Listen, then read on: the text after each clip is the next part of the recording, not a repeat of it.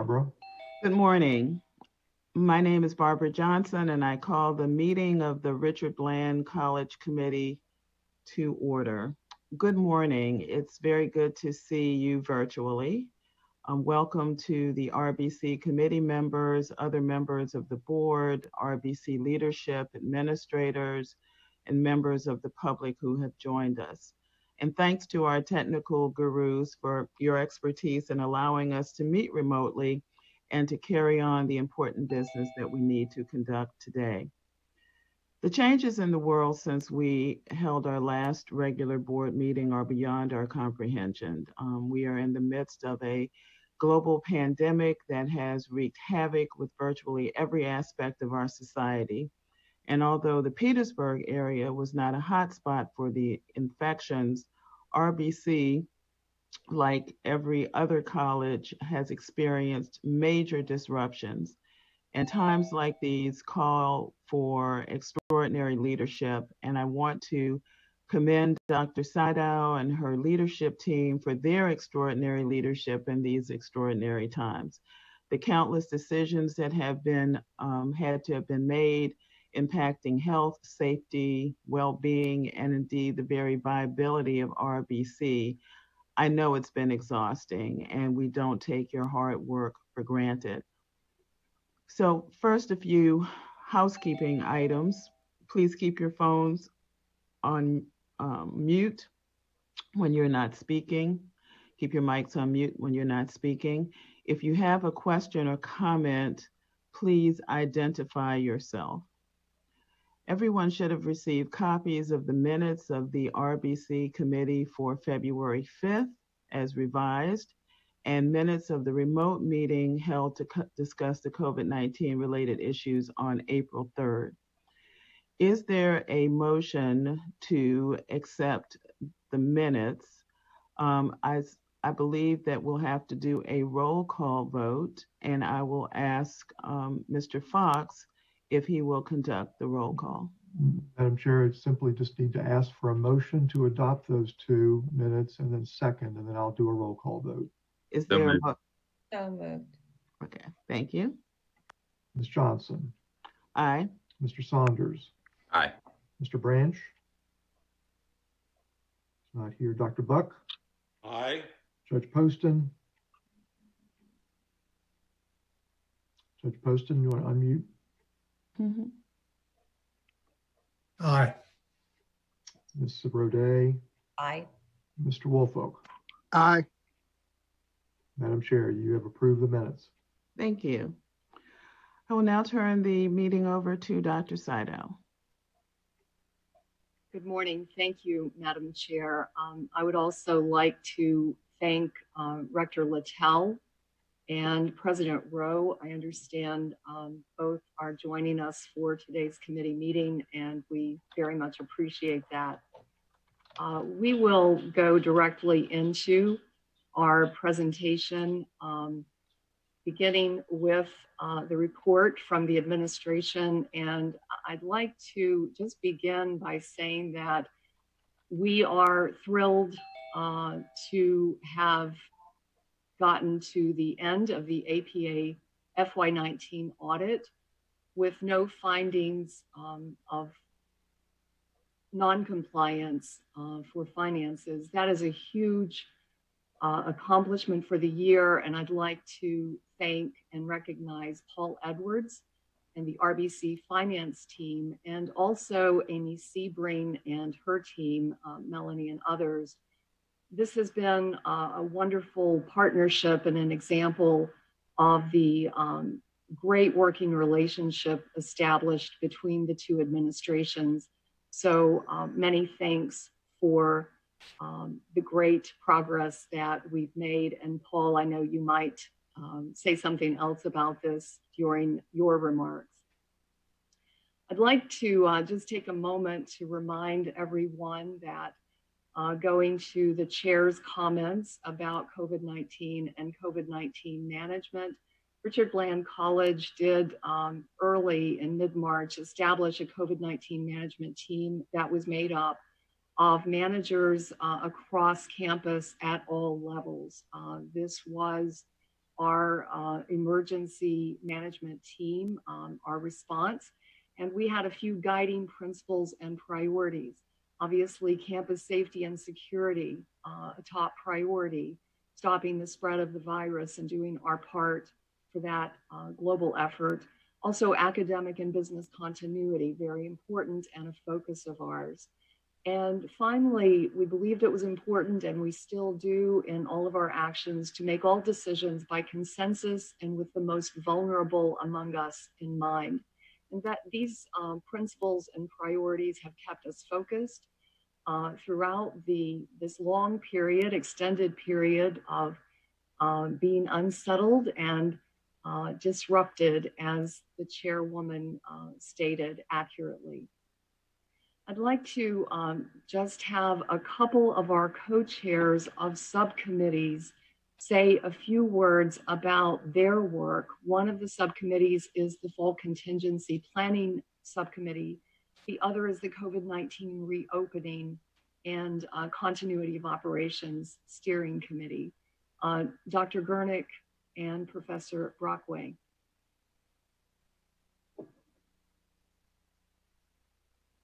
Good morning, everyone, and thank you for having us. So Dr. Gernick and I have been working on the Fall 2020 COVID-19 Contingency Planning Committee. We had our first meeting last week just to go over the committee charge, and we are meeting again tomorrow to have some reports. And so what the charge of this committee is to research options for the Fall 2020 course modalities and make a recommendation to the COVID-19 management team that Dr. Saito was mentioning. Included on this committee, we have a variety of people from across campus, including Dr. Gernick, myself, Carly Baskerville, who's our head librarian and has a very student-focused mindset, Jeff Brown, chief of police, Lauren Johnson, one of our math instructors who is very well versed in online teaching, as well as Eric Konzlawa, Director of Campus Assets and Operations, Ken Latessa, and Stacy Sokol as our program manager. And we also have a list of individuals that we are looking toward as resources, knowing that obviously financial aid will be impacted, that we need to include communications and how we're going to be communicating the final decision that we make. And of course, finance, learner mentors, athletics, the Global Student Success Program. We're trying to make it a very well-rounded effort and to include everyone in the conversations without having too many people on the core committee. And now I'll give Dr. Gernick an opportunity to speak to what the committee responsibilities are and how we have divided those up among the committee members. Thank you, Celia. So yes, our focus is on research. So obviously we'll be monitoring the COVID-19 trend data for fall as it becomes available. We expect to research the expert guidelines for opening in the fall. What are those, health and safety guidelines? And throughout the summer, we will closely monitor the steps taken by other institutions, including William and Mary. We're small, so it will be helpful to have that information. We'll be looking at identifying the most effective instructional strategies for a variety of scenarios. We've listed many types of ways of offering instruction. We just want to make sure that we do it as effectively as possible, and the most effective academic support for our RBC student population. We intend to create a data collection tool to inventory the RBC student perception of the risks related to COVID-19. And we will intend on exploring social distancing options and liability for campus-wide activities, including those that we have in our classrooms, our dorms, and our laboratories. We intend to constantly provide communications with updates and lists of priorities for dissemination. And finally, we will explore and create opportunities for training and credentialing in online course delivery. So we have quite the palette.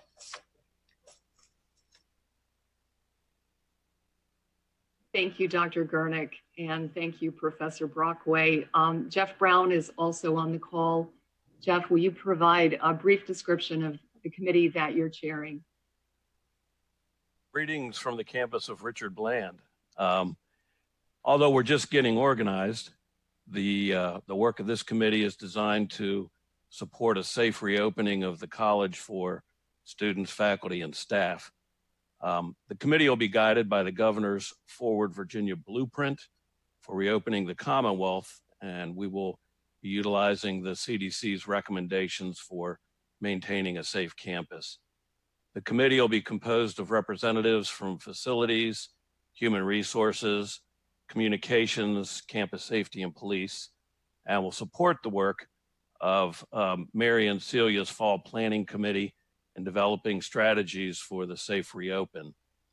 We're going to be considering many areas such as classroom setup to ensure social distancing. We'll be looking at pedestrian traffic flow in and out of buildings to minimize crowding. We'll be identifying isolation and quarantine locations. We'll be installing sanitation stations. We'll be looking at table spacing for the dining facility and many other related issues. This committee will report their recommendations back to the President's emergency management team for further action. Thank you, Chief Brown.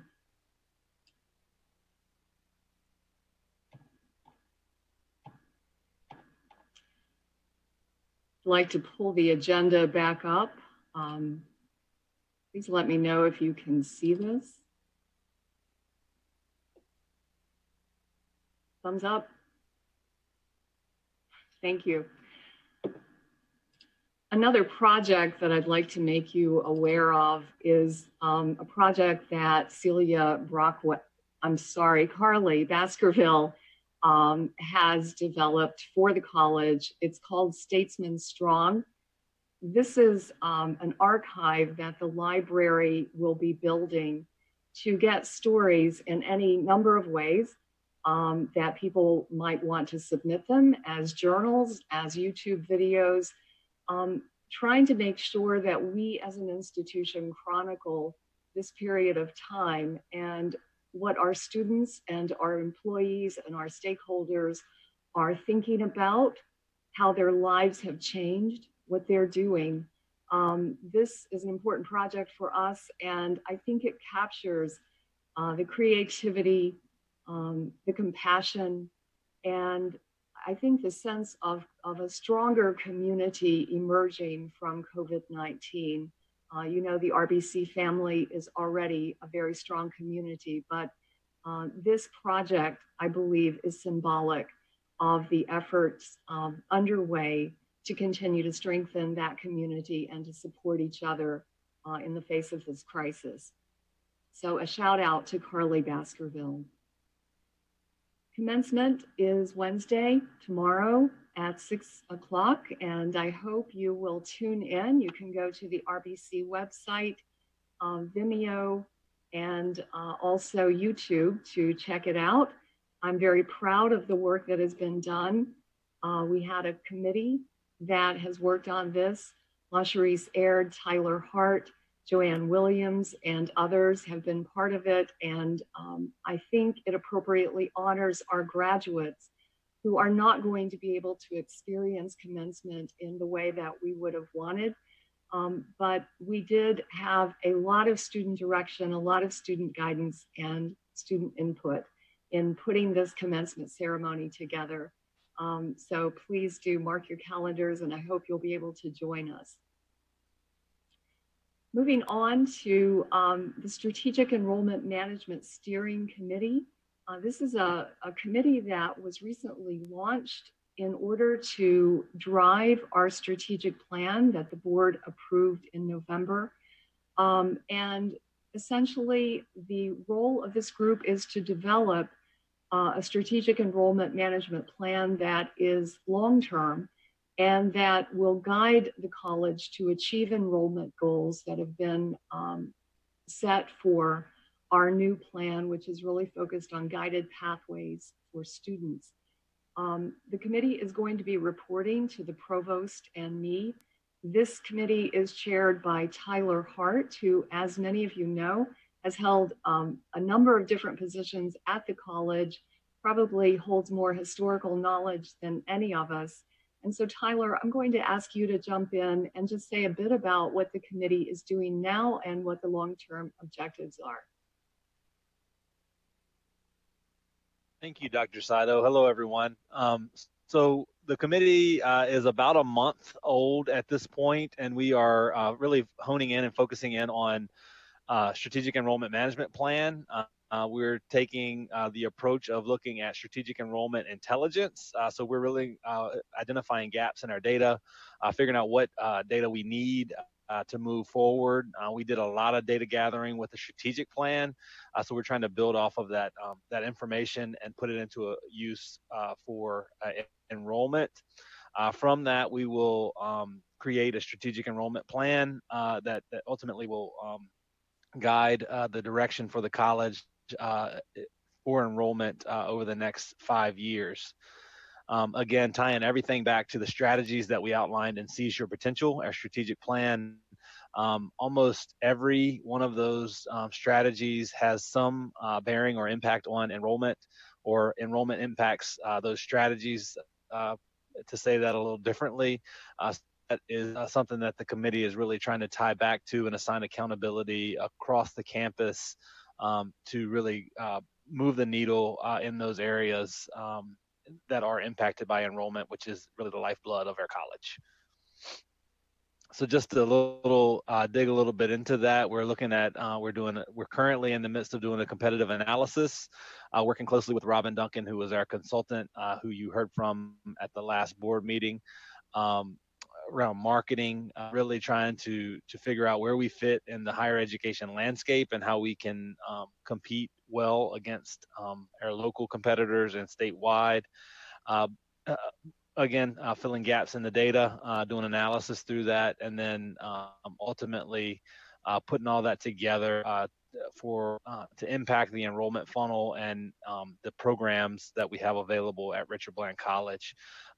We're trying to, we have, when we did this with RBC 19 7 years ago now, we had a lot of gaps. We didn't have a lot of data. And we were really starting from scratch. So most of the data that we utilized was coming from Chev, publicly available data, and that's how we built our baselines. We're in a much different place now. We've really come a long way. We have a data warehouse now, and we're able to access data in ways that we haven't been able to do in the past. So we're as a committee looking at ways that we can slice and dice that data to really see how students are performing. And how we're performing in different aspects of the college. So again, we're going to use that to set goals, and ultimately we are tracking those key performance indicators, kept promise indicators, as Ken calls them, very closely. Thank you, Tyler. I think an important element here is that this is very much in keeping with the approach that Richard Bland uses, very collaborative across multiple departments, and also very data-driven to make sure that we are attracting students who are going to be successful at Richard Bland and getting much more granular than we have in the past by virtue of having some outside expertise and really adding on that marketing element to make sure that we get the word out. So often you hear about Richard Bland being this hidden gem, and we really are working hard to make sure that we are not that. We are not hidden. But we are a gem that shines and that people know about and can, and students can choose to attend Richard Bland knowing that it's going to be a good fit for them. With that, moving on to the shared services work groups. Madam Chair, at the beginning of this year, you did establish a couple of work groups working with President Rowe and myself. We had the shared services work group as one of those, and Amy and Tyler were co-chairs. We have just a few slides to give an update on that project, but I would just like to say that in general, it has been a very productive year in terms of the institutions working together. And Catherine, you may want to jump in as well if you're on the line, but we've updated or sunsetted MOUs, again, just making sure that everything is current. We have continued joint planning and coordination around infrastructure decisions. So as each institution makes large infrastructure decisions, we will be working together on that.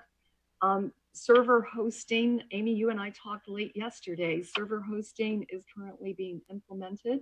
And as I understand from Dr. Latessa, that project is moving along. And finally, President Rowe and I are very much in the thick of discussions about new revenue ideas that could be pursued that would have the potential to fund back office operations, to fund these platform conversions as we go forward. So we're thinking both short-term and long-term in ways that we can identify and reach mutually beneficial arrangements for both institutions. Amy. Thank you, President Saito. So I just wanted to do a quick recap today, remind the committee on where we are in terms of process, and then kind of key findings since we met in February. I'm not sure who's controlling the slides, but if you can go to the next slide, please. This is a graphic just outlining the various steps that we've undertaken. To refresh your memory, we started this work at the President's request in October. Tyler, I know you're out there, so feel free to jump in along the way. But really between October and January, we developed the framework for how we were going to think about shared services, really what benchmarks we were going to use to assess both various functions at William & Mary and Richard Bland relative to peers nationally, and to see if we could identify kind of a short list of those functional areas that we thought held the most promise. We reported that out to you in February, and one of the requests that you had at that time was that we go back and get some external validation on the work that the internal work groups had done. And so we've done that and wanted to spend time on that today. But before we jump to that, on the next slide, actually, just to spend a moment on the work that President Saito referenced, we have, since the February meeting, an IT group from both institutions has developed a work team around moving hosting of Richard Bland's enterprise system to William & Mary. We anticipate that that's going to save about $150,000 a year in operating costs for Richard Bland.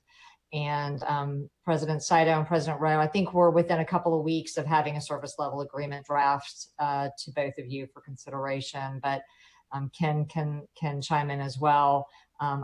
Everything I'm hearing from my IT team is that work is going really well. So encouraged about that. That was a quick win, and I think both institutions feel really good about the progress that we've made in relatively short time.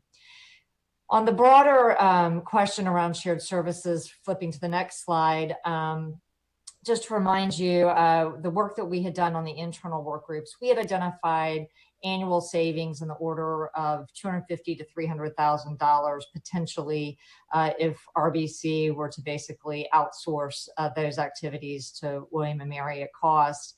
And that initially was a really encouraging number. But we found as we worked through it that really the key to being able to realize those savings was to be able to get RBC onto the same IT platforms as William & Mary. And so as President Saito referenced, we've had discussions both internally and with Ross Consulting, who we brought in to look at the work that we had done in terms of, one, validating the order of magnitude, two, helping us think through the platforms issue, and then three, thinking about ways that we might be able to identify revenue going forward. So in terms of the overall annual savings, certainly in the early years, Everett Ross and his team pretty much validated the work that we had done. The nice thing about shared services, and this is work that both institutions can and should engage in, is that over time you continue to drive down costs. So the initial snapshot is really a low-end estimate that over time, hopefully, as you get better and more efficient, you actually are realizing additional savings. But his work basically validated the work that we had done up through February, and then helped President Rowe and President Saito start thinking about other revenue generating ideas, particularly around collections and around contract management, accounts payable and payment rebates. So that's where we are. I think, continuing where we've got some immediate areas that we can engage, and recognizing that there is a longer term opportunity as William & Mary thinks about its ERP systems and other platform upgrades over time. I'd love to jump in if I may. Please, Catherine.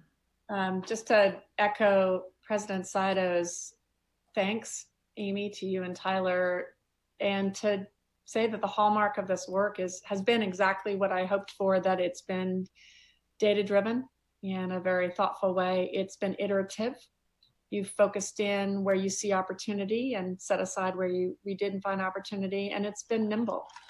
You've been making good progress, I think, and in the process, I think, as President Saido said, we're developing a philosophy, which is that that shared services should always be considered.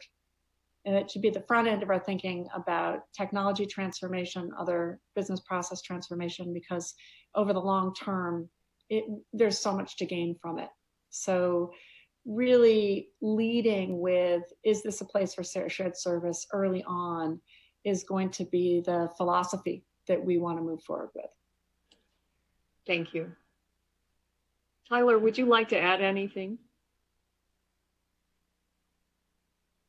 Thank you. No, it has been a rewarding process, and I do think it helps. One of the things that Everett Ross Consulting harps on is really just talking about going through the process. You really think about things differently, and it really has been a good process for I think both institutions to go through. And I really appreciate the work that Amy and her team have put into this to get us to where we are, and I'm optimistic about where we're going. Thank you. And Tyler, I would just add, I think it ended up being 21 or 22 staff members from both institutions. I think we each had teams of 10 or 11 that put a lot of effort into this. So it's been definitely a collaborative effort. Ken, I don't know exactly how big the IT team is now that's working, but I know it's got multiple staff again from both institutions. So it's really been good work. And as President Rowe indicated, I think ongoing work for us in the future.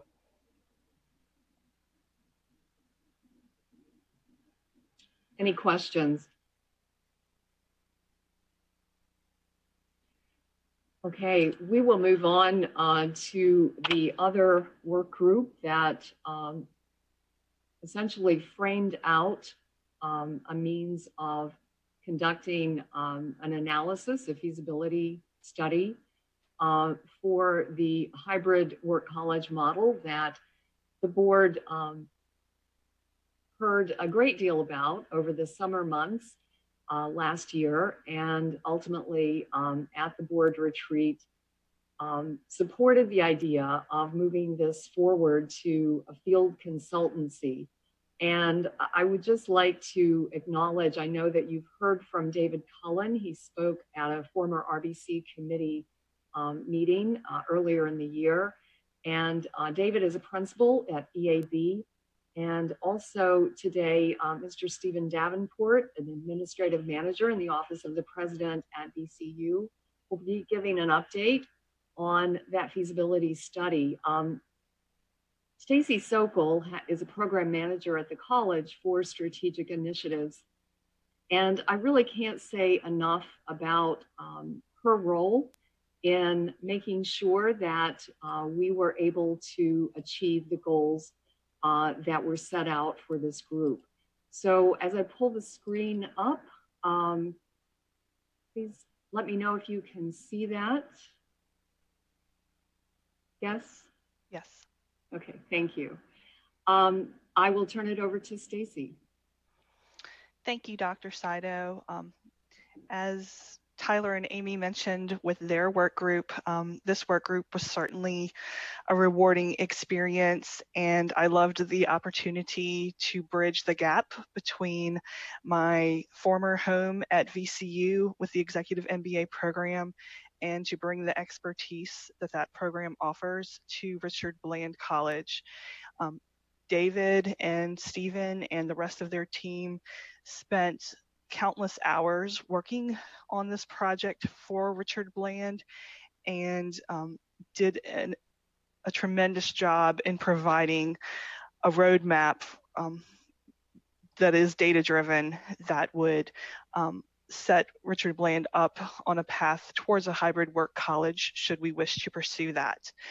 And with that said, I would like to turn it over to David and Stephen to give a brief review of what their team accomplished over this past semester. Thanks, Stacy. This is David. Happy and pleasure to be with you all today and to report back on some of the highlights of our research and recommendations. We will be brief and share some of those important facts. Would you mind advancing the slide? Go to the next one.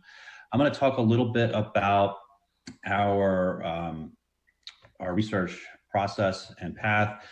We conducted a primary research with prospective students to get a sense of their perceptions of a work college and the relative benefits. And then Stephen's going to talk a little bit about our secondary research, looking into work colleges, the academic operating model there. But start in partnership with Regis University and Nova Southeastern in Fort Lauderdale and EAB. We conducted a perception study around work colleges. We had an operating assumption going in that there would be minimal or low awareness about a work college and what it is. So we really kind of focused on the perception of that type of college offering. We surveyed high school sophomores, juniors, and seniors. It was a personal email message to those students, conducted February and March. And I should make a comment here too, that the data that we are sharing is sort of the research that we conducted was pre kind of COVID-19 pandemic shutdown. So make sure just want to ensure that you have that kind of lens as we discuss this data.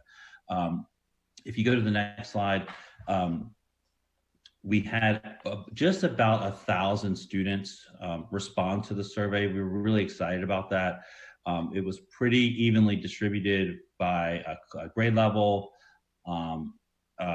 across the country, academic ability, and the overwhelming finding of this study was that the key benefit of considering a work college was the fact that it would potentially lower the cost of attendance and provide the ability to graduate with little or no debt.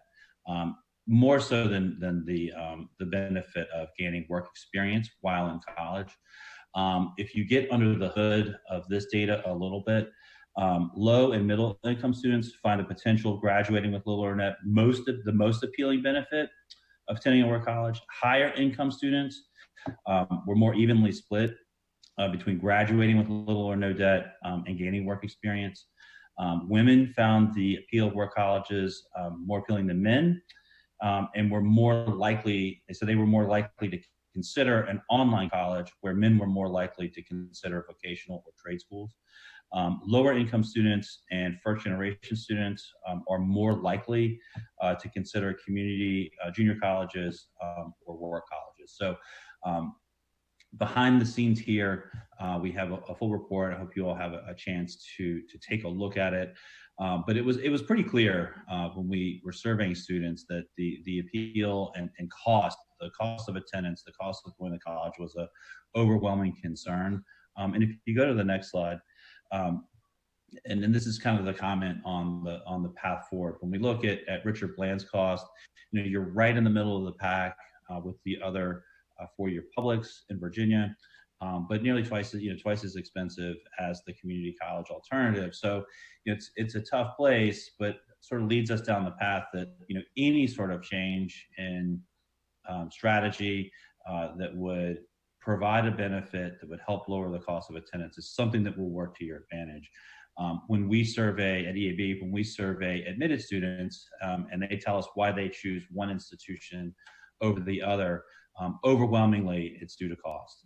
They are going to the school that's the best financial fit for their family. So with that, I'm going to hand it over to Stephen. He's going to talk a little bit more about our secondary research. Thank you, Dan. Stephen, what's important here when we talk about work colleges, where students actually work on college. So in work colleges, there's two basic models. One model is students primarily work on campus, maintaining the campus grounds and carrying out the functions that help the campus continue. The other model, students work on campus, but they also work with community partners through internships. It's important to note just how many jobs you need to find for a work college to be successful.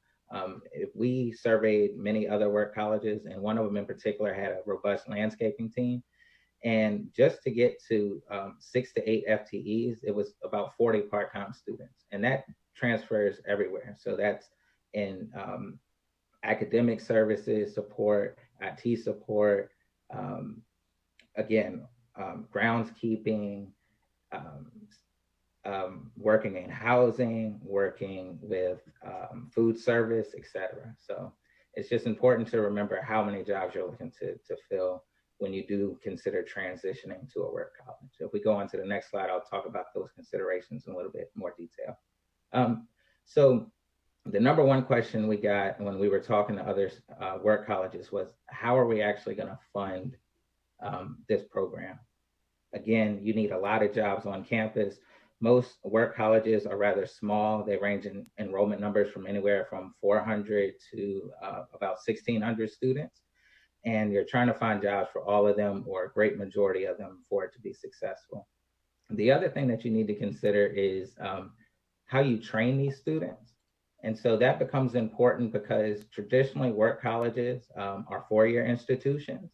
And so this becomes a unique challenge for Richard Bland, in that you're trying to train up students, but you have a compressed time frame to do it. Again, when traditional students come to a work college program, they generally start off in very basic job functions that kind of get them familiar with working on campus and get them familiar with just the responsibilities of trying to balance work and school. And so at Richard Bland, you would have to compress that training opportunity, and that again is a very important aspect. The next thing to consider is, are you really living true to your mission? So when you think about a work college, are you taking the time to align the curriculum so that it reflects the value of actual work taking place on campus?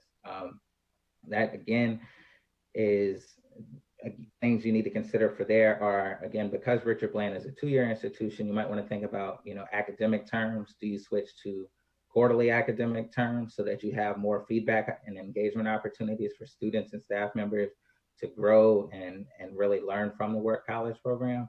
Or do you keep a semester program and really try to train those students as much as possible within that compressed time frame? So it's just things to consider.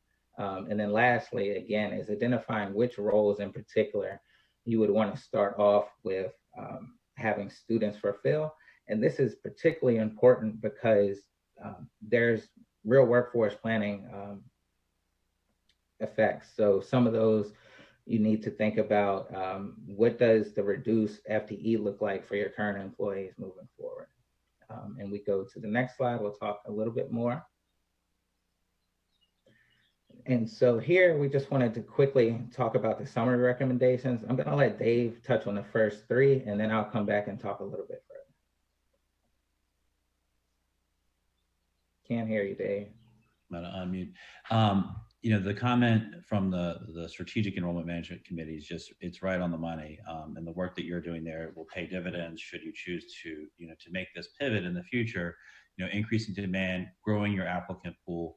This is the platform that you're going to need to, really get the message out once we consider work colleges, and certainly would be a, path for, future success and sustainability. So really excited to hear about that. And I would continue to, that's my background as well. So happy to be a resource there as you all move forward. But, in addition to that and the work that you're doing now, there's an opportunity, at least immediately, to go ahead and expand your federal work study program. I know that Richard Bland serves a needy population in general. So to ensure that there are enough jobs for anyone that would qualify for that program to make them available, that's something that you could get started on now, certainly. And then, of course, developing new internship programs. These are things that can be layered in right away, and to give some students some additional opportunities that then could fold back and be layered into your promotional materials as well. Stephen. So the other things we want you all to consider is just identifying potential strategic partners in the area. That would mainly include engaging with your alumni base, business partners, and contacting folks within the Richmond and Petersburg planning commissions. We believe that they might be some helpful resources for internship placements. The other thing that we want to recommend is that you continue feasibility research towards this if it's something that you're interested in. It's important to note again, as we said earlier, this happened before COVID-19. So any type of startup capital right now to pursue this is going to be challenging. With that said, there may still be small opportunities you can take. That would include, doing the work necessary to talk to key stakeholders about the idea. So when we return to a better fiscal state, you can get more leverage. The other thing would be to, identify pilot programs with strong work and academic alignment already, and kind of test some of these out. The other thing, again, with the funding is to determine, how many jobs are you really looking to fund, and can you start with a small team and identify some jobs where there might be some cost savings early on. And the last thing is just to think about branding opportunities. The Work College name is not how you would market this opportunity. The opportunity is really the real world experiences that students are able to gain, and they're getting paid to do it while they learn. So I would recommend moving away from the word itself, Work College. Thank you. Yeah, thank you. Thank you all very much. I'd just like to say, to echo what Stacy said about the professionalism, the rigor of the study, and the results, which are incredibly helpful to us, especially now as we're entering a new planning cycle. It is information that is going to be critical for us to plow into our other planning efforts, and to get good results across the board in terms of strategic planning and strategic enrollment management planning in particular. David and Stephen, thank you very much. And as you know, I am not shy about calling upon people when they volunteer to help out. Definitely. And you've both volunteered to continue to help us and work with us. And we're definitely going to take you up on that. So thank you. Happy to do so. Thank you. Thank you. Any questions from any board members or others? Dr. Saito, this is Barbara Johnson. What do you see as next steps now that we've had the benefit of this great research? Barbara, this is going to go into, we are in planning mode now. We are just finishing up our academic year, performance evaluations, all those things are going on, and we're building our plans, our operational plans for the coming year.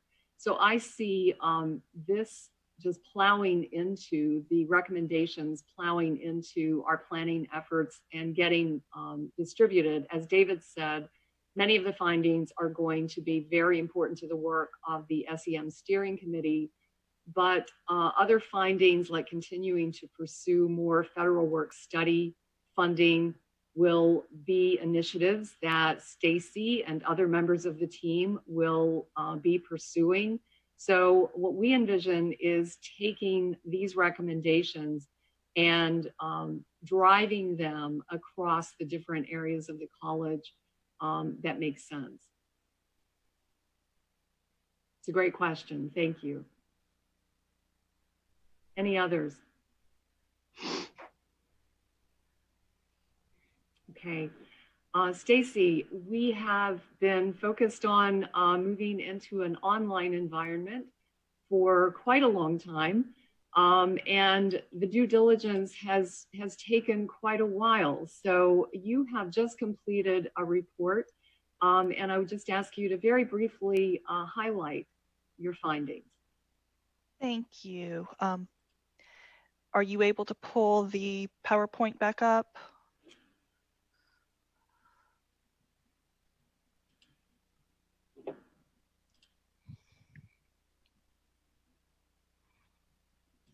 Getting there. Do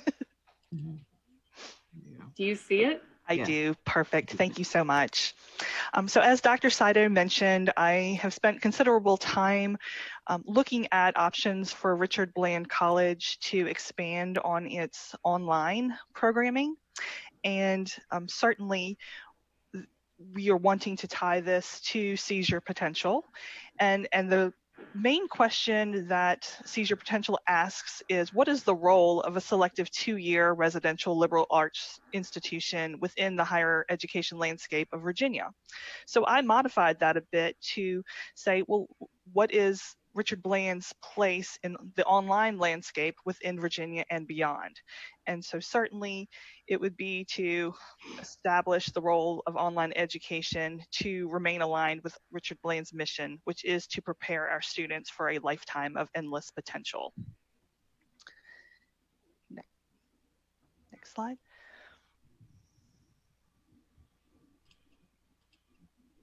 So when we're looking at online education, again, this was put together pre-COVID as well, so that will need to be a consideration. But we need to think about, Richard Bland being a small school. So where do we try to land within the larger context of online education? There are the mega universities, public universities who have partnered with private firms to create global campuses online, and then look at opportunities to offer solely online education. There are several best practice institutions within the country: Rio Salado in Arizona, Charter Oak State College in Connecticut, and then certainly we would want to look at where we could land within the online Virginia network, which currently is comprised primarily of George Mason, Old Dominion, and the community college system. It would be important for us to try to enter that market. Obviously, when we're talking about online education, we're looking to make education available to a different set of learners.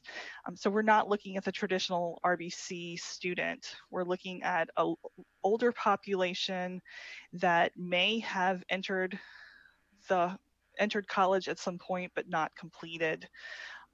Most are employed, will have longer time to completion, and are just trying to fit college into their life with children and families. So again, a very different population of students.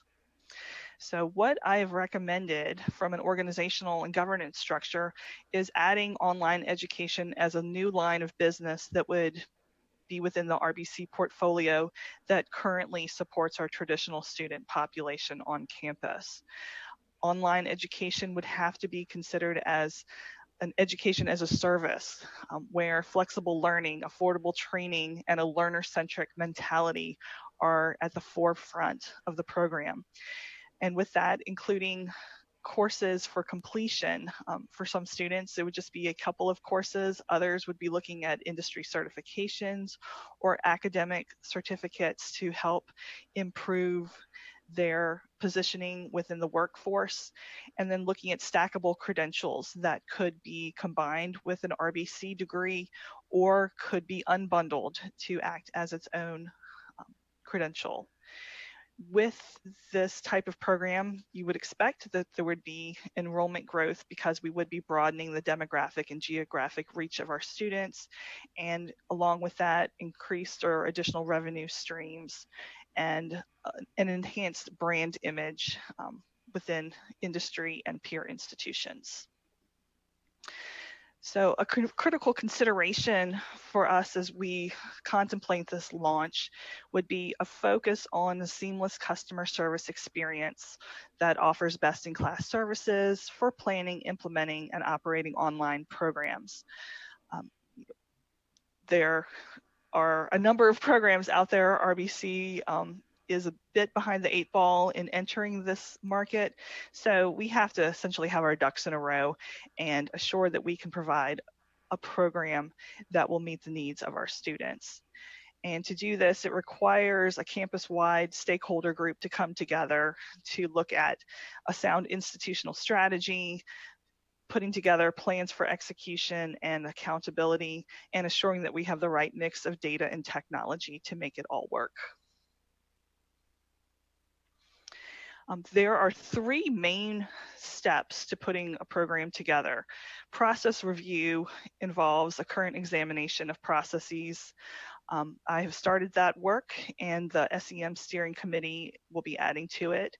That moves us into a gap analysis where we are identifying shortcomings or areas where RBC could certainly improve or benefit from the opportunities of partnering with others to assure success.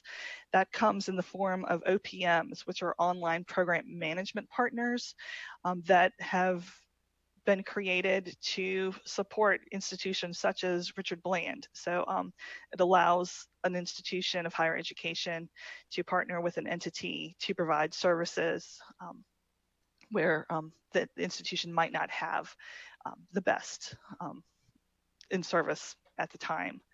And then certainly looking at higher education academic partners, what four-year colleges can RBC partner with to assure that there are guided pathways to success to move to a four-year degree, and assuring that course content is available online for those students. And finally, that leads to process optimization, which is the streamlining and automation to meet the online program objectives. And that assures that there's process review and the gap analysis are done correctly to inform the data-driven feasibility analysis and essentially create that blueprint for success in online development. It's important to have the infrastructure and the processes in place to handle this critical expansion, certainly taking into account everything that COVID-19 has brought about, and this new arena for which Richard Bland will be entering, along with almost every other higher education institute in the nation. Stacy, thank you. Again, I hope it's evident that our approach is about doing the research, doing the due diligence, and looking at opportunities. In this case, Stacy, I think this has been the better part of a year that you have been engaged in this research. And now coming back at this critical planning cycle in order to make decisions to drive forward on projects and initiatives that fit within our mission and will drive that mission forward, especially with a focus again on guided pathways for students. One point I would like to make for the committee members is the importance of being able to move to tier 2 in order to establish partnerships. We currently struggle with creative partnerships because of being a tier 1 institution. It is very, very challenging. And so I would just like to make an appeal, Madam Chair, to the committee and to the full board, Mr. Rector, to help us move, support us in moving to a tier 2 position so that we are not blocked from moving forward with creative partnerships to help drive Richard Bland forward. Any questions or comments before we move on to Paul Edwards and the finance update? Yes, this is Warren Buck. Thanks for this really wonderful presentation, and it's really good to see the progress you're making, and it's looking really, really good. I do have a question about the tier level, long term, not short term. So short term, maybe tier 2 is good, but how about long term? Can you address that question? I want to be sure I understand, Dr. Buck. Are you saying moving from tier 2 on to tier 3, or are you saying short-term versus long-term implications? Actually, I'm saying both. I wasn't okay. Sorry, I wasn't so clear on it, but but both of those conditions. What is it? What's the short-term advantage, which I think you just said earlier? I'd like for you to repeat that, and then the long-term advantage for the tier designation. Thank you. It's an excellent question. In the short term, we find that we get stalled out on any number of initiatives because of VITA. You've heard us talk about VITA before and the requirements. Being a tier 1 institution, to go through that and other state agencies in the way that a DMV or a VDOT would have to go through the paces in order to establish partnerships. I think I'm going to ask Dr. Latessa to give a couple of examples. I know that he is especially sensitive to and aggravated by some of the ways in which we are not able to achieve goals because of our tier 1 status. But Dr. Buck, I want to go to the long-term answer before I ask Ken to speak to a couple of recent examples. And that is to say, I mean, thinking about what Stacy has just presented and the fact that Richard Bland will never, this is going back to also something Stephen said, you know, we're just too small to build this massive infrastructure like an ODU or an online Virginia network. We can't build that massive infrastructure to offer online programming independently. It's necessary, as in so many ways that we deliver on our mission, it's necessary to partner with another entity, public or private, but we are all about partnerships and consortia and being able to use our expertise paired with the expertise of others in order to drive forward. In the absence of having the opportunity to, you know, reasonably procure partnerships, we are essentially blocked from long-term progress, including in this online partnership or these online partnerships that Stacy is referencing. Ken or Tyler, what would you add? Good morning. Well, I think one of the things that I would say is when you're a tier 1 institution, you are at the mercy of processes that you have no control over. And so the assumption that is made is that your processes are not good enough or cannot handle whatever it is that you happen to be doing. In our case, where there's 2 areas that it is the most damaging for us, and that is procurement, of course, and then in IT security and just general processes. So as an example, Warren, one of the things that we have to do is if we have a project going, we have to have the project put not only in our project management system, but then we also have to put it in VITA's project management system. If we, and then use their process as well in tangent with ours. We also have to do things like if we, there's a great example right now, if we're looking at getting a solution in place, it could be used by every college in the Commonwealth, every university in the Commonwealth. We have one right now that's used by about 75% of the higher education space in the Commonwealth of Virginia.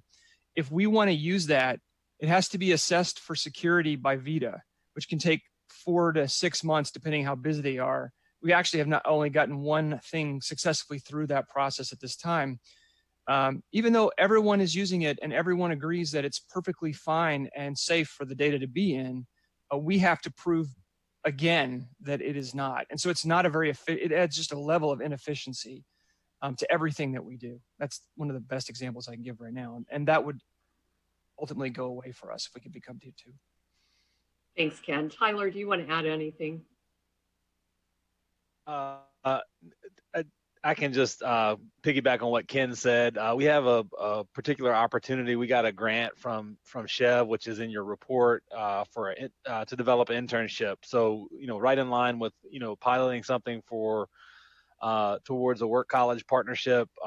You know, we have funds that we can implement, plan for an internship grant.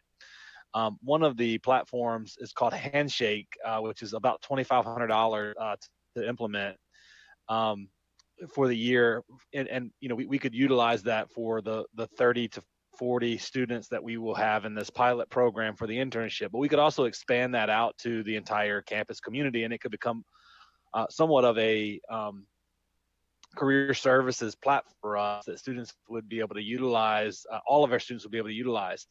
But through this process, they have flagged it, and we can't implement it in the time frame for the innovation grant that we got. And then there's roadblocks that go into that because there's student data involved that create other challenges down the road. So it becomes something that we could implement for a relatively low cost and relatively streamlined process, but it becomes much more complicated as a result of VITA being involved, really. Dr. Buck, thank you for asking that question. You really did tee us up to give you some very specific and current examples of ways that we are being thwarted by virtue of being tier one. So more on this to come. But again, I think globally and generally, I'm just really appealing to the committee at this stage as we enter into this new 5-year strategic planning cycle. We need support in order to move forward to seek tier 2 status.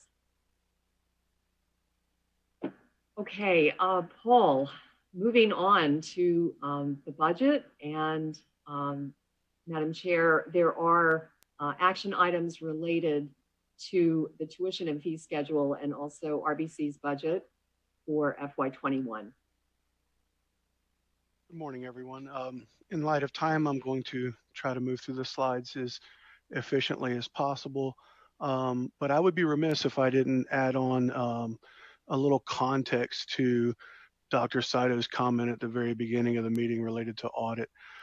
Just wanted to share with you, if you don't recall, in FY18, for our FY18 audit, we had 13 audit findings or management points. 2 of them were verbal. 1 was combined with another point. So we ended up with 10 written points for FY18. For FY19, we are going to have 2, and none of them are finance. All of the finance points were removed. So just wanted to give you a few numbers. I'm a numbers guy. Wanted to give you a few numbers and add a little context around that. As you can see from the slide here, our FY21 budget, we have a balanced budget at just over $18 million on both sides of the income statement. Some of our assumptions for that budget, as everyone is aware, up in Richmond, the General Assembly and the governor have unallotted new spending. So our FY21 budget was built based on keeping our level with our FY20 base. Given we have no tuition moderation funds at this point or don't expect them, we have not made any increases. We're not proposing any increases to our tuition and or fees, mandatory fees, that is. Our tuition and fee revenue is budgeted and built on 18,989 credit hours. And on the auxiliary side, it is based on 280 residential students in our housing. This slide here, it just gives a little context around our tuition and fees. It shows you, this is the first line, the first set of bubbles is the average tuition and fees for the 4-year publics in Virginia. We're in the yellow below that, and it shows you where the total tuition and fees are in relation to the FY21 Pell amount and how close we are to that. And the next slide is just a quick breakdown of the little over $18 million in revenues and where those revenues are expected to be generated. And then moving on, this slide is just a specific point about the unallotted funding for FY21-22 as it is right now. The compliance funding that we were going to get, the financial aid and the tuition moderation over the biennium, that's about $2.2 million. So we've made some adjustments in our planning, and this is what the breakdown is for our budgeted expenses for the upcoming year. And so what we wanted to do, we wanted to be very efficient in our operations. Of course, all of you are aware there's a hiring freeze in Virginia right now. We are definitely very mindful of that. In our planning, we prioritized our mission critical spending, and to the best of our ability, we are deferring non-mission critical items. And we are also making some reductions in our administrative expenditures to keep that budget balanced and efficient. And lastly, this is in your packet, but this is our overall budget summary for FY21. And with that, I conclude. I try to be efficient. Thank you. Yep. I know that you have all of this information in your packet. Are there any specific questions of Paul, again, given that there are 2 resolutions related to Paul's presentation?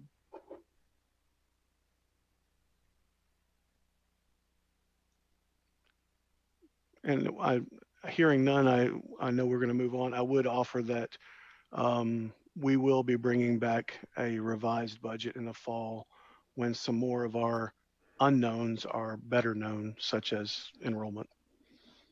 Thank you, Paul. And Dr. Seidel, we'll move all the resolutions at the end. Okay. Dr. Desenberg. Good morning. How are you all? Can you hear me? Hello? Can you hear? Yep. Okay. Thanks, Dr. Saito.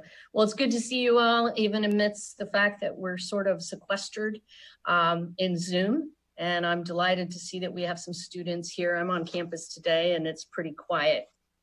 Paul segues us pretty well because I'd like to talk a little bit about enrollment optimization. I've got a brief update just on where our focus has been in the last few months as we've been working through COVID-19 and really trying to solidify things for our freshman cohort in fall 2020. We can move to the next slide.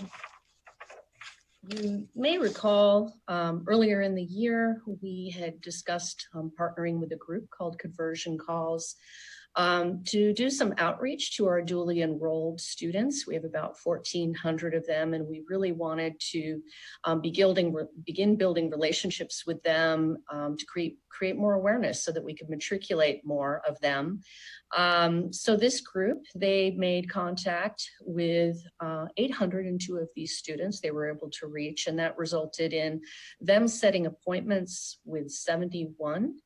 And from those, our enrollment counselors have gotten 20 applications.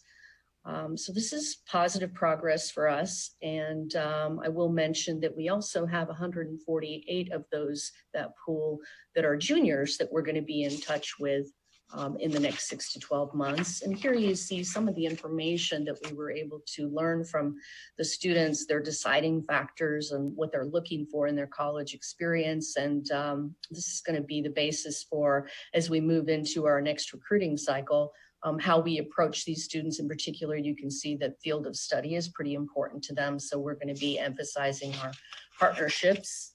Move to the next slide. You all may recall in one of our earlier board meetings this year, we talked about our new marketing partnership with Carnegie Dartlet, and they launched things at the end of March. And what we've seen from this digital campaign is this data was taken early in May. We've seen 22 applications, 11 inquiries, and several RSVPs for our virtual open house. And all of this activity is taking place on Facebook, Snapchat, and Instagram. And then the next slide gives you a little bit of a glimpse into where we stand. This data was taken at the end of April, so there have been some changes, but this is a glimpse on what we're looking like for fall.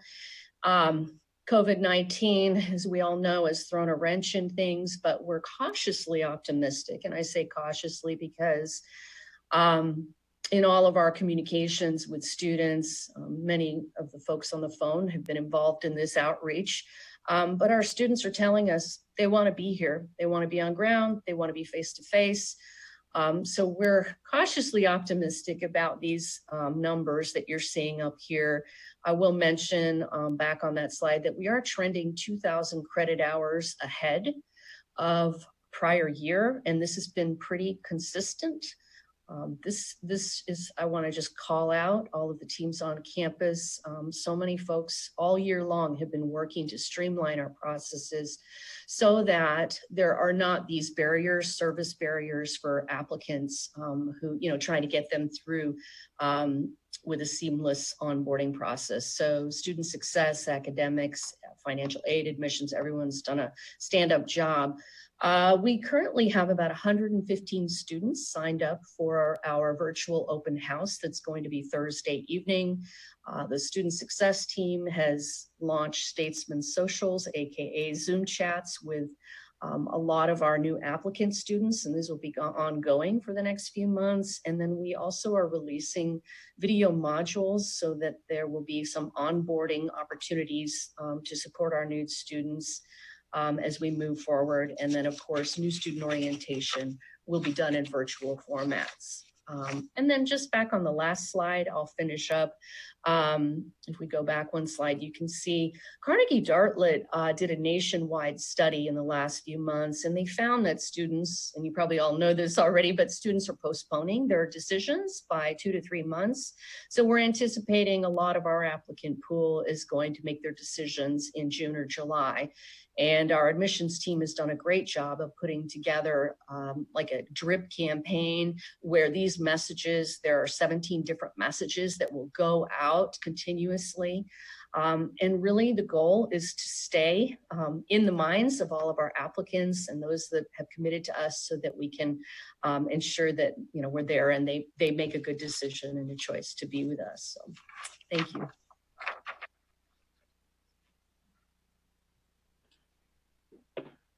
Thank you, Dr. Desenberg. I would just like to say that it's been a great year for the college. And I think you have a glimpse of why that is. This is really just an outstanding team of professionals, all very focused on Richard Bland's mission. And so I would like to say it's just such an honor to work with all of these individuals. And Madam Chair, that is the end of the administration's report. Thank you. Thank you very much, Dr. Sato.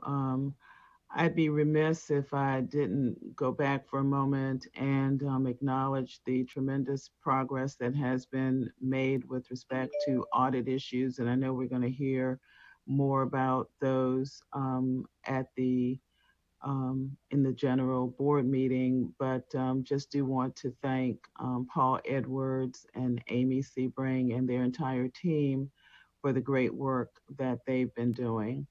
So thank you very much for the report from all of the groups.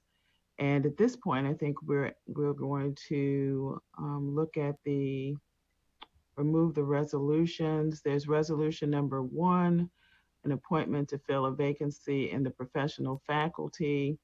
Resolution number 2, the retirement of Danny Hudson, Associate Professor of Mathematics.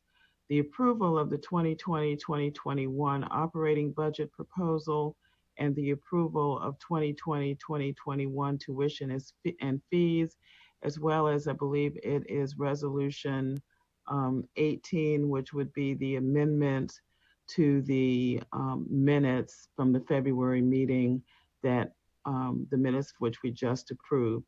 So is there a motion to move resolutions 1, 2, 3, 4, and 18? So moved. Is there a second? Second. Okay, Mr. Fox, would you take a roll call vote? Ms. Johnson. Aye. Mr. Saunders. Aye. Mr. Branch. Dr. Buck. Aye. Mr. Poston. Aye. Ms. Roday. Aye. Mr. Woolfolk. Okay. Aye.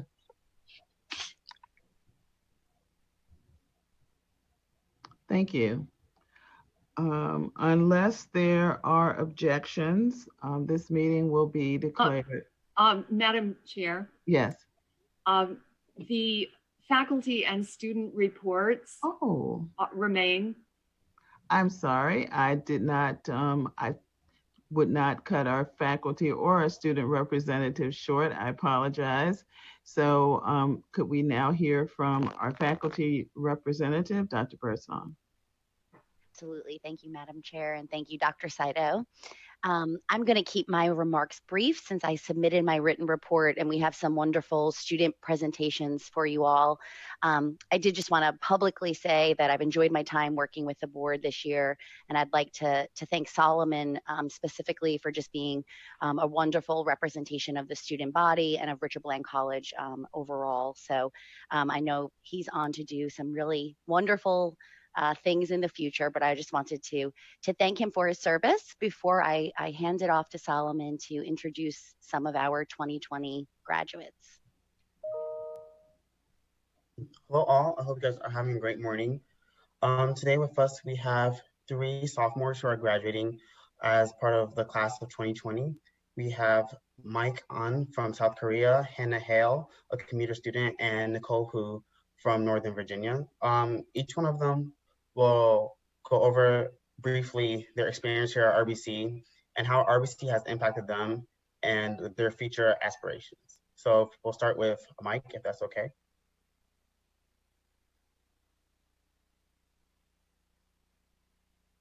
Oh, good morning. My name is Kwang Sub An, but I normally go by Mike, and I am a Global Student Success Program student from Seoul, South Korea. And I will go through a brief summary of my story that led up to Richard Bland College first. So during my high school years, I was one of those students who didn't really have a strong interest in a particular field of study. And as a result, during my college application season, I did apply to schools and received some offers, but the unaffordable tuition rates and my lack of interest in the field of study were huge burdens, so I made a different choice. Instead of pursuing my studies in the United States, which was my childhood dream, I decided to help my father in his business. And coupled with this decision was my special status of being a South Korean citizen. Since Korean men are required to serve in the military before the age of 30, I decided to join the military so I can put aside the requirement in the future. And during my time in the military, I really pondered what I wanted after my service, and after lengthy consideration, I decided to give another try in pursuing my studies in the United States. Thus, following my discharge, I started doing more research into the subject and discovered Richard Bland College. At Richard Bland College, I was able to consider many of my options on what I wanted to pursue in terms of my academic endeavors. One thing that I most enjoyed would be the small student to professor ratio. And under such an environment, I was able to ask questions regarding what I wanted to do in the future. And especially many of my lengthy conversations with my business professor assisted me in pursuing studies in accounting and information systems, which I will be starting at Virginia Tech during the upcoming fall 2020 semester. And moreover, living in the unique residence halls allowed me to meet many friends and immerse myself into the new culture and community. And being involved in such a tight-knit community gave me confidence to be more involved in the campus by being the math tutor of the Student Success Center and the vice president of the soccer club. Overall, I would want to thank RBC for giving me an opportunity to pursue my education and prepare me for what lies ahead at my next institution. Thank you. Hannah, if you would like to go. Oh, I'm Hannah Hale. I graduated already, but I was formerly a dual enrollment student at Tidewater Academy when I was in high school, and it was difficult at first because I just didn't know what to expect, but it went very well. Like I don't regret that decision to go into dual enrollment my last 2 years of high school. Currently, I've applied to both Mary Baldwin online and Randolph-Macon in the psychology major. I have not yet chosen a specific career in that field, but I know I want to do something in that field because it just very much interests me. And my experience with Richard Bland has just been great. Like the learner mentors have been so up to date in helping me get through everything that I need to get through, my schedules, whatever classes I need. They've always been there for me. I felt a very much a comfort with them, as well as all the teachers. I thank you. And I also was in a lot of, like, not a lot, but like I was in a few clubs when I was there. And I just remember going in feeling kind of anxious just because, like, again, I didn't know what to expect. But just going in and trying new things, it got easier. And just knowing that a lot of the students feel the same, it just felt better. And I felt like I blended in. So I will be hopefully shortly hearing back from the rest of the places that I've applied to. Thank you.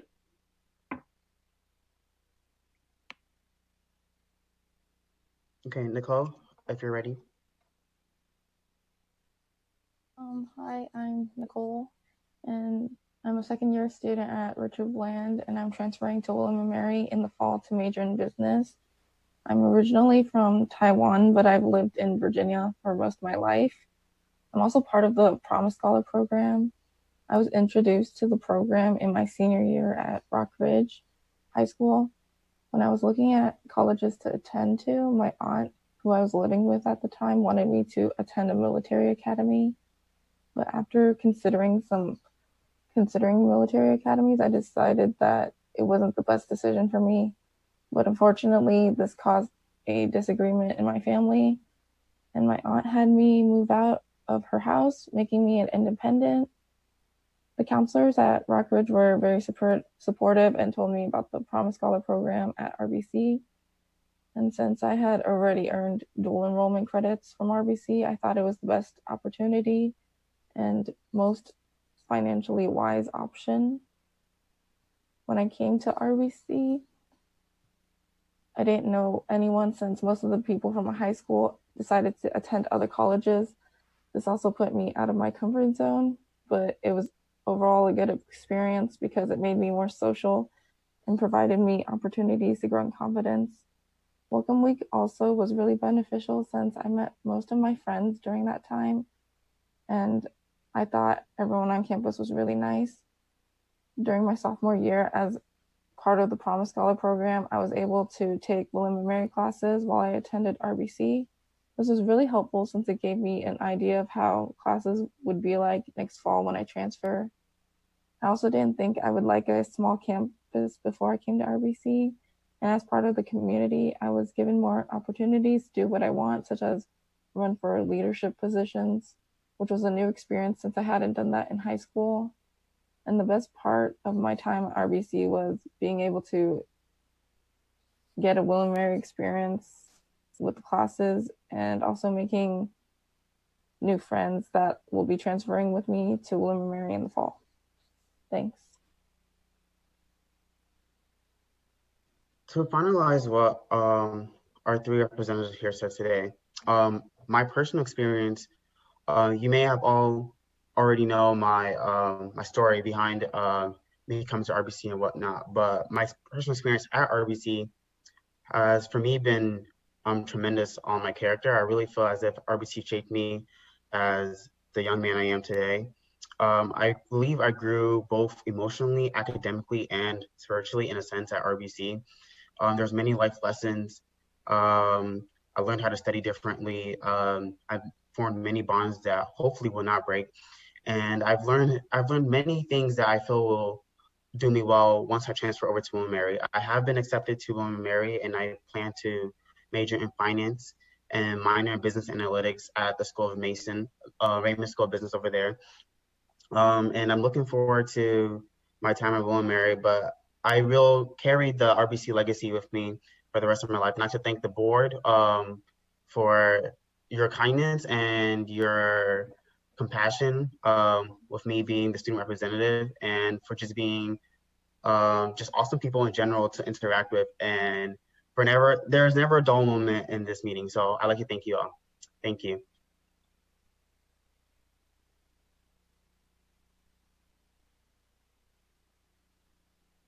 Barbara, you're muted.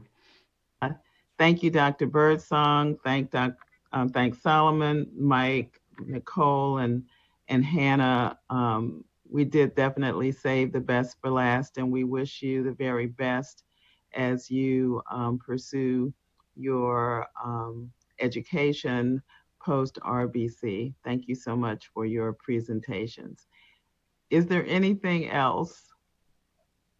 All right, if there is nothing else, and if there is no objection, and actually I see that Lisa is clapping, and we should all, I think, clap not only for our graduates, but also to compliment Debbie, who has been the producer, director, and primary actor in this unprecedented thing that we've managed to get through in the last hour and a half. So thanks, everyone.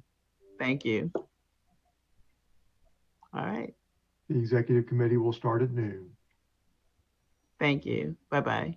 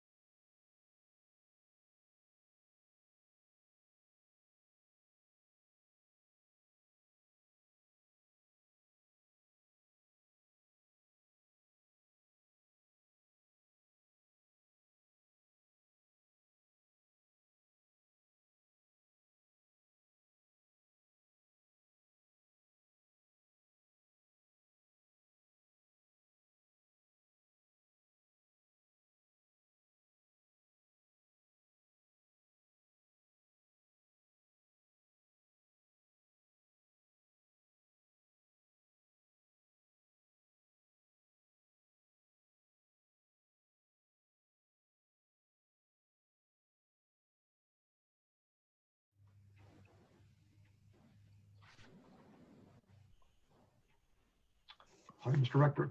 All right. Well, I'd like to call this Executive Committee of the Board of Visitors to order. We have a brief agenda this morning before we go into our full board meeting. So I will save most of my remarks for the board meeting, but I do want to thank you all for being available throughout the day for our various meetings, and appreciate all the work that the administration and the president have done to get us to this point. And so with that, I will, Madam President, do you have any opening remarks for Executive Committee? I do not, Mr. Rector. Okay, great. Just to say thank you for being here. Great. So we have minutes from February 5th, as well as the electronic meetings of March 30th and April 23rd. So do I have a motion to approve those? So moved. Second? Second? Second. Second. All right. Second. Mr. Secretary, will you call the roll?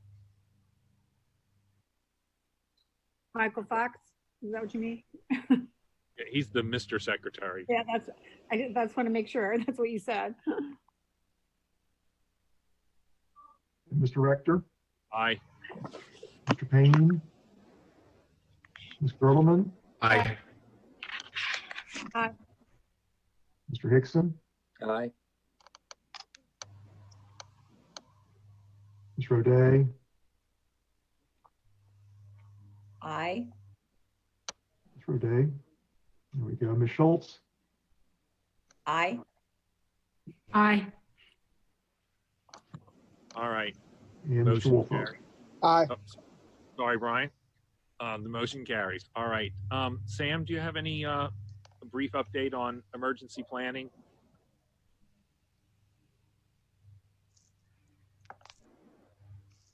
Yes, sir, Mr. Rector. Glad to do that.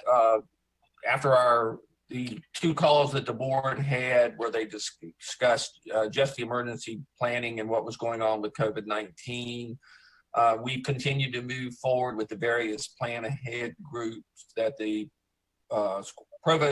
president has put together, with still pointing toward bringing students back in the fall in the safest manner possible.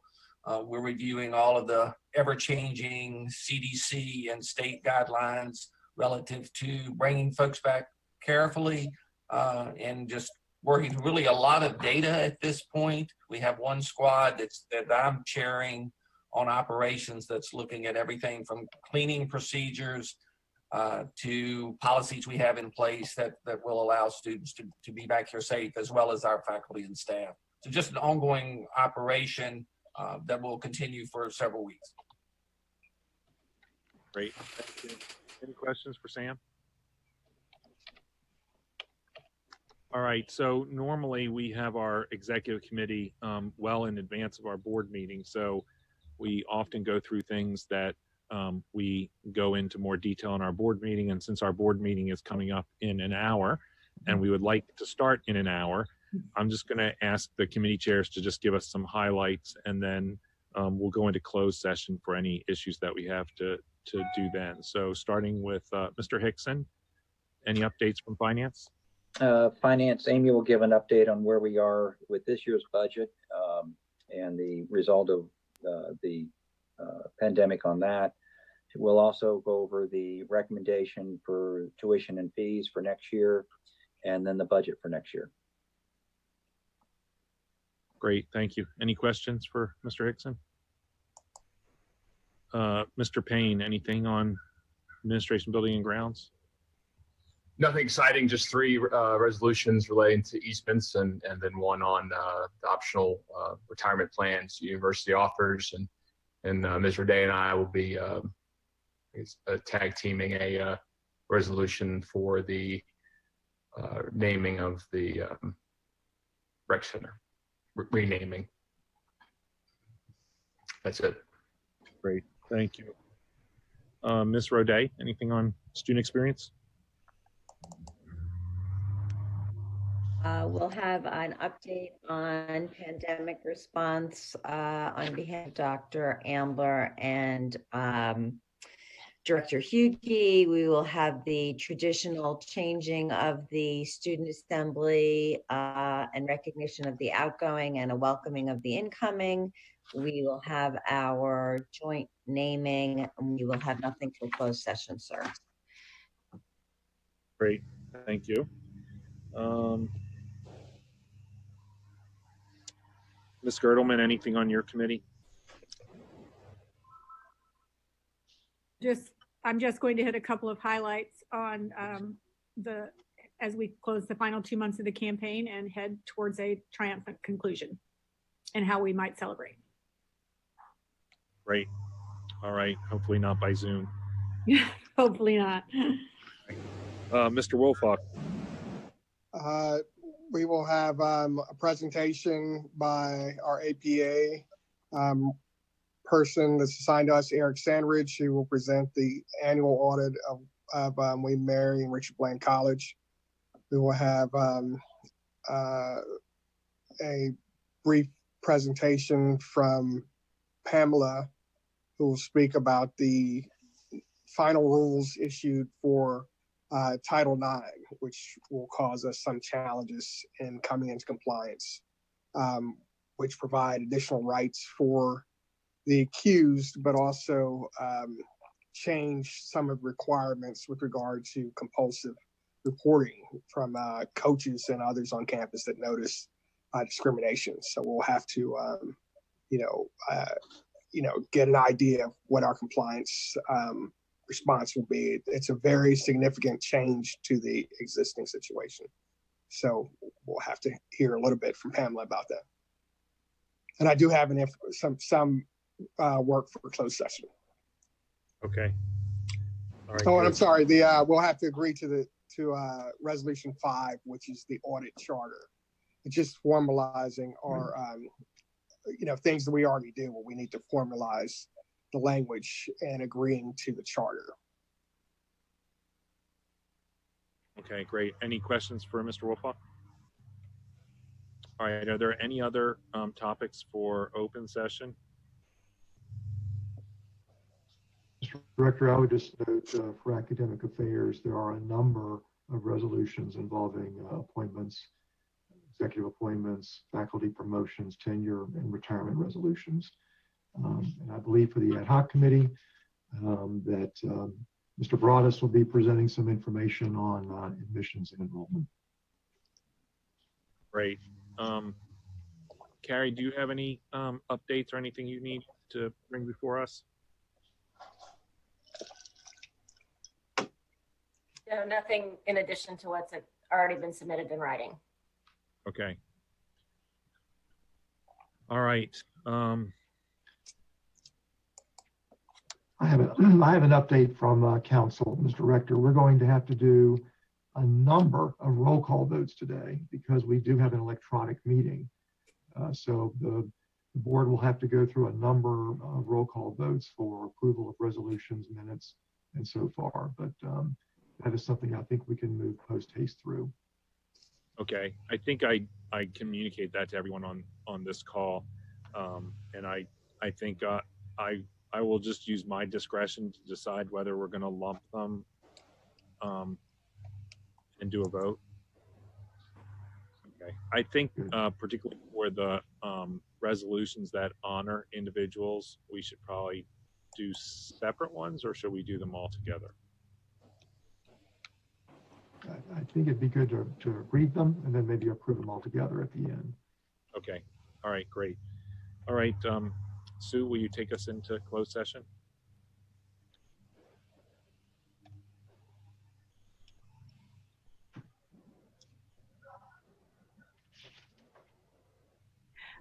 John, I don't believe I have the language. Oh. Carrie, do you have the language? I have it, Mr. Rector. If Carrie, unless you want have to, it, Michael. I would need to pull it up. Okay. Director, if you're okay, then I'll move that well, I can't move, but I'll move.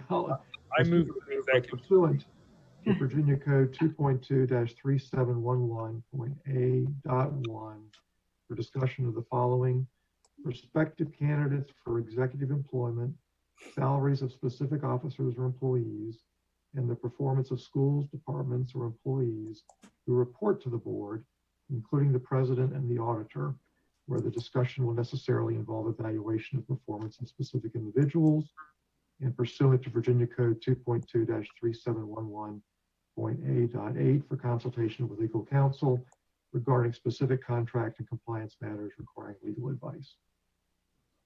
All right, I move that the executive committee convene in closed session for the reasons that were stated by Mr. Fox. Do I have a second? Second. We need a roll call vote, Mr. Rector. Mr. Rector? Aye. Mr. Payne? Aye. Ms. Gertelman? Aye. Mr. Hickson? Aye. Ms. Roday? Aye. Ms. Schultz? Aye. And Mr. Woolfolk? Aye. All right, so the motion carries. So we'll go into closed session. I'd ask the board members, the president, Carrie, Amy, Kent, and Michael to stay, and Sam. Sam. Anyone else? You mentioned Sam, right? I did. Okay. And so do we exit or?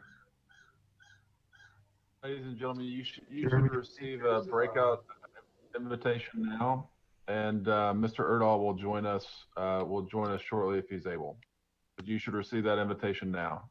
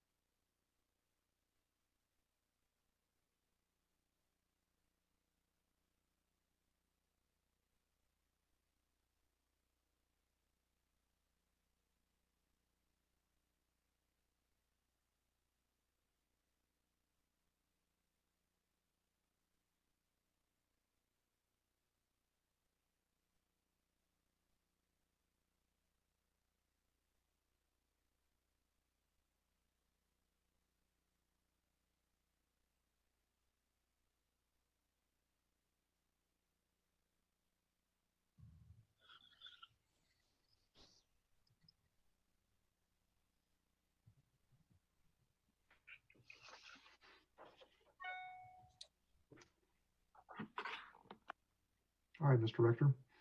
All right. Madam Secretary? I move that we certify by roll call vote that to the best of each member's knowledge, only matters lawfully exempted from the open meeting requirements under the Freedom of Information Act were discussed, and only matters identified in the motion to have the closed session were discussed. Is there a second? Second. A roll call vote. Mr. Rector. Mr. Rector. Aye. Mr. Payne. Aye. Ms. Girdleman. Aye. Mr. Hickson. Aye. Mr. O'Day. Aye. Ms. Schultz. Aye. And Mr. Wolfolk. Aye. All right. So the motion carries. So we will quickly go into the meeting. We'll have a 5-minute break. So get your glass of water and your bathroom break, and we will start up in 5 minutes. So thank you.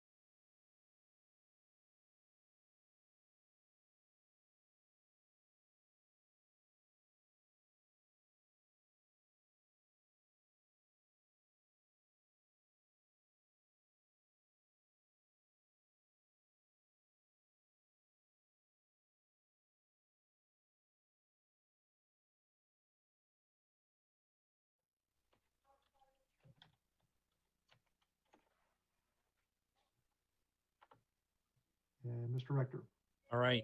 Good afternoon. My name is John Littell, and I serve as the Rector of the Board of Visitors. It's my pleasure to welcome everyone to this first full board meeting that we've had virtually at William & Mary. I'd like to invite everyone to participate. I'd like to first do a little bit of logistics. So everyone should have their audio muted. For board members and staff who wish to participate, please identify yourselves when you speak. There's a lot of participants here, so I'll make sure that it's clear. At the end of our meeting, we'll go into closed session, and only the individuals designated will participate in that. And then we will come out of closed session and adjourn the meeting. Just want to be clear that we are now permitted as a board with the recent approval by the Governor and the General Assembly of amendments to the 2019 Appropriations Act, which provides governing boards the ability to hold meetings electronically without a quorum present while the Commonwealth is under a state of emergency, and to conduct non-COVID related business on behalf of the university. We have previously held 2 executive committee meetings at which the full board was in attendance in March and in April, but those were specific to the activities and responses of the university in relation to COVID. So thank you all for joining us today. I want to just start very briefly. We have a lot to cover, so I won't spend too much time, but I do want to just talk a little bit about the great work that the administration has done both here at William & Mary and at Richard Bland, really with a focus, I think, on 3 things. One, just the health and safety of our students, staff, and faculty. I think that there was quick and thoughtful response early in the state of emergency to ensure that everyone was protected to the extent that we could. I think the real focus that the administration and the faculty and the staff that support the faculty and students did to ensure that our students had as little disruption in their coursework as possible. And I think especially want to thank the provost for her leadership on that front. And then lastly, and probably most importantly, the real concern that's been exhibited by this team and both at William & Mary and Richard Bland about the well-being of all the members of our community, but especially the most vulnerable. I think as we talk about, reducing costs in both institutions so that we can prevent any kind of increases in tuition, making sure that mental health services and other services, other student services are available virtually, communicating with directness and empathy has been really significant throughout the whole process, and really want to recognize and commend the leadership for that. I'd also like to thank Michael Powell, the president of the William & Mary Foundation, for being with us, and Carla Moreland, the president of the Alumni Association, for joining us today. We are blessed to have leaders at both William & Mary and Richard Bland that have provided clear direction, successfully managed high-performing teams to meet the challenges of COVID quickly and thoughtfully, and have begun some rigorous planning for the fall semester. So at this time, I want to recognize and commend our 2 presidents and invite them to both give some opening comments. So we'll start with President Rowe. Thank you, Mr. Rector. Good afternoon and welcome, everybody. I'm going to start our meeting just by briefly looking forward, sketching the planning process that we're engaged in as we look to the year ahead. This has been a moment since we last met of really shifting the directionality of our planning, even as we're continuing to operate under COVID. I've charged a small multidisciplinary team to do that planning ahead in 5 squads. You received an email about that last week, and there's more description up on our website. Their goal in the next 2 weeks is to develop scenarios for next year and to propose key adaptations that William & Mary can take in response to those scenarios by early June. In that planning, it's important to continue to acknowledge what we can and we can't control. Public health experts are very consistent in what they predict for next year. COVID-19 will continue to spread. There are 3 likely scenarios that predominate in the models that our planning team is working with. The first is that we have a steady, gradual slope downward in infections as immunity grows in our populations. The second is that there will be potentially another large peak late in the fall or early winter. And the third is that there may be smaller cyclical peaks throughout the year. How federal and state agencies and then our surrounding localities set guidelines is going to give William & Mary the context in which we can work. Within those federal and state and local mandates, we have really good opportunities to build flexibility, to continue adaptations in a much more planful way than we were able to do this spring. And I know everybody is really embracing the wonderful reality that we do have the ability to plan. The Planning Ahead team began their work in earnest last week, and will have the timeline that they're on gives them a few weeks to come back with some scenarios to me at the end of May. By early June, I hope to have reviewed those suggested paths forward and sought guidance on them from campus leadership. And then we'll be setting our direction through the summer and the fall and beyond. We already have 3 principles that have emerged from our early conversations to guide how we operate next year, and I wanted to share them with you. The first continues to be to prioritize the health and safety of our community following CDC and Virginia Department of Health guidelines. The second is to focus on creativity and flexibility, because different members of our community will have different needs as we begin to repopulate, return to learning and work in person. And the third really important principle is collaboration. We are working in close partnership with peer institutions, including Richard Bland, peer institutions in the Commonwealth, with the Secretary of Education, and with leaders in Richmond to establish gating conditions for reopening and protocols for how we operate. We're developing shared guidelines for a phased return to business in person in a way that it safeguards health and safety. And we're beginning to think about how we act as a collective in our procurement, for example, using the peer procurement collective to begin to make appropriate orders for PPEs and other supplies. So there's a big picture and also very local planning as we prepare for the year ahead. I just want to emphasize 2 key things that are going to be required to see us through to the other side. That imperative of continued flexibility in the workplace and the classroom, and the even more stringent efforts to flatten the curve of financial impact. The reality that we're dealing with is that the pandemic is going to continue for months to come, perhaps years. And knowing that, we need to continue to be attentive to the many hats our employees are wearing every day. Some may have responsibilities as parents, as spouses, as caregivers that affect their ability to work. The governor's plan for phased reopening emphasizes continued telework where possible, as well as other workplace adaptations. These are givens that we're going to embrace at William & Mary. And to flatten the curve of financial impact is truly an 18-month effort. Like our peers around the country, William & Mary is facing tremendous financial challenge, and we will continue to learn how sobering that is as we see Virginia spring revenues numbers come out this week, as we begin to work with Richmond to plan for the year ahead. Amy Sebring will be outlining other indicators that we're tracking over the month ahead and beyond. We are going to continue to take steps to exit FY20 and enter FY21 with maximum prudence financially. We have to recognize that the financial challenges ahead may be considerably more significant than those we've faced so far. So we're modeling likely and worst case scenarios in order to be prepared. And I just want to give credit. First of all, the steps that we've taken so far have put us at the lower end still of estimated impact for FY20, thanks to the work that's done by our leadership team and all our colleagues around the university. We've been able radically to reduce expenditures.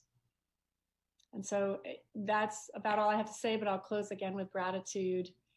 Navigating a pandemic well turns out to be a team effort.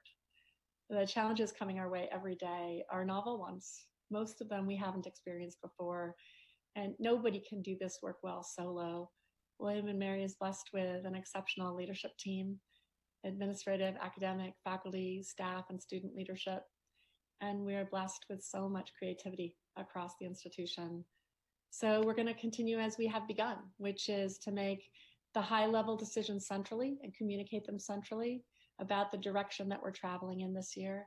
And then to be implementing creativity and problem solving locally, trusting in the resilience and innovation and adaptability of the whole community. That is what is going to ensure that we travel well over the next 18 months. So thank you. Thank you, President Rowe. President Saito? Thank you, Mr. Rector. Good afternoon, everyone. Catherine focused forward, and I'm going to say that I've taken some time to reflect upon an academic year that is drawing to a close in the midst of a public health crisis that has left every one of us reeling. And it was uplifting to me to simply chronicle Richard Bland College's major accomplishments this year, and I hope you too will find this very abbreviated list to be cause for optimism about the college and its ongoing success in fulfilling a very important mission in Virginia public higher education. Beginning with the 3-year decennial review process, last summer, the SAC-COC Board of Directors found RBC to be compliant with all standards except 2, those relating to financial resources and documentation. The RBC police force secured crime prevention certification, which is very prestigious, and that's from the Virginia Criminal Justice Services Board. And what I found so significant about this is it speaks to the fact that our police force not only attends to the safety and security of our campus community, but they actively educate our students and employees about how to use proper precautions and stay safe as we go about our daily lives. And this group has been very, very significant as part of the COVID-19 response team.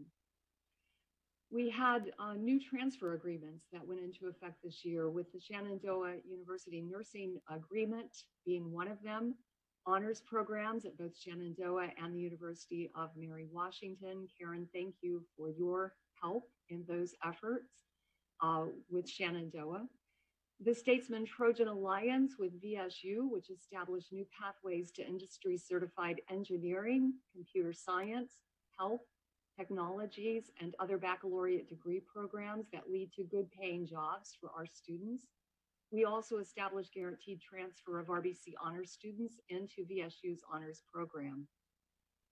On the athletics front, we didn't have spring sports, so it seems like a long time, but 3 student athletes representing men's and women's soccer and women's volleyball were named Region 10 Players of the Year, providing Statesman Athletics a sweep of these prestigious awards in the fall season.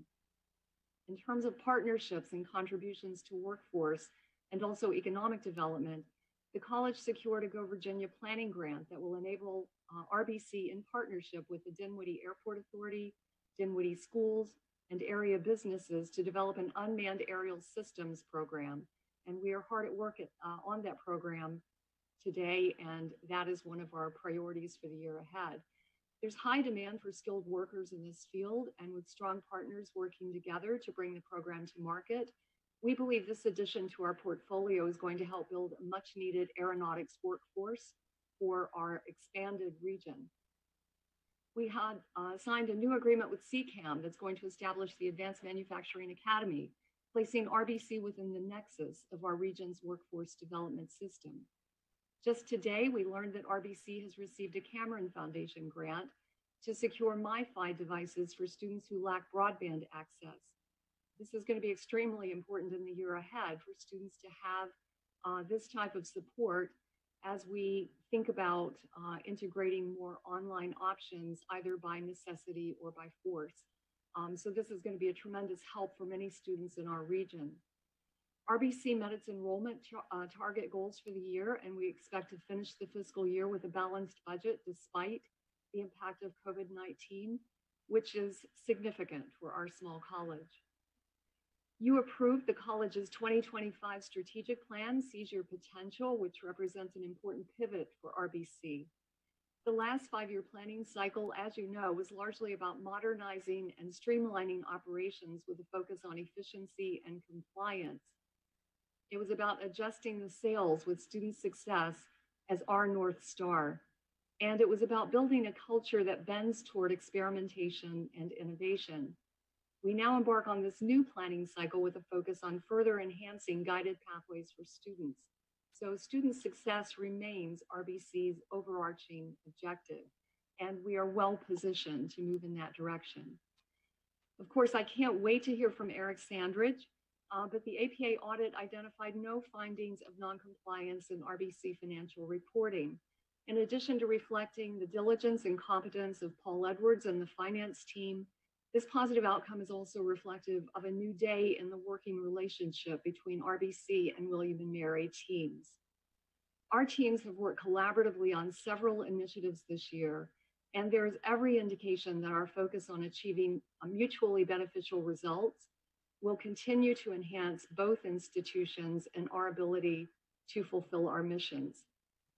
Finally, Mr. Victor Branch, an RBC alumnus, graciously agreed to deliver the keynote address at RBC's 2020 commencement ceremony, which was originally scheduled on May 9th. Mr. Branch, this will not surprise any of you, he didn't miss a beat in transitioning to a Zoom environment, and I urge you to listen to his inspiring remarks during RBC's virtual commencement ceremony tomorrow evening at 6 p.m. You can go to our website or Vimeo and log in. But let me just say that Victor articulates and embodies RBC's mission better than anyone. And so, Mr. Branch, thank you so much for being our keynote speaker this year. All of us at RBC appreciate our committee chair, Barbara Johnson, Rector Littell, President Rowe, and the board's support throughout the year. And in particular, we've responded to the disruption caused by COVID-19 in a way that has definitely been bolstered and supported by all of you. So thank you for that. We did brief the RBC committee on our response to COVID-19 on April 3rd. Our COVID-19 management team continues to meet on a weekly basis, and we've formed subcommittees to focus on reopening scenarios for the fall and continuity of operations. We expect this continuity to occur in fits and starts for the foreseeable future. But again, we do have the system and the structure and the people in place to respond in a way that is going to keep our campus community safe. Again, in closing, thank you very much to all of you for your ongoing support and encouragement. Thank you, and thank you both for your leadership. Victor, I hope you know that when Dr. Saito introduces you in the video, she is going to talk about your grades that you had at Richard Bland. So, oh my goodness. So I hope you go through that. All right, I'm glad to see that you all are professionals at Zoom. Warren, it's nice to see that your casual attire at home is a tie, not a bow tie. So I guess you have sort of calmed down a bit. And Barbara certainly is the master of virtual backgrounds. So she had Richard Bland on for the Richard Bland committee, and she has William & Mary for this. So, and hopefully when we get to the end, you'll be at the beach or something. But thank you all for participating. So just a little one variation, logistics. So normally during a board meeting, when a committee chair reports a resolution, that resolution has already been voted on by the committee. So it is a motion and does not require to be made. It just requires a second.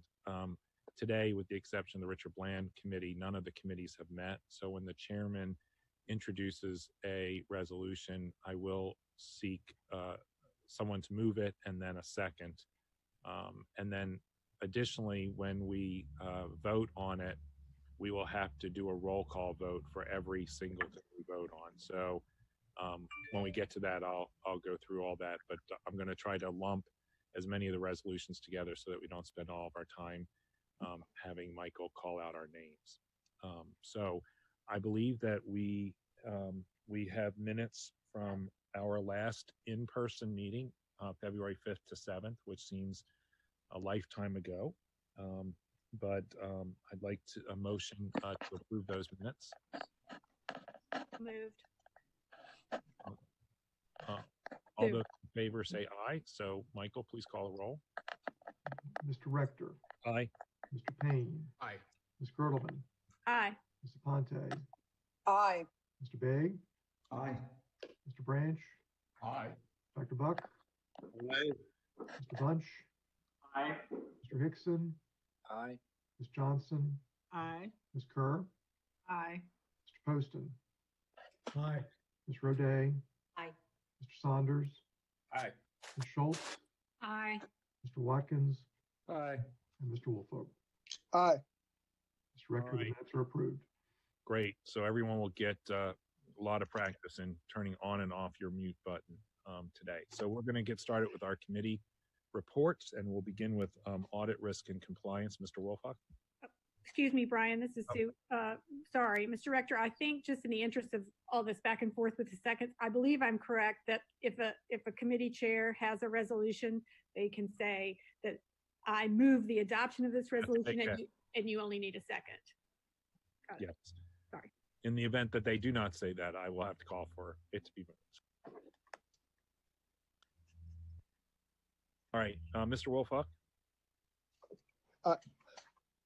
With regard to audit, risk, and compliance, we will have a presentation from Eric Sandridge of the APA, giving us information about the annual audit of Richard Bland College and the College of William and Mary. We will also have three presentations from Kent Erdahl and Pamela Mason. So we'll start with Eric Sandridge.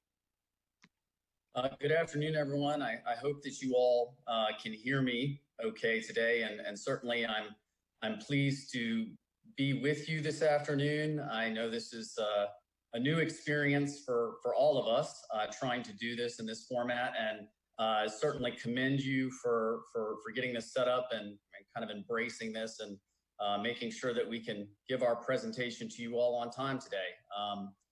It has been an interesting few months since I last spoke to you, and I kind of wanted to start off by saying that one of the things that we're required to communicate to you all is whether we've encountered any significant difficulties during the audit, which is maybe a little comical given the circumstances that we're under. But what I'd like to say is that both the staff at William and Mary and the staff at Richard Bland has really worked to make this as seamless a transition as can be expected during this time frame.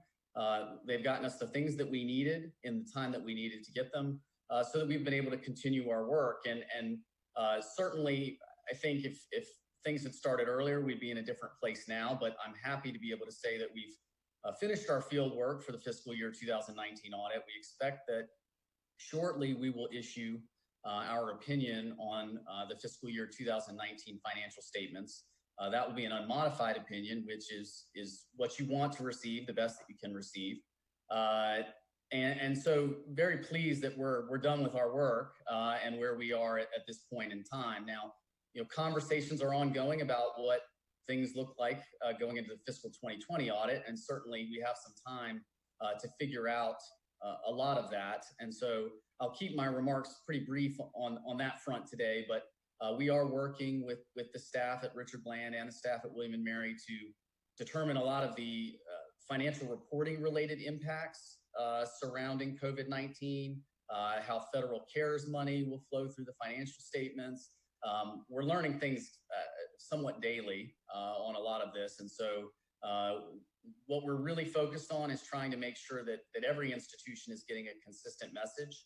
And so that the comparability and consistency that we would expect to see from all of our public institutions in Virginia will remain as we move into the fiscal 2020 audit cycle. With regard to our work for fiscal 19, and I believe President Saito already touched on this a few minutes ago, I am pleased to report that unlike in previous years where we have had material weaknesses in financial reporting and internal control at Richard Bland, we have seen a notable improvement in fiscal year 2019. And I will say that although I don't think the work is ever finished, and there are always improvements to be made, that I really do want to commend President Saito and the staff at Richard Bland for really embracing improving internal control and to try to really take the recommendations that we've made the past several years to heart. We did have a few recommendations this year that you'll see in our coming report that will be issued in a few weeks, one at William & Mary and two at Richard Bland. Our recommendation at William & Mary relates to an upgrade of an IT infrastructure component. Essentially, there was a little bit of a timing issue with that particular recommendation where they needed to upgrade a component quickly and had to put off implementing certain controls surrounding that component. We expect that will be remedied by July. So not something too terribly concerning at this point, but something you will see mentioned in our reports. In addition, we had two repeat recommendations at Richard Bland related to some prior findings. Really, this is somewhat of a timing issue as well due to trying to continue to work to implement the corrective action. The first recommendation relates to improving oversight over third-party service providers in information technology. Richard Bland is working to transition its oversight function to the Commonwealth's Virginia Information Technologies Agency.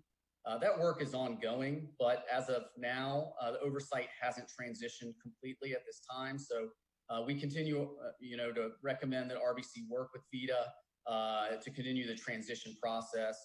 Sometimes these things do take a little bit of time. That particular process seems to be one of those. And so we expect that, over the coming year, we'll see more progress related to that previous recommendation. And lastly, we had a recommendation related to strengthening the reconciliation process over federal cash management related to financial aid funds at Richard Bland. There's been a significant amount of improvement made over that process in the past year. The federal requirements are very specific in a lot of ways. And so we did point out during our review this year that there were a few improvements that could be made to that process to strengthen it and help improve things in the event that, the Department of Education comes in and does a program review. They might make a comment on that as well. So we wanted to make sure that we communicated those things, but again, feel like significant progress has been made in that area from our prior review. Now, some other things that I'm required to talk to you about this afternoon. We concurred with management's application of accounting principles and reviewed the basis for any estimates to determine that those were reasonable and consistent with prior periods. We didn't note any material changes to the accounting and reporting policies and standards during the year, nor any controversial or changes in any controversial topics or emerging accounting areas that would have impacted the statements.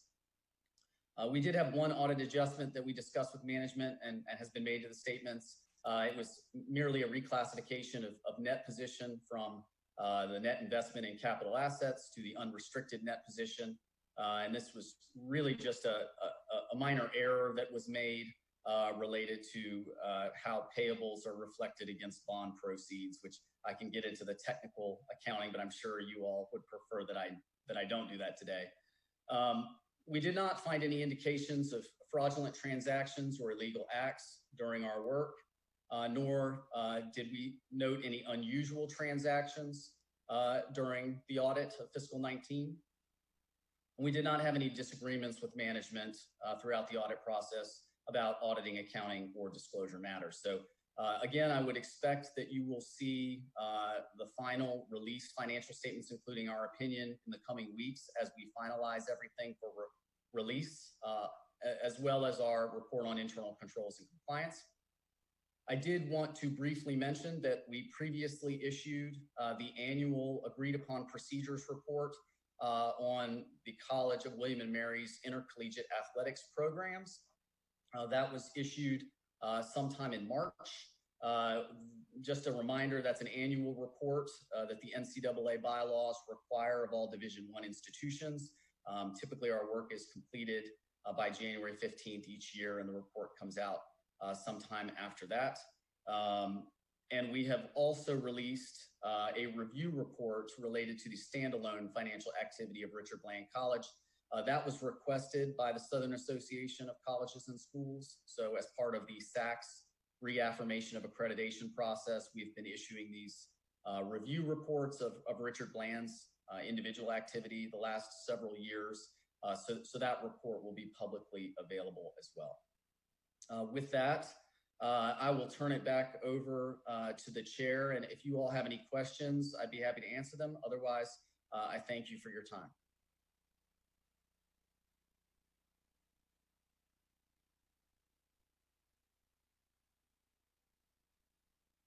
Brian, you're on mute. Sorry about that. It's hard to see your mouth moving in your beard, so.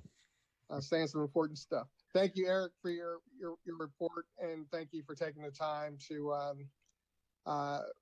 do a thorough audit of our operations. And we take you seriously and appreciate your diligence, and we'll work diligently to cure all of the defects and work to get an even better report next year. Does anyone have any questions for Eric? No, I would just echo the appreciation. I know the work that you've done has been really helpful in guiding the response at Richard Bland and William and Mary, and appreciate you being here today. Would be nicer to see you in our boardroom, but we do what we can. So thank you. Thank you very much. Thank you. Eric, thank you. I know you've got to leave for some other stuff, but we appreciate your participation. Thank you. Kent?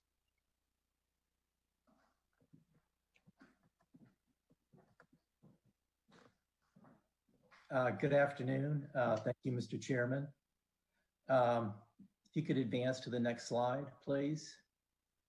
Internal Audit recently completed an audit at VIMS of their general IT controls. This audit assessed the VIMS IT control environment against an established internal control framework.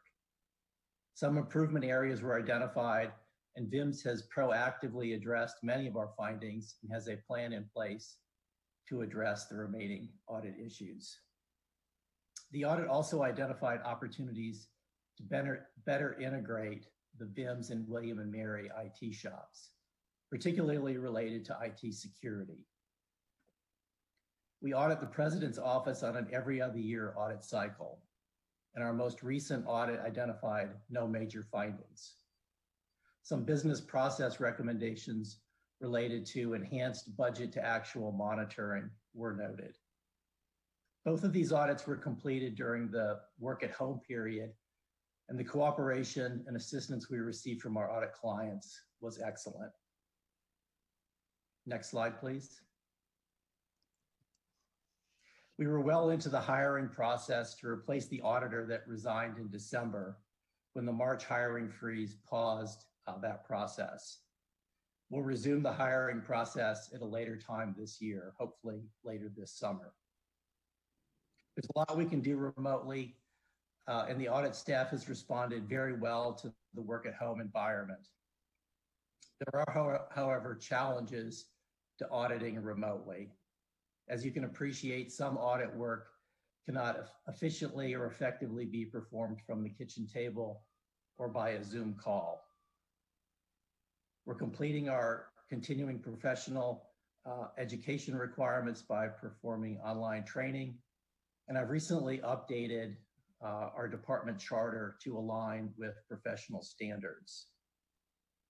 The pre-read material included a track changes version of the charter, and as you can see, the changes are very minor. Mr. Chairman, that concludes my very abbreviated presentation. Resolution 5 relates to the updated charter. Thank you, Kent. Resolution 5 deals with the Office of Internal Audit Charter. It is Resolution 5 on page 40 in your packages. I move the adoption of Resolution 5. Do I have a second? That's my job. Thank you, Mr. Chairman. Is there a second? Second. All right, all those in favor? Actually, a roll call vote, Mr. Littell. And I don't know whether you want to save these resolutions and do them at the very end. We're halfway there, so let's go ahead and Okay. do it. All right, it's been moved and seconded for Resolution 5. Mr. Rector? Aye. Mr. Payne? Aye. Ms. Girdleman? Aye. Ambassador Ponte? Aye. Mr. Begg? Aye. Mr. Branch? Aye. Dr. Buck? Aye. Mr. Bunch? Aye. Mr. Hickson? Aye. Ms. Johnson? Aye. Ms. Kerr? Aye. Mr. Poston? Aye. Ms. Roday? Aye. Mr. Saunders? Aye. Ms. Schultz? Aye. Mr. Watkins? Aye. And Mr. Woolfolk? Aye. We need a button that we can push so we can vote more quickly. But, all right. Pamela is going to speak briefly about the new Title IX regulations. The final regulations were issued last week, and they're going to have some impact on us. Pamela? Great. Thank you, Brian. Yeah, just the first slide here is an update from our office activities. First, we've hired and really promoted an internal employee, Carla Costello. She was promoted to Deputy Compliance Officer and ADA Coordinator. She's been serving as our interim ADA Coordinator for 18 months and has been a Title IX investigator with us since 15. So we're very confident and excited about having her on as the permanent role of our ADA Coordinator. As Brian mentioned, yes, the Title IX final regulations were announced May 6th with an effective date of August 14th to when we have to be in compliance. Our office, as well as the Dean of Students Office, who plays a lot of roles in Title IX compliance, and our coordinating committee, which is some of our auxiliary people in the Health and Promotions Office and Student Affairs that help us with different types of support services, as well as our coordinating committee, which includes students in different peer organizations, are going to be reviewing the regulations and getting together in early June in a virtual retreat to, kind of iron out and propose the changes that we think are not only beneficial to continuing to address the discrimination and harassment and retaliation in the area of Title IX, but to ensure the due process compliance requirements and protect the reporters for continuing their education and making sure that that's possible. The last thing, just highlight from our office, is the approval from the executive leadership team for a new policy called Creating and Maintaining Whole University Policies and Procedure. It's basically a policy on policies.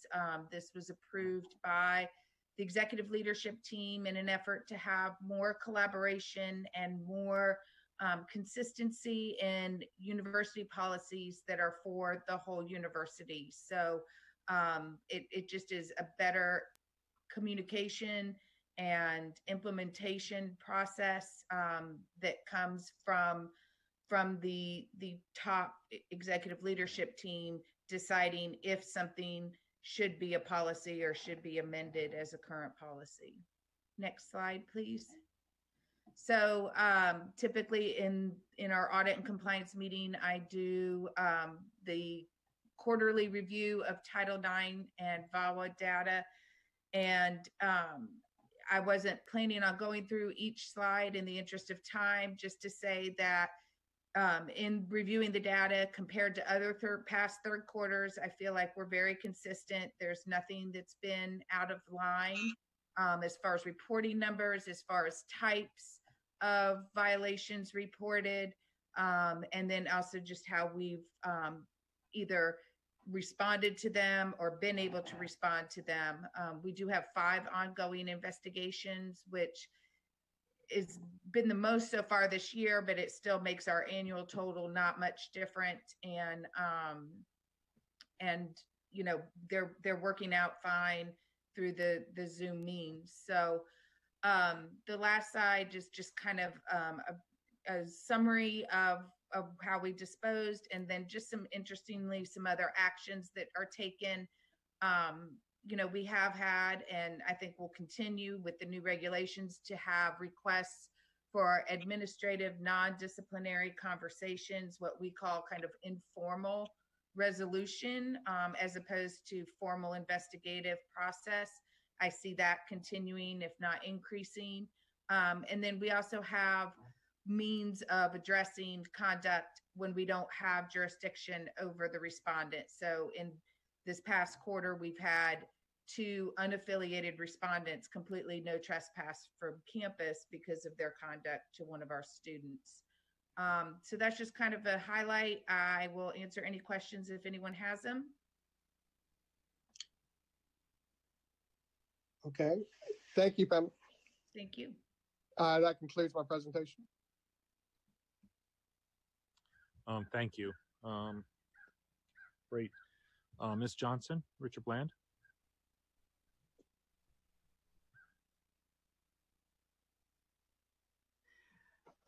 Good afternoon. You've already heard from Dr. Seidel, but I'll briefly go through some of the highlights from the Richard Bland Committee meeting this morning. We spent some time talking about the shared services agreement between William & Mary and RBC. Thanks to Amy Sebring and Tyler Hart for their hard work along with their teams in identifying areas of collaboration, which will result in financial savings to the organization. We heard about a research project dealing with the work college, the hybrid work college model. Thanks to Mr. David Cullen, who's a consultant, and Steve Davenport from VCU, and to Stacy Sobel, who oversaw this project at RBC. A lot of good data that we will go forward with and look at now in terms of how we might adopt or change to incorporate some of the concepts around a work college model hybrid. One thing we'll definitely be thinking about is how to market the concept without using the word work college, because everyone recognizes that that's probably not the best way to describe this program. But there does seem to be some enthusiasm for a program that will result in students being able to graduate with little or no debt and working there at RBC. We had a presentation about the research that's going on with respect to online education, given that everybody is using online education at this point, all colleges and universities. How is it that Richard Bland is going to continue to be competitive in this space, looking at peer groups and the research that's going on there? We talked about the budget. We, as a committee, approved the budget with the understanding that there will be another budget presented in the fall, just given the tremendous uncertainty about the economy and what's going to happen. And finally, but last but not least, we heard from 4 seniors who shared their RBC experiences and how much they have meant to them. And it's just reinforcement of the importance of what we do in listening to them. And that's my report, Mr. Rector. Thank you, Madam Chairman. First, I want to thank you for keeping the process alive, having the Richard Bland committee meetings, and making sure that Richard Bland had an opportunity to fully engage through this emergency time period, and especially things like hearing directly from students and things like that. Very, very helpful. Also want to just commend, it's hard, I think, times move so quickly that it doesn't seem so long ago that we were kind of, I wouldn't say in a panic mode, but a very concerned place when we were thinking about audit findings and what Richard Bland needed to do, and how difficult that process would be. And Amy is not known for freely saying that we're going to get something done in a time period that she can't commit to. And she did say it would take us longer to get where we are than where we are today. So I do want to just commend the leadership of the chair and of the president in responding to all the audit findings from the past, and in particular the leadership that Amy brought, that Kent brought, and in particular what Paul has brought to this process of really getting the process, the standards, the outcomes to be consistent with tradition, with accounting principles, and really taking this issue off the table so that we can focus on things that really matter as far as the direction of the college and the services that we provide to the students. So really, really great work. So thank you. Thank you. Any questions for Ms. Johnson? Mr. Rector, at what point would you like us to move the 4 resolutions that were approved by the committee? I think right now, if you could just say what the resolutions were, yours were already voted on, and so I will then just defer them until we have a block. But if you would just say which ones, what they were. Yes, resolution number 1 is the appointment to fill vacancy in the professional faculty. Resolution 2 is the retirement of Danny Hudson, Associate Professor of Mathematics. Resolution 3 is the approval of the 2020-2021 operating budget proposal. And resolution 4 is the approval of the 2020-2021 tuition and fees. Excellent. All right, thank you. Any other business for Richard Bland or any questions for the committee? All right, thank you. We will move on to administration, building and ground. Mr. Payne. Thank you, Mr. Rector. And I apologize if there's beeping. There's always beeping outside my window here with some of the work that's going on. And so in the interest of time, we're going to forgo any slide presentations. Project updates for main campus and VIMS are included in the board's pre-reads. But I'll just mention a couple things. Construction projects continue on both main campus and at VIMS. Early in the process, the governor identified construction as an essential service, allowing people to continue working with proper social distancing and protection, and appreciate the president and the senior team supporting that and working to help make sure we keep people employed in Williamsburg. So work has continued prepping the Kaplan Arena renovation. The West Utility Plant is essentially complete with final punch items in progress. The Tribe Field Hockey Center is all but complete, and the Alumni House, if you've seen online or if you've been in person, should be done this month, and it just looks absolutely incredible. We'll share a tour video here with the board at some point here soon.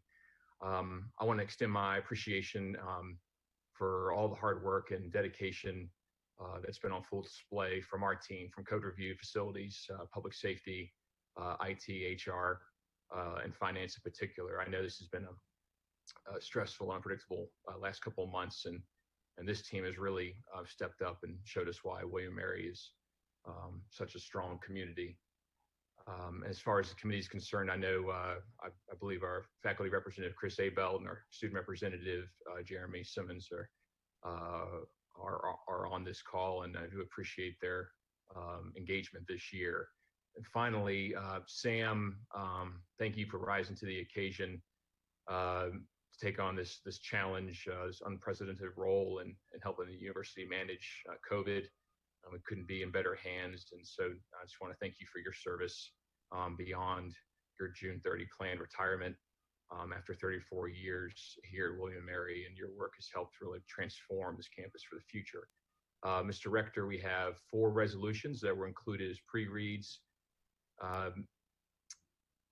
Resolutions 6 and 7 come from VIMS and approve easements for the oyster hatchery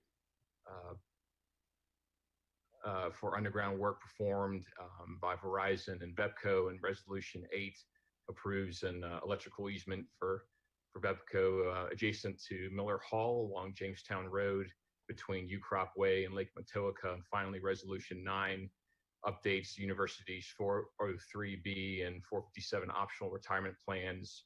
This is a result of the Fed's publishing regs in September 2019.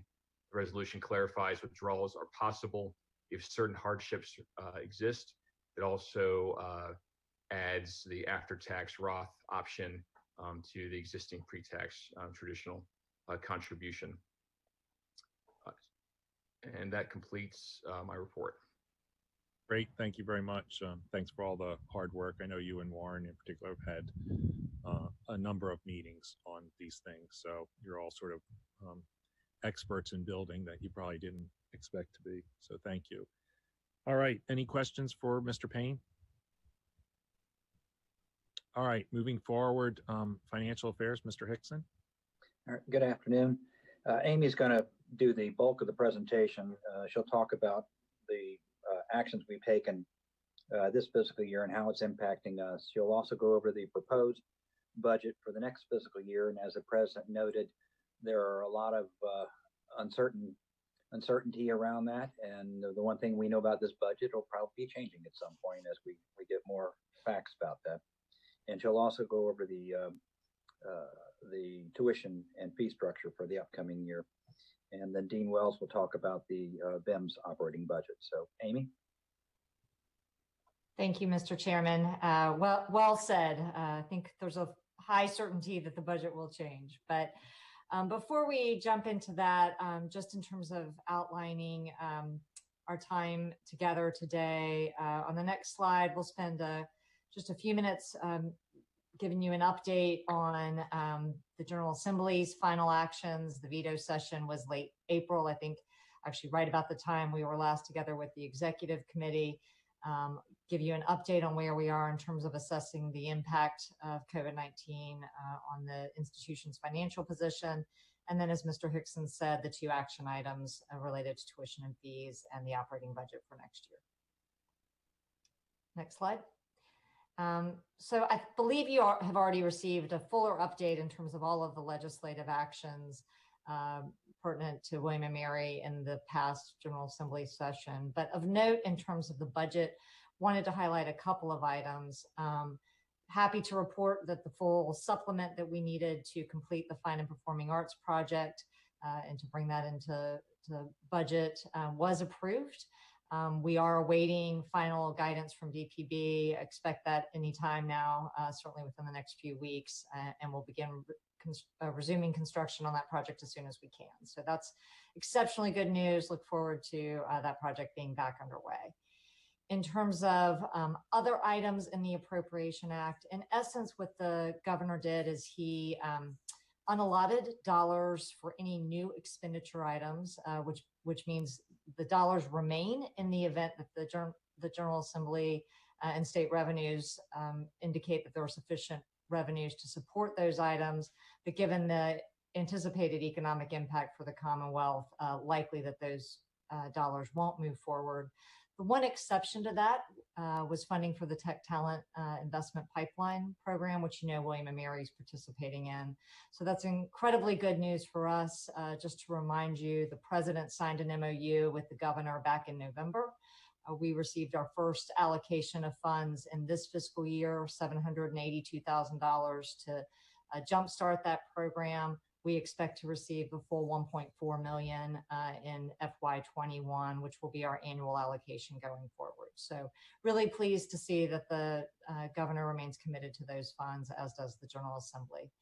And then finally, although the governor unallotted new spending in the upcoming biennium, he's clearly indicated that once we have better revenue projections in hand, that all state agencies should expect budget reductions in the upcoming year. So we don't expect we'll get any additional information on that until August or September once the Commonwealth closes its books for the fiscal year.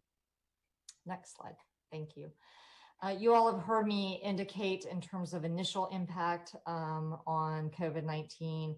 Really, as we moved off campus to work and teach remotely over the spring, our early estimates were through August. So we started looking at both spring and summer semester. You've heard me say estimates ranging between 13 and 32 million.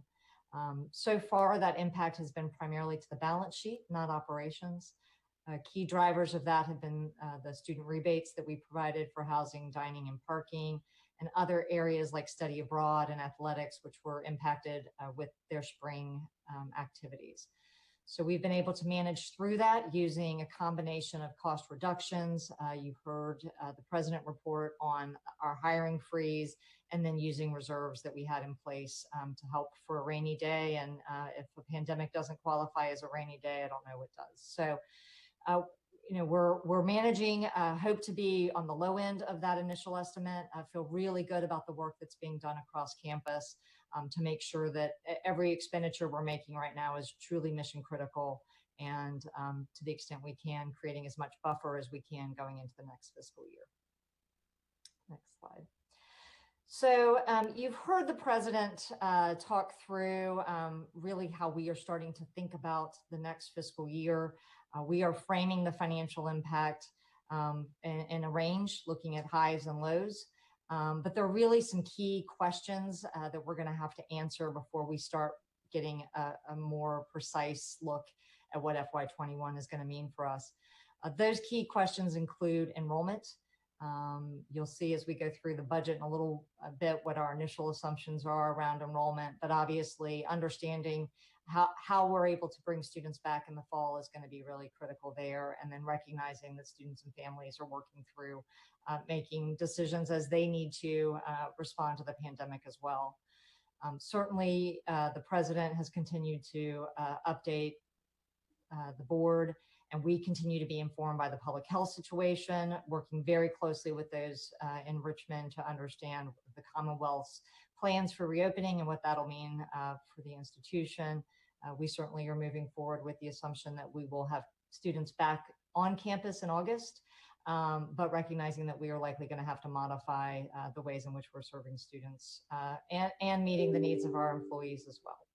State appropriations, federal appropriations, and the impact on grants and contracts, those are clearly both tied to the outlooks for both the nation and the state in terms of revenues, awaiting as we approach June 30 to understand what that means for the Commonwealth, and we'll have a better understanding of the federal picture as we get to federal fiscal year end.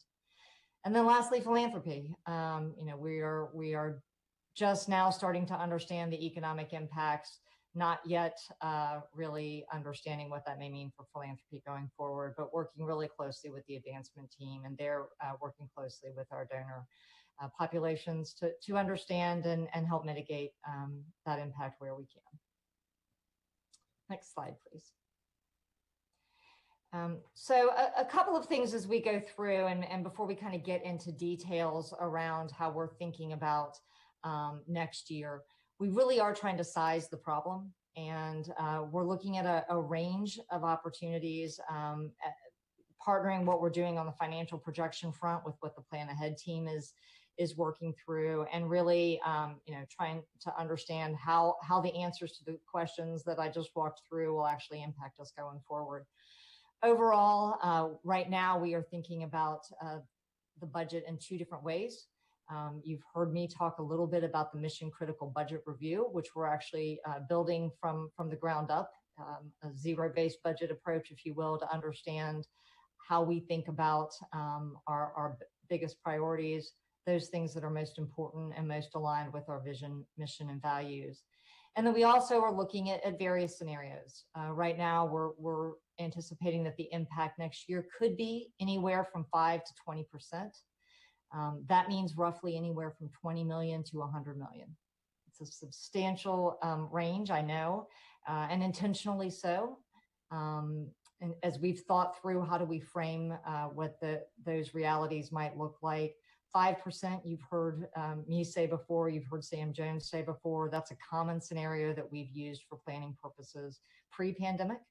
And so that's one that we are at the low end, working our way through. 20% is actually more in line with what we've seen historically from the state in terms of state reductions back in the early 2000s, and then again following the recession in 2008. And most of the higher ed literature right now is saying that colleges and universities should expect enrollments may decline by 15% or more. So we really are looking at that range, trying to anticipate, and as we get answers to each of those questions, understanding what that means for us in the various ways that the institution is funded and what that means for our revenues. So then thinking about next year, and in addition to all of the uncertainty, whoops, if you can go back one slide, and in addition to thinking about all of the uncertainty around the financial climate, we also recognize that we may be constrained in the short term in terms of some of the options that we have available to us. So just as a frame of reference, when we look at the university's budget, we're about 50% personnel, and about 40% of our other expenditures are in things that typically are either fixed or contractual obligations that we may be able to modify over a relatively longer time period, but may be harder to modify in the existing year. So if you think about things like debt service, lease payments, rents, again, contractual obligations with many of our major third-party providers, and then financial aid. I mean, those are items that we have discretion over time as we work through new contracts and as we adjust in real time. But in FY21, our options will be limited. And so we're trying to be very thoughtful now. And part of the reason that we're putting such an emphasis on being as conservative as we can be in FY20 as we anticipate what may be ahead in FY21. Most importantly, we remain really laser focused on making sure that all of our decisions will allow William & Mary to continue meeting its mission effectively, and that we're adapting both to immediate conditions, but also positioning the university strategically going forward. Next slide, please. So with that, actually, maybe I'll pause before we walk into a couple of the action items, just in case there are questions, Mr. Chairman. And if not, I'll keep going. Okay, very good. So the two actions before you, first is proposed action on tuition and mandatory fees. Recognizing this is not just an uncertain time for the university, it is an uncertain time for many of our students and their families. President Rowe has recommended to the board that you reverse the action you took in November and keep all tuition and mandatory fees flat for FY21. If you'll recall at the November board meeting, you passed a resolution consistent with the university's 6-year plan to increase in-state undergraduate tuition by 3% for the incoming class, and set an expectation that the tuition wouldn't increase for that cohort of students by more than 3% annually. Today, we're asking you to reverse that action and to hold tuition flat for the incoming class, and to hold off on making any determination about future tuition until we have a better understanding of the university's financial position. The proposal in front of you also includes flat tuition for all of our other student populations. So out-of-state students, graduate students, professional students. Tuition and mandatory fees would be flat for all of those entities. The only item that is slated to increase potentially in the resolution before you is an increase to at the average room rate, 2.9%, about $230, and an increase of up to 3% for dining. Those amounts are up to, recognizing again that we are still in the process of working through what dining and housing options will look like for the fall, and want to make sure that we're able to price those appropriately. Next slide. So this is a copy of the resolution that's in your board materials for reference. I suspect you will want me to continue working through and come back to the resolutions at the end. Yes. Yes. Okay. Next slide, please. So transitioning to the budget, the tuition and fees, and the reason I started there was the tuition and fee revenue is essential in terms of crafting the operating budget for the upcoming year. We have assumed in the budget that I will walk through in the next few minutes the tuition assumptions that are included in Resolution 10.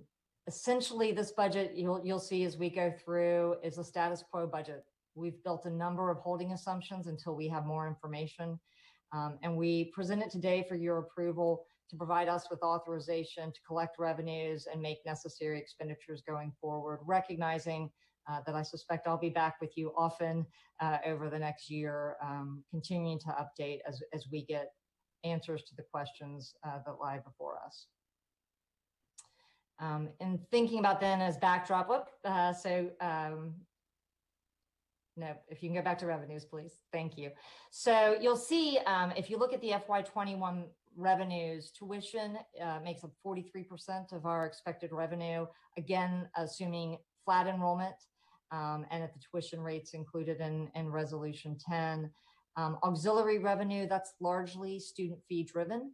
And so, and those two combined, tuition and auxiliary revenues, make up 2/3 of our operating budget. And that's why having an understanding of our student population for the fall is going to be really essential as we go forward. You'll also see in this budget that we've assumed flat state funding. As I mentioned, we have made an exception for tech talent because that was clearly outlined in the actions that the General Assembly just took. And we've made adjustments for technical adjustments that reflect prior year actions around fringe benefits largely. Again, we'll know more in the coming weeks around what's happening with state funding. And you can see there the other assumptions in terms of what we've done with the other revenues, largely status quo. I did want to highlight, because I know both the Financial Affairs Committee and the board have over time really wanted to understand the overall financial picture for the institution. And so the two pie wedges that are in yellow there reflect actually the contributions provided from the W&M Mary Foundation and our other smaller affiliated foundations in terms of supporting the university's operations. So those items are actually approved by the boards of those foundations. They are not part of the budget when we get into the budget tables that's before you today. But I did want you to have an understanding of how the overall budget comes together. And with the foundation support, we are anticipating an operating budget of just over $500 million next year. Taking a look at expenditures then on the next slide. You'll see, again, a status quo, largely assumption in terms of how we're thinking about expenditures, with a few key exceptions. As part of the efforts that we've continued to make around recruitment and financial aid, this budget does have new expenditures for financial aid in a couple of key areas. $3.1 million increase to continue to meet the needs of low and middle income Virginia students. A new item for us, an additional $800,000 in aid for Pell eligible students, $500,000 to increase aid for out-of-state students, and $995,000 in unavoidable costs, largely related to the operation of the Alumni House, that new building coming online, as well as some technical changes on fringe benefits. Lastly, there's two contingency items in this budget. We did this to be really cautious. We included $2.4 million in the academic programs and $2.3 million in auxiliaries. The next slide shows side by side then of how the pieces come together. I would highlight quickly, I know we're pressed for time, you'll see a few of the 4 changes in terms of what's happening on the revenue side. We'll walk through those briefly and can certainly answer questions if you have additional items. On the revenue piece, I've already mentioned the change in state general fund. That's largely tech talent and the technical adjustments. The $2 million in tuition and fees, I wanted to highlight that. That is not a reflection of a tuition increase. That is truly a reflection as we continue to phase out differing tuition levels in our undergraduate in-state population. That $2 million reflects the difference from a graduating senior class that has a lower tuition rate than an incoming freshman class. The university private funds, the decline there is the result of a number of years of work that we've seen as we've worked through with the existing campaign. Restricted revenues or restricted gifts have continued to go up. The university has been wildly successful in meeting its campaign goals, particularly with respect to restricted funds. But unrestricted funds have actually lagged. And so we've known for a number of years that we would ultimately get to a point where we had a structural issue we had to address in terms of our private funds. And this reflects bringing that back into alignment. The offsetting reduction in expenditures is included in the expenditure line. And then the last item that you see there, the uptick in auxiliaries, is actually a combination of the impact this year in real time of lost revenues, and then the increase in the housing and dining rates that were included in the tuition and fee resolution. And with that, sir, that is very high level, very quick. You have lots of details included in the pre-read materials. I know normally we go through this in a little more detail by each of the major program areas, but again, we'll be back revisiting this with you in the upcoming meeting. All right, are there any questions for Amy? I have a question, Mr. Brian. Amy, can you walk us through some of the auxiliary services and some of the losses that we're continuing to see, including at Highland, and what our plans are with it? Right. So the board has the auxiliary budget detail in the board materials. And just to remind you how auxiliaries work, auxiliaries in the aggregate are required to operate in a positive position, which is why we'll be pulling from auxiliary reserves this year to help cover some of the losses we've seen as a result of COVID. So that has to happen in the aggregate. Each individual auxiliary service doesn't have to be positive, but the overall program has to be positive. And then specifically athletics, there's actually a higher standard for athletics, and that athletics individually has to be in a positive position. The FY21 budget that you have, the details in that include a slight loss with the university bookstore, slight loss in cultural activities, which those are funds that go to support the Mascarelli Museum and some other operations on campus, slight loss in overall general auxiliary services, again, due to some of the dynamics as we adapt on COVID. I think, Mr. Wolfick, the specific item that you referenced was a $490,000 anticipated loss at Highland. That's roughly in line with what we are expecting to see this fiscal year. We are projecting that they'll end the year with a $486,600 loss in FY20. And then slight other losses with our tennis center and a small physics lab, which has been considered an auxiliary over the last couple of decades. That's one we're still working through with sponsored programs in terms of how to think about that going forward. The second part of your question, I believe, was how we are thinking through managing those anticipated losses. A couple of things. One, in real time, I mentioned the mission critical review that we are going through, budget review that we're going through with all entities on campus. So all of the auxiliary programs will be going through that, and as part of that activity, we will be resizing and rethinking about budgets going forward. Also, I've talked to Mr.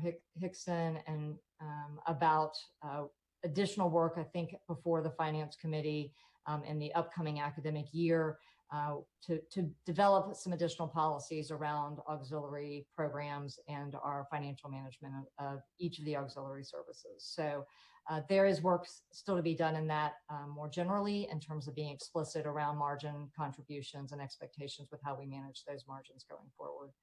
But the most immediate is going through the mission critical review, budget review this spring.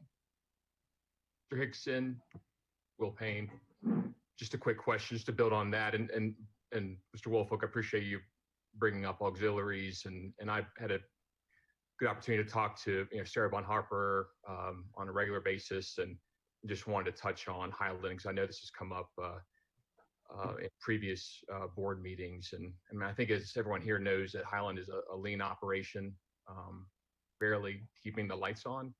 I believe there are 7 full-time employees. Payroll is 74% of their budget. I think another 16% or so goes toward contractual services like mowing and snow plowing. You know, and we've talked about this, and I think Mr. Buck has in his reports kind of highlighted the value of Highland. I mean, Highland is much more than just a historical property with a visitor center. It's a laboratory for creative public history. I mean, it supports 3 of this university's majors: history, American studies, and anthropology. It's focused on telling the stories of marginalized communities. And so when we look at this budget, we shouldn't be looking at it as an operational loss, but rather, I mean, it is an intentional operational expenditure as we build for the future of that property that is very much intertwined in our curriculum.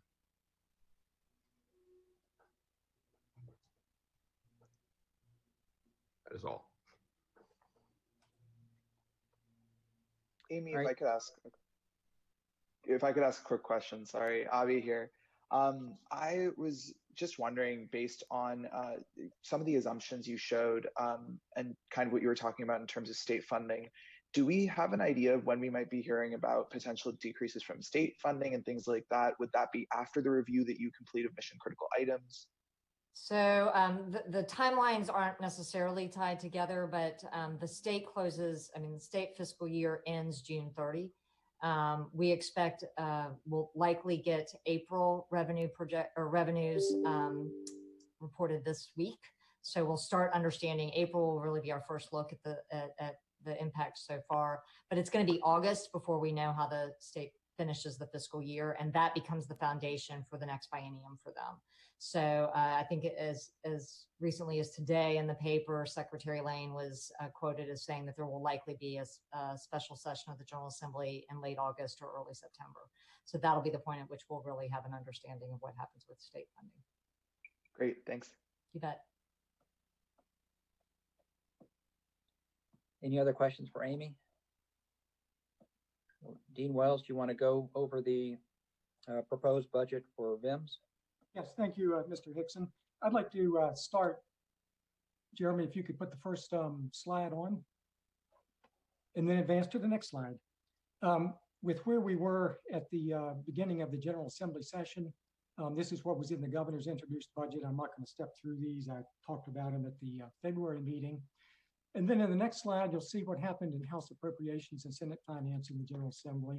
It was looking like it was going to be a reasonably good year. And then the next slide is where we were when the conference report came out, which indeed was a good year in the General Assembly for us with regard to state funding. As Amy had indicated, dollars were unallotted. So our first 2 initiatives were unallotted. I'm happy to say, as far as I can tell right now, the one-time commitment for equipping our new research vessel, $200,000, has remained, at least for now, in the budget. And I should also indicate, although it's not shown in this slide, we did have in the governor's budget language that indicated something that occurs every 3 years. It's called the Elizabeth River Report Card. It's a water quality assessment. We have to go back and ask for those funds every 3 years. In fact, was to be coded as an ongoing support. And as far as I can tell right now, that $400,000, in fact, will be continuing dollars. In the next slide, you've seen this or something very close to it many times before. It's a challenge for us. We have only 2 major sources of revenue: general fund support and our grants and contracts, roughly 50-50 for our annual operating budget. Our fiscal year 2021 operating budget would be, as Amy indicated, flat, basically status quo at $52 million. And in the next slide is our expenditures of $52 million. Over the years, roughly 2/3 of all our expenditures, so those are from grants and contracts as well as from state funds, have been in research and advisory services. Virtually everything we do at VIMS is underpinned with research. And this pie diagram has slices that look very similar to what you've seen in past years. In the next slide, just got a couple more.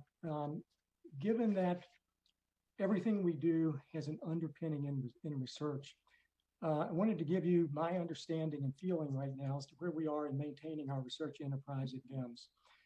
As Amy indicated, there is a likelihood of reductions, probably significant reductions in state general fund support. For us, a 10% ongoing cut would be roughly $2.6 million. Having said that, VIMS continues to maintain a wide range of critical research under Executive Order 55 on March 30th, which does allow critical research to continue. Some of the programs that were curtailed because they're not deemed as being critical research are developing protocols for getting them back up and operational once we do have the opportunity to expand that critical research framework.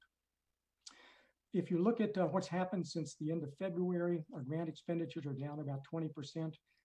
That's because simply, again, we're not able to do everything that we typically would do because it doesn't fall under the umbrella of critical research. In the next slide, we are writing proposals. We are receiving new grant awards. The federal granting agencies have been incredibly flexible in their policies, allowing us to maintain, and throughout the country, to maintain scientific research, and in particular the workforce, even when some of the grant work was not being able to be performed. Research programs that we're exploring how to continue operations for an extended period of time beyond COVID-19. As it's been stated many, many times, we don't just flip a switch and suddenly go back to where we were. This has will be going on for months to years. And in the last slide, I just wanted to indicate 3 challenges and 3 opportunities ahead. Again, we do think there will be significant reductions in state general fund support. We are heavily reliant, as we have been for 20 years, on federal grants and contracts for our operating funds. And we're unable to fully engage our capacity. We do have, again, work that we would like to do, but doesn't fall under that umbrella of critical research. On the opportunity side, there has been discussion. I don't know how this is going to unfold at the federal level. In the next stimulus bill, if that actually happens, there would be dollars for research and development. Early discussion, this is probably a week or 10 days old now, was on the order of $26 billion. Also good news, an opportunity. VIMS continues to have global recognition. We have an exceptionally strong value proposition. And we are going to re-engage in our commercialization efforts. You've heard about these over the last several board meetings. We paused this due to COVID-19. There was a meeting that the president has called for mid-July. We're going to be back at the table and figuring out how we can continue this conversation and progress towards commercialization of VIMS assets. That's it, Mr. Chair. All right, thank you very much. Any questions for Dean Wells? Mirza, I know we didn't have an investment subcommittee meeting before this meeting. Is there anything you want to say with respect to that subcommittee before I go over the 3 resolutions? No, Mr. Chairman, I think at this point we are actively monitoring the portfolio. We've made some minor adjustments as we've seen fit, but at this point, staying the course. All right, thank you. Mr. Rector, we have 3 resolutions. Resolution number 10 is the fiscal year 21 tuition and fee structure for full and part-time students. Resolution 11 is the William & Mary fiscal year 21 operating budget proposal, and resolution 12 is the VIMS fiscal year 2021 operating budget proposal. That we will move when you're ready for them. All right, thank you. Any questions for Mr. Hickson? I just asked that the votes be separated. I'm going to be a no on the operating budget. Okay. Any other questions? All righty. Mr. Bunch, Academic Affairs. Thank you, Mr. Rector. I'll say a few words and then invite the provost to add if she wishes.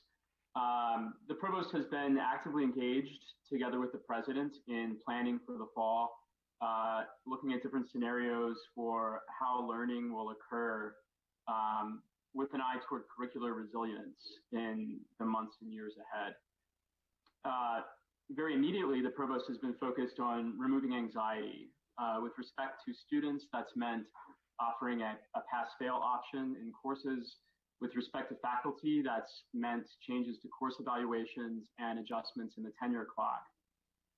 The provost has also been focused on financial sustainability.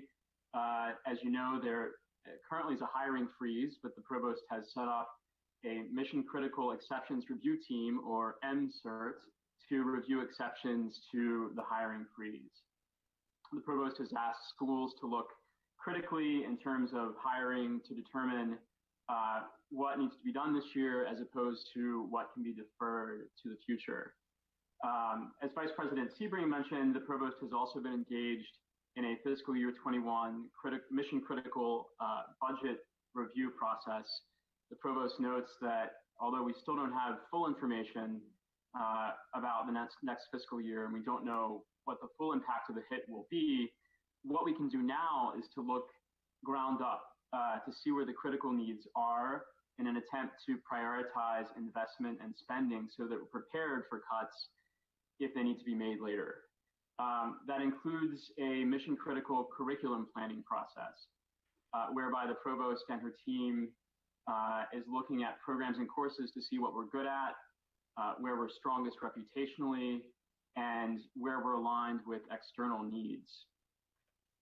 The provost, I think, would point out that that this is an opportunity in many ways. That it's not often in an organization when you have an opportunity to take a step back and start with a clean desk in some respects, and look freshly at what we do to determine priorities moving forward. The provost has been collaborating productively with other institutions in the Commonwealth, brainstorming solutions that are aligned, and has been working in close collaboration with other institutions, particularly with UVA and Virginia Tech. Finally, the provost has prioritized communication throughout the past few months and moving forward in two modes: direct to faculty and communication through deans and program heads, program chairs, faculty, and the faculty assemblies with whom she meets. She has prioritized personal interaction with faculty committees, with the faculty assemblies and other assemblies, and with program chairs and heads of various units. Madam Provost, is there anything you'd like to add? And then we do have a number of resolutions. Thank you, Mr. Bunch. I think we captured everything very successfully. The only thing I want to add is I want to express a huge thank you to our faculty who did all the heavy lifting, to the chairs, program directors, to our staff members, to the deans, and everybody on my leadership team who have contributed to making this difficult time as smooth as possible, to the extent possible, and thinking of the future ahead as a wonderful opportunity. And I'm going to stop here and move on to the next part of our meeting. Thank you, Madam Provost. And I think that we would all join in thanking you for your own heavy lifting, which has been significant and admirable, and we appreciate it. Thank you. Mr. Rector, we have 10 resolutions. I'll read them now. Resolution 13, making executive appointments. Resolution 14, filling vacancies in the instructional faculty. Resolution 15, to designate professorships. Resolution 16, to promote faculty. Resolution 17, to award academic tenure. Resolution 18, on the retirement of John Boshin, Mason School of Business. Resolution 19, on the retirement of Christy Burns of the Department of English and the Gender, Sexuality, and Women's Studies program. Resolution 20, on the retirement of Catherine Kulik, of the Department of Modern Languages and Literatures.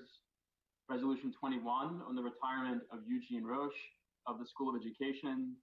And Resolution 22, on the retirement of Robert Skolnick of the Department of English and the American Studies program. Okay. I got nervous when you said you were going to read all 10. But thank you. And I think I will echo what Doug said about your leadership as provost, and also all the work that the faculty and the staff who support the faculty, the registrar, the deans, the assistant deans, the dean of the libraries, all the people that have supported it to really make sure that students can continue, and it really, especially focusing on eliminating or reducing anxiety. So I will just tell you personally that I woke my son up this morning at 8:15 for his last final. I tried to create as much anxiety as possible. But hopefully you tempered it, because I said, you're getting an A. And he said, Dad, it's psychology. It's going to be a pass. So, but I know we all know how hard it was to move 2,000 classes online and still maintain the standards that William & Mary is known for. So thank you for that.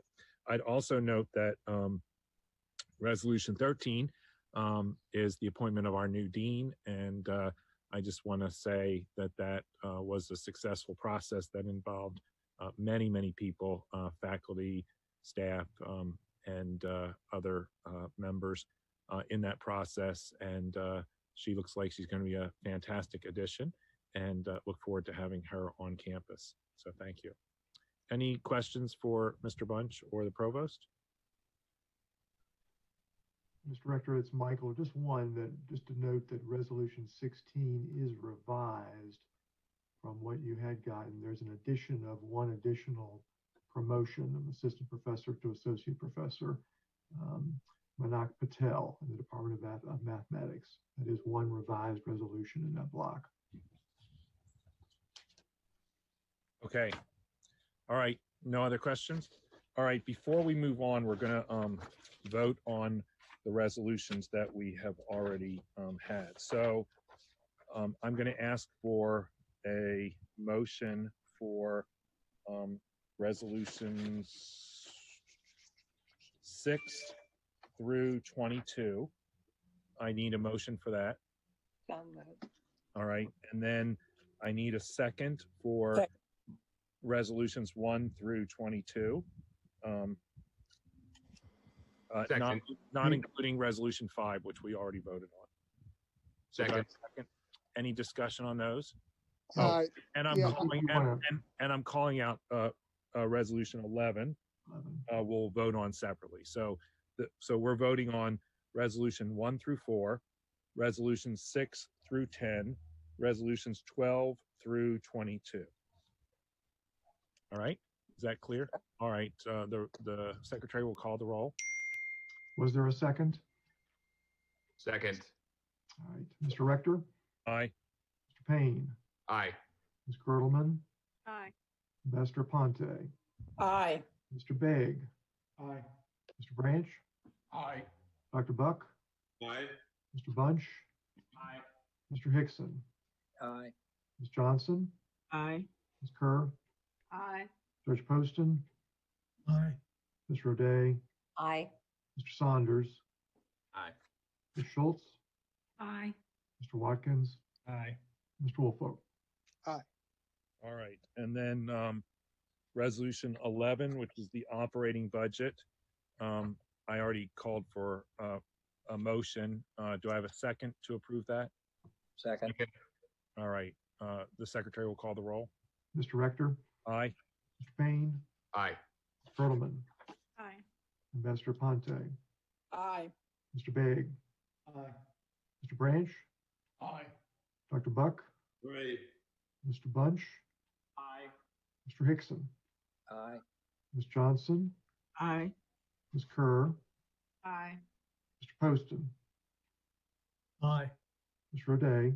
Aye. Mr. Saunders? Aye. Ms. Schultz? Aye. Mr. Watkins? Aye. Mr. Woolfolk? No. All right. Motion carries. All right.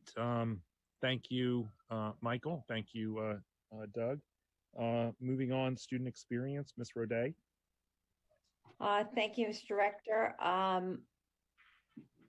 Mr. Fox, do we need to approve now because we didn't have a committee meeting? Do we need to approve the minutes of the February 6th joint committee meeting? Not at this meeting. Okay, great. Want to just point out, in accordance with the Board of Visitors operating policies, just a note that in your pre-reads, you did receive the annual report for WCWM FM, the student fee-funded student-run radio station as required. As my colleagues have said, it has been an extraordinary time for all of us since we last met as a full board in February. Every member of our campus community has risen to the challenges placed before us by COVID-19. I am not the first. I know I will not be the last to express my gratitude to my leadership colleagues, Dr. Ambler, Director Hughey, and President Vita. Their strength, optimism, focus, and unswerving commitment to our students, both individually and as leaders of their teams, has been nothing short of extraordinary. As is our custom at our spring meeting, we recognize the outgoing student assembly leadership and welcome the incoming leadership. Kelsey, you, Ellie, and Abby have been such wonderful, truly wonderful partners to the board and transformative change agents for the direction and mission of the Student Assembly. And when it would have been easy for all of you to shelve your roles when the campus closed, you instead redoubled your efforts to make sure that students had powerful voices throughout the semester of COVID-19. Thank you for everything you've done, and we look forward to the continuation of all of your adventures. Thank you. It is with great pleasure that I officially welcome Anthony A.J. Joseph to the Board of Visitors as our student representative, as student body president. AJ, along with Kyle Vasquez and Lonnie Wright, their chief of staff, have already hit the ground running. I know will continue to elevate Student Assembly. I welcome them, and I welcome the rest of their cabinet members to join the board committees, and look forward to working together collaboratively. So welcome. When not co-chairing the emergency response team with Sam Jones, in her spare time, Dr. Ambler has responsibility for the team that directly supports our students. Dr. Ambler asked me to share just a few of the ways in which Student Affairs is continuing its mission critical work since we last met. Of course, overseeing the evacuation of the residence halls and ensuring all students had safe places to go after leaving campus in March. Just last week, the process of reuniting students with their stuff, things they have not seen since March, began. This is going to be a month-long process. Early reports are that things are going swimmingly. Students sign up for the shift that they want. There's a strict limitation of 200 people on campus per day, and that's spread out over 2-hour shifts, 2 in the morning, 2 in the evening. If you read the parent Facebook page, the feedback from parents has been really uniformly spectacular. This is all being overseen by Residence Life. 11 volunteers are required per shift. It's all professional staff. It is a Herculean effort. We have made every effort, and Dr. Ambler and her team have made every effort to be sure students have the widest possible variety of choices of how to get their belongings. So if there is any financial or health difficulty, those limitations have been addressed by the team. There's an option to have belongings packed and shipped, or packed and stored, or obviously to have students come and get them. The second most important thing that Dr. Ambler's team is doing is to provide the support that is provided by Student Affairs on campus to students while they're off campus. So whether that's through academic enrichment, teletherapy, helping arrange for postponement of tests or accommodations, the virtual wellness center. This has been held up as a model nationally.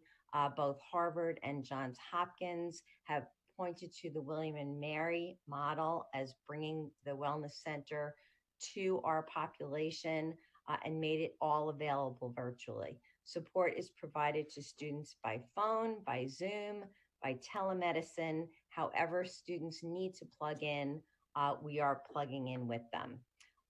Career support, Kathleen Powell and her team, they have obviously had an unprecedented spring, as we all have, but for students who are looking for positions, this is quite the environment to do that. And Kathleen and her team are doing their best to support students to both get jobs and internships.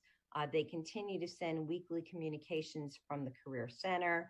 They still provide information about virtual internships. The early feedback from Next Destinations has told them that the students who are not yet employed, and the team is reaching out to each of those students personally to see how they can help. Finally, as something I think we all feel, we need our community. Students need their community.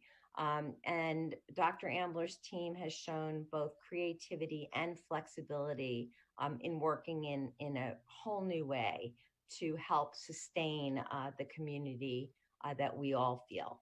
And while it is astonishing, it is of course not surprising in the quintessential William and Mary way, how impressive this pivot has been by everybody in Student Affairs. They continue to come up with new ways to keep students feeling connected. In our remaining time, we want to share a brief update from Director Hughey, as have all of the members of the leadership team whose day-to-day has been literally turned upside down. Samantha and her team have continued to do what they do so well, which is to support student athletes, whether it's across the domains of academic services or wellness. The athletics department remains integrally involved in the lives of each student athlete and has shifted to doing what they can do virtually to help all of our students succeed. The team strives to remain in constant communication with each student during this period of disruption. In addition to the resources available to all of our students for virtual yoga, mindfulness, and other wellness classes, the student athletes have also had the opportunity voluntarily to participate in workouts. The entire athletics department has embraced its role in contributing to whole institution thinking and to providing support across the university. About half the athletics staff is now assisting the communications team in doing whatever they can do for them. For example, they helped with the virtual campus tours, which if you haven't seen, you should. They're fabulous. In short, Dr. Hughey and her team are doing tremendous work during this unprecedented time. I'd like to ask the board to share our gratitude and recognize each Dr. Ambler and Dr. Hughey individually and on behalf of their teams for all of the work that they have done, seen and unseen, to continue to ensure that the student experience, which is at the heart of what we do, continues to be as positive as possible under unusually challenging circumstances. So thank you, and on behalf of the board, thank you.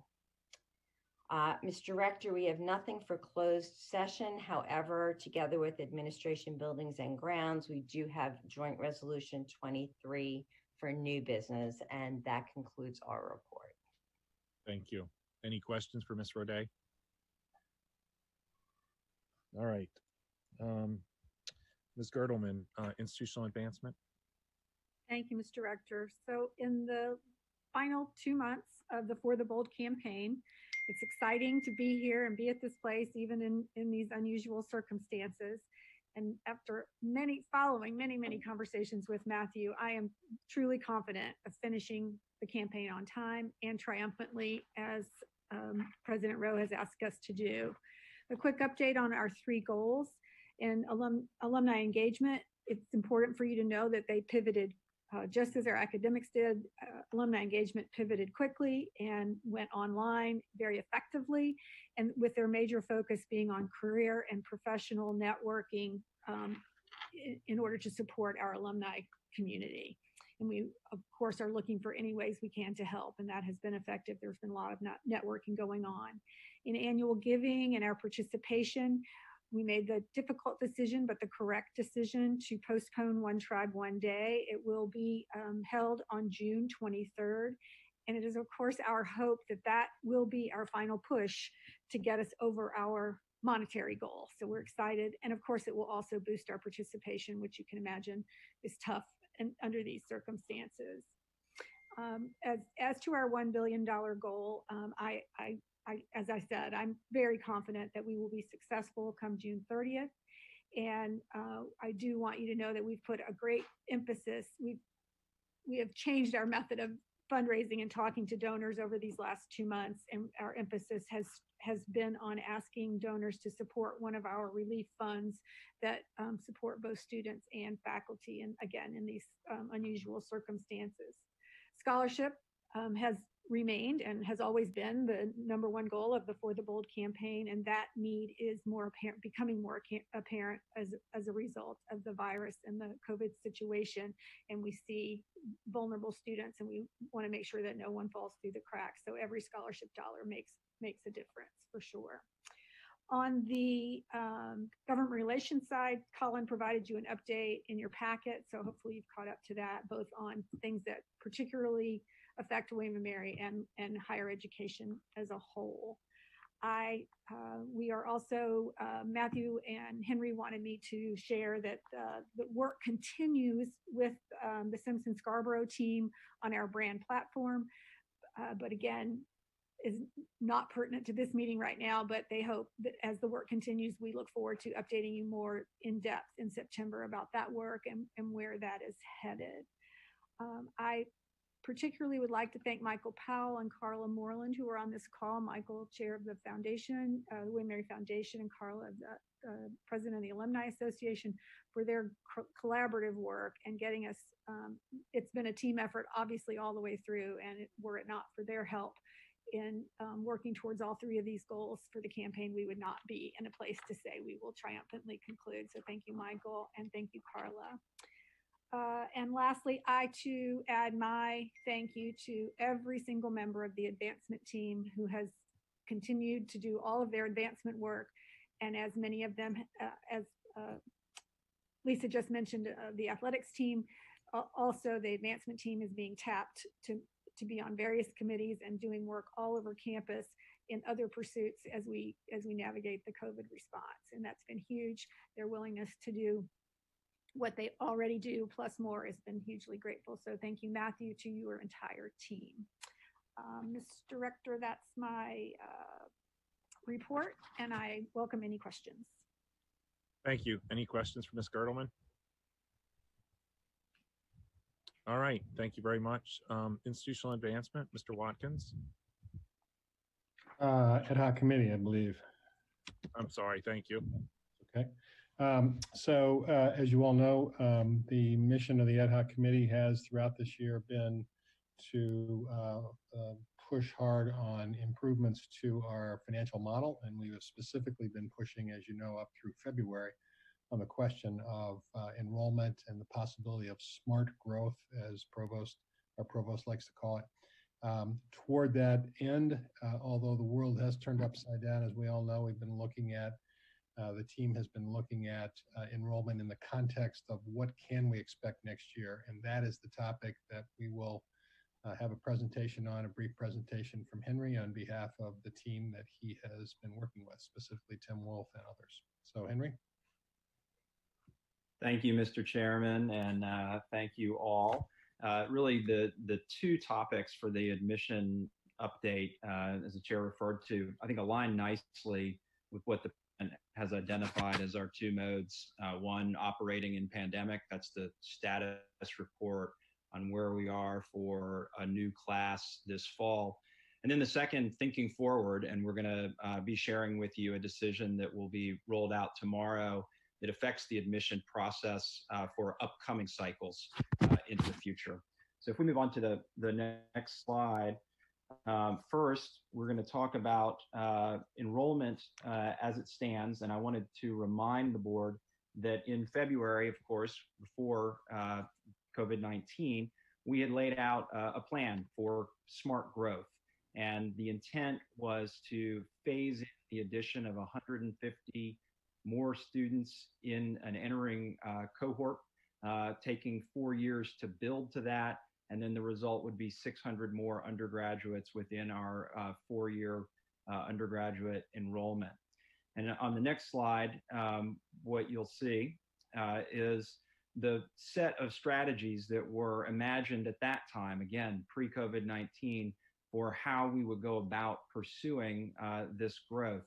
And if we advance one more, just want to pull attention at a high level to the fact that we had hoped to enroll a freshman class for fall of 2020 that would have 30 more students in it. For fall of 19, that class was 1,534. So the goal at that time was to get between 1,560 and 1,570 freshmen.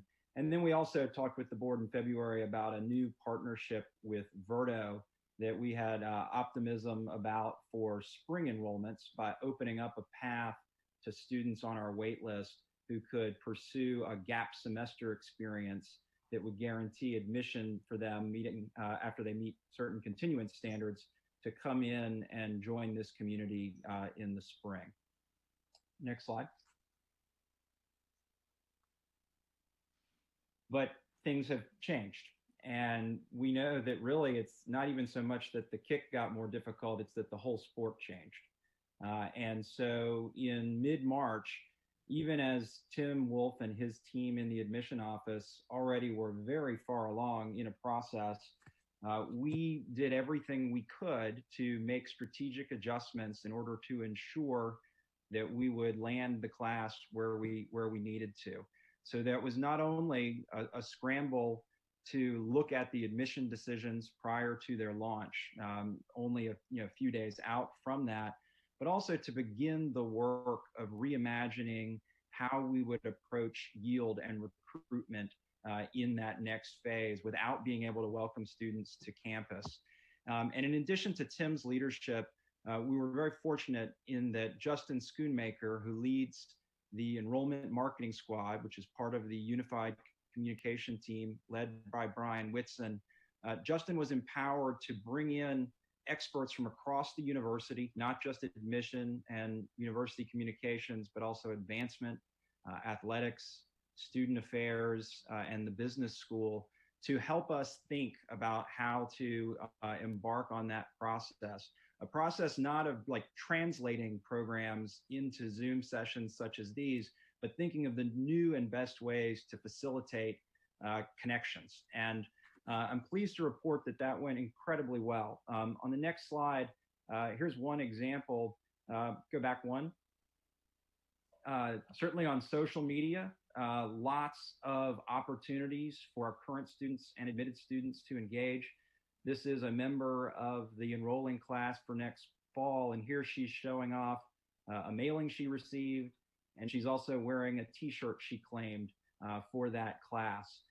So there was such incredible campus-wide participation in these kinds of efforts to engage students.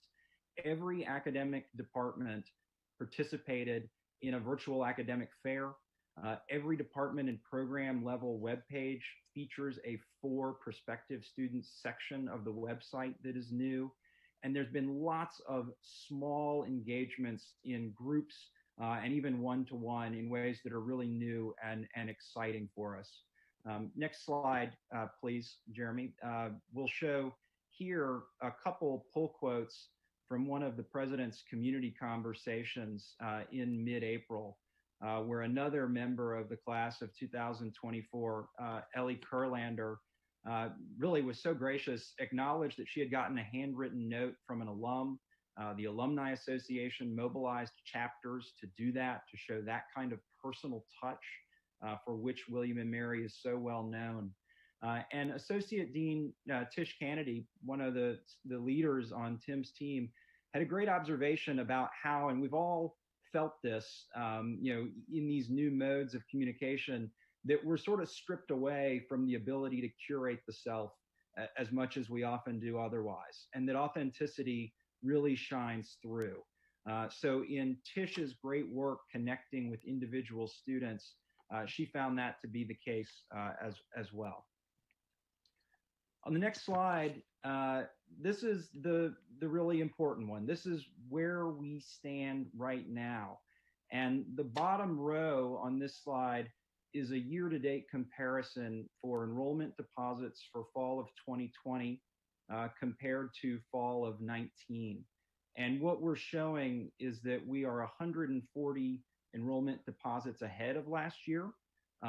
There need to be very important qualifiers on this. Bear in mind that last year, Tim delivered a class of 1,534 after taking another 100 or so students from the wait list from this point forward, and still losing almost 40 of those students, or the previously depositing students, in order to land there. So this does not by any measure mean we are projecting that we're going to come in with 140 more students in the freshman class.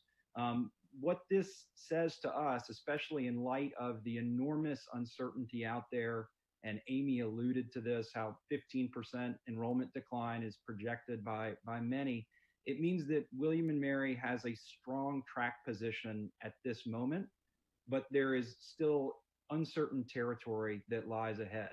Just in these early days of May, Tim reports that there has been more waitlist activity elsewhere than he's ever seen. So this phase will remain competitive. We certainly are continuing to be strategic in the way that we use our waitlist in order to make sure that we are covering ourselves and ensuring that we can deliver a class of right size this fall. Beyond fall, on the next slide, wanted to just give you another status update. Just a quick question for Henry on the previous slide. Yeah. Two questions. One, what is the deposit amount? And number two, have you heard, is any other data from our sister schools in the state on kind of how they're faring, I guess, the year-to-year comparison? I'm sorry, Will, I lost a little bit of that. I know deposit amount and then comparison to other Virginia public. Looking, have you heard anything on the same kind of deposit numbers based on this year and last year? Sure. So the deposit amount, I'm actually gonna. I'm not going to know the specific one. It's a few $100s, and it's a credit on the student account. So that is not something. It is not an amount that leads to stickiness in this phase of the cycle. So what we would typically expect to see is, as students are getting offers from others, many are going to continue to compare those. The enrollment deposit is not intended to sort of be of such a magnitude that it would mean a student wouldn't forego it in order to pursue a better fit institution. As far as others, I know the Richmond Times-Dispatch has reported, Virginia Tech is going quite aggressively to its wait list after seeing some shortfalls, in particular among international students. Others are doing that. We know that UVA, which is one we always keep a close eye on because of the enormous overlap in our pools, is doing some work from its wait list as well.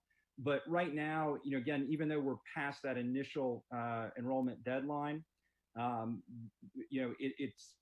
it's still the case that many could continue to change their approach with wait lists as we proceed. But I would say comparatively, this is very strong among any set of peers that we might compare ourselves. Jeremy, if you want to move on to the next one. Henry, can I just ask, I'm sorry, would you, before you leave that prior slide, would you mind commenting on the specific kinds of risks around the 102 in the international column, if it doesn't take you off your message? Yeah, no, absolutely. Obviously, one of the great concerns right now are the travel ban that's in place for Chinese students in particular.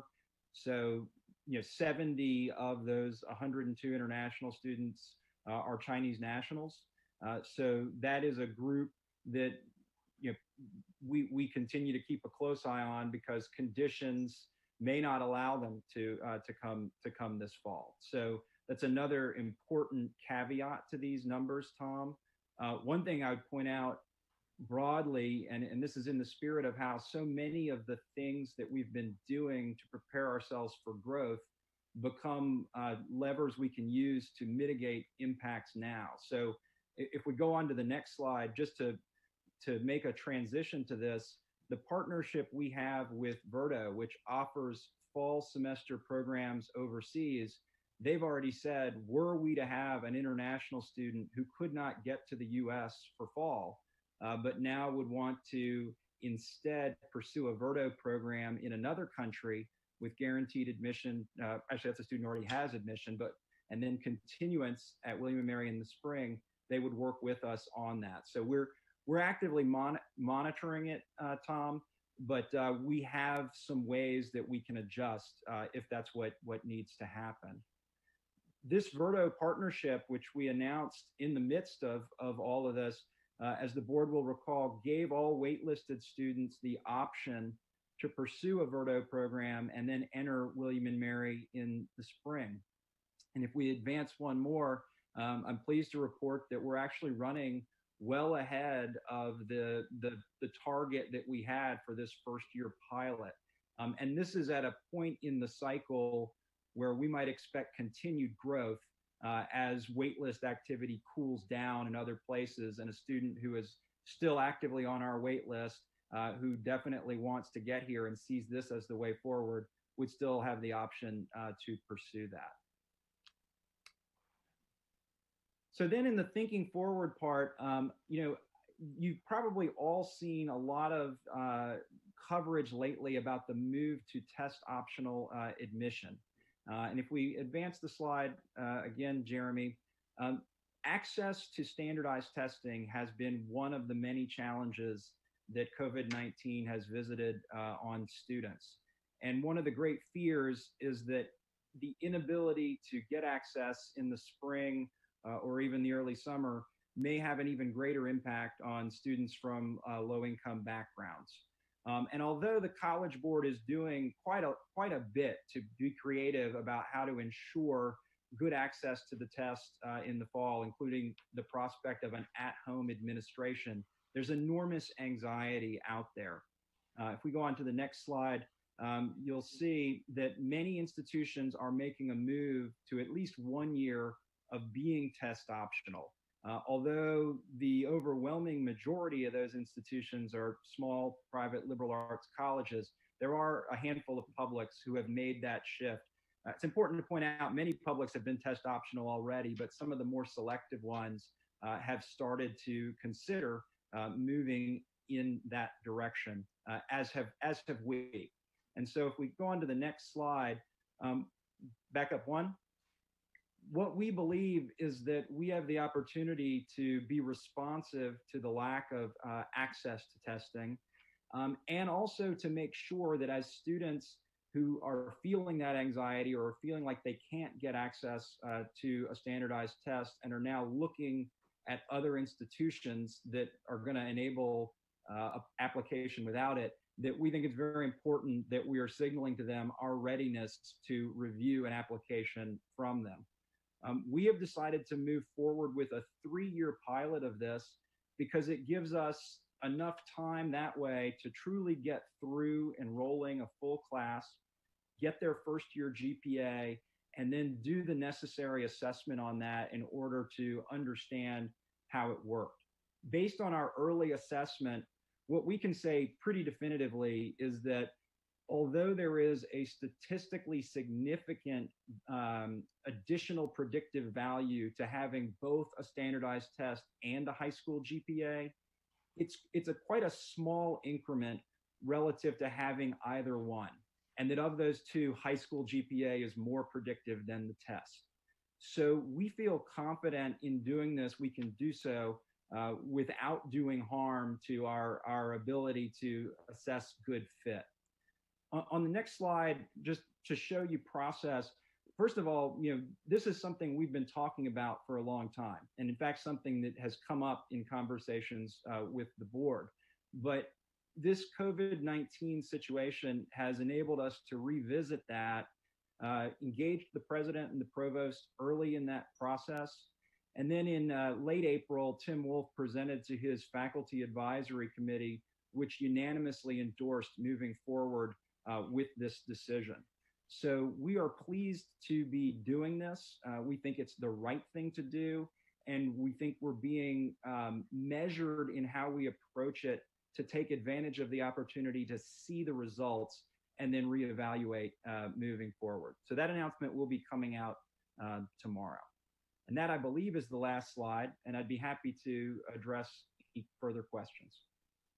Any questions or comments from anyone on the board for Henry? Henry, I would just say, I know, we've had a number of conversations in the spring, and I would just say, you and Tim and all the teams, Jason and everything, have done just an awesome job, and especially, bringing in alumni, students, and others to, help that new class get in. So thank you. It's great work, and I especially appreciate how sensitive and committed you were to the things that were important to the board, the increase in numbers, the commitment to diversity, the geographies that were important to us. So thank you for that. And, on the 3-year pilot, I think that's very consistent with the conversation that we had at our retreat. And I think it will be really interesting to see how that works for us here. So thank you. Thank you.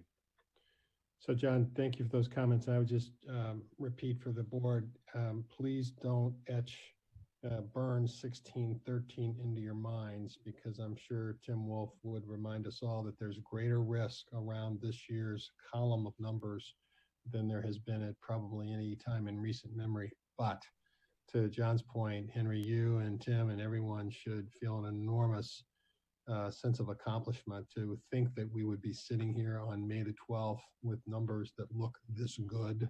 And as John mentioned, with the diversity and the other priorities that we want to see in our incoming class, quality is just an incredible accomplishment. So please convey to Tim and his team our enormous congratulations and thanks, notwithstanding what may happen from here on out. And we look forward to you shaving. Actually, if the class stays this strong and large, you don't have to shave at all. You can look like Moses. He's very distinguished. All right. Is that it, Tom? That's it. Thank you very much. Any other questions for Mr. Watkins or Mr. Broadus? All right. Thank you. That a long set of reports, but I think it was necessary given that we didn't have any committee meetings. So we're going to hear reports from our reps, starting with the faculty rep, Professor Forrestal. Thank you very much, Mr. Rector. The Assembly continues to be busy and to work with the administration on COVID-related issues. Currently, we're working with Peggy Agoris, Carrie Nee, and Anne-Marie Stock on wording of the policy for extending the tenure clock for junior faculty. And last week, Tom Ward, President of the Assembly, and David Armstrong, VP, hosted a town hall, which many of you probably attended, with Peggy to answer questions about the university's response to the pandemic.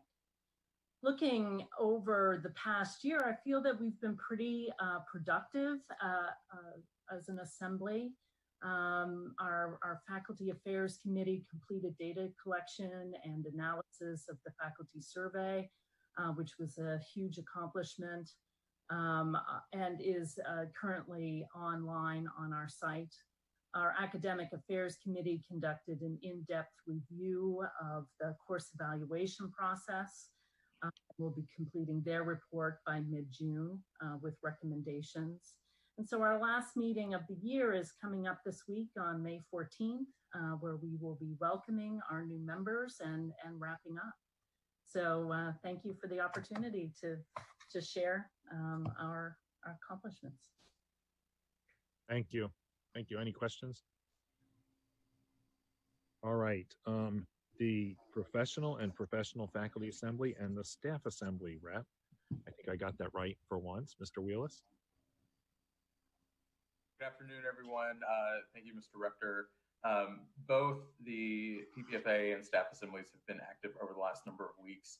Staff assembly reports two virtual meetings with drastic increase in participation. PPFA hosted our May meeting with Amy Sebring and doing a town hall there, had over 150 people in attendance and got rave reviews. And so I want to appreciate Amy and all of our senior staff, executive leadership team's time to help the assemblies get the communication out to all of our employees. And I think our assemblies have seen how critical it is when we're in this mode to help with that communication. So I appreciate everyone in the senior leadership team pulling us in, providing us with ways to get involved. Both assemblies are in their transitions for the academic year right now. PPFA is in the middle of elections to fill vacancies for next terms, and staff assembly is electing their officers for next year. So this kind of concludes my final report for the year. I appreciate everyone's time and the opportunity to share how our assemblies have been moving things forward. Thank you very much. Any questions?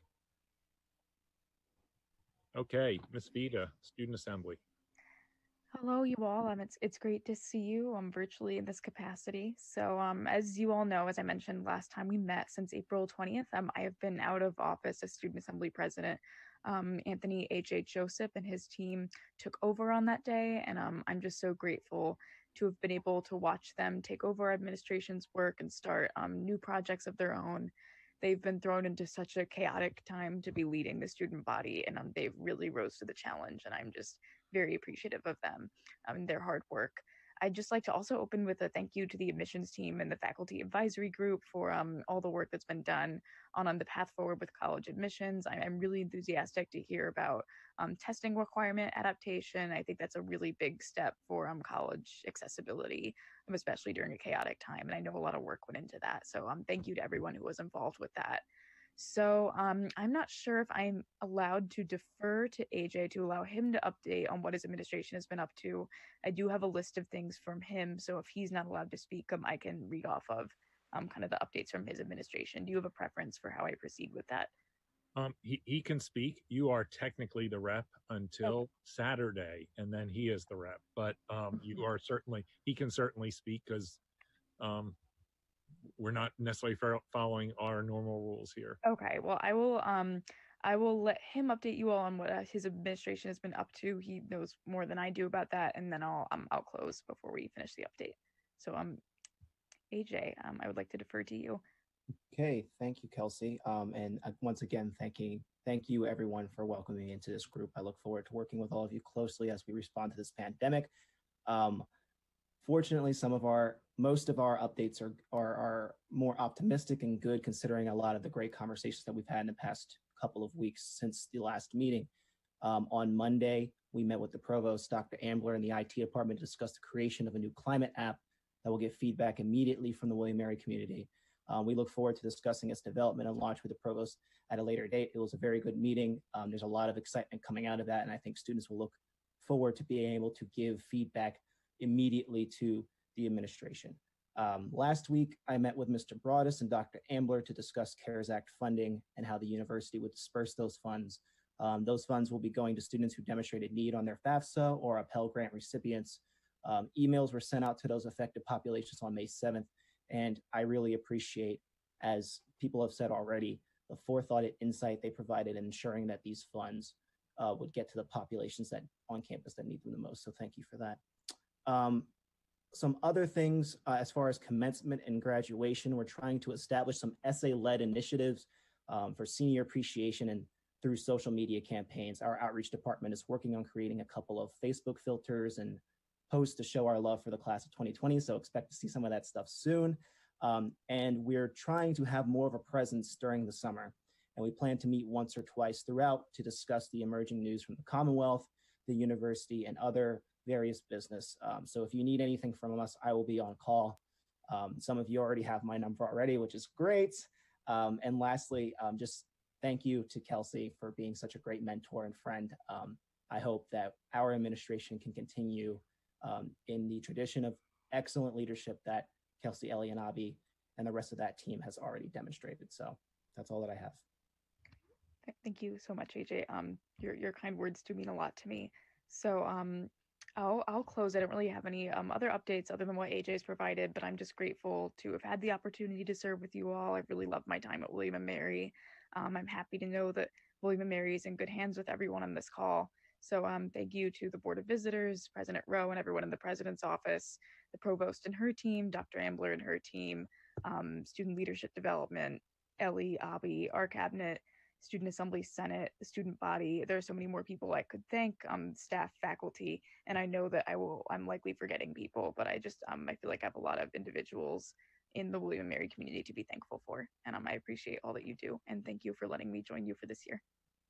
Thank you. Thank you. And I want to thank all three, Kathy, Kelsey, and Joe for their work and engagement with us. It's been a really great year, and we'll have the opportunity to honor you at our September meeting, I hope in person, at which point we will also honor our own Sandy Wilms for her retirement as well. So thank you all. All right, Warren, a quick update on Highland.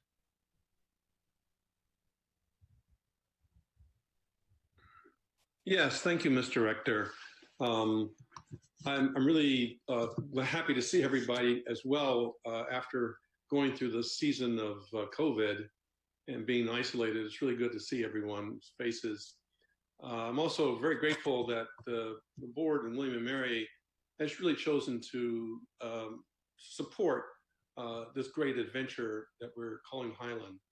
And it's done some nice things. We have great big vision. We have a small staff, but we're doing very, very well.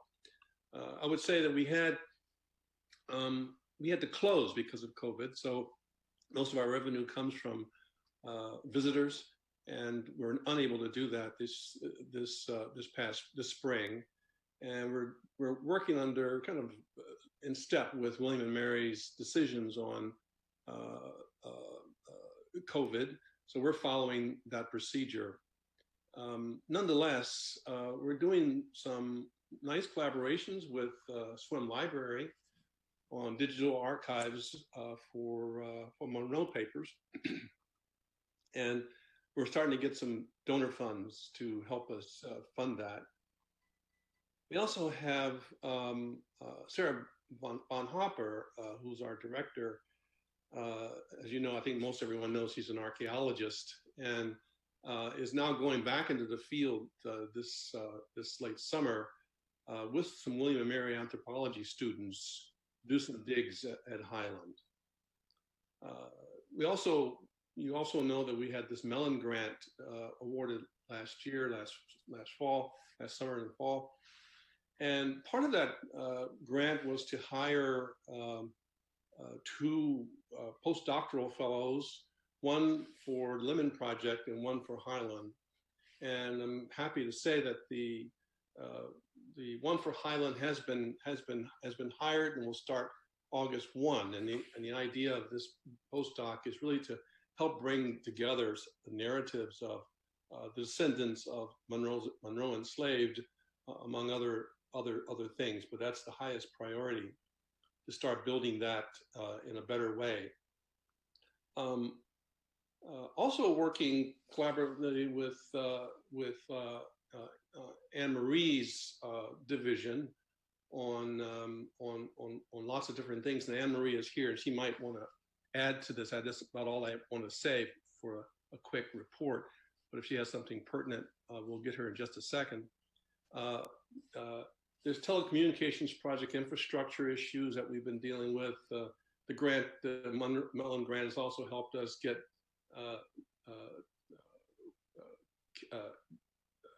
internet, a much better internet out there. It's really been very spotty and sometimes not working at all. So we're getting that going, and so we have some funds, and we're using that now to get that in place. We had a commission meeting last one was back in February, so before everyone went into isolation and the issues that the university has been facing before that started. And we had some thoughts about the project of the visitor center. We're calling it the learning center. So one of the things that we all came up with, I think, an acceptance with, and this is simply very, very, very, very tentative, but we like the idea of an opening in this building whenever it gets built, that you go into the center of the building, and to the right, down a hallway would be a statue of Monroe, and then to the left there would be a statue or an art piece of a Black family. And in the center would be a place where we could mingle those two perspectives and talk about Monroe's challenges to deal with, and how the enslaved actually lived.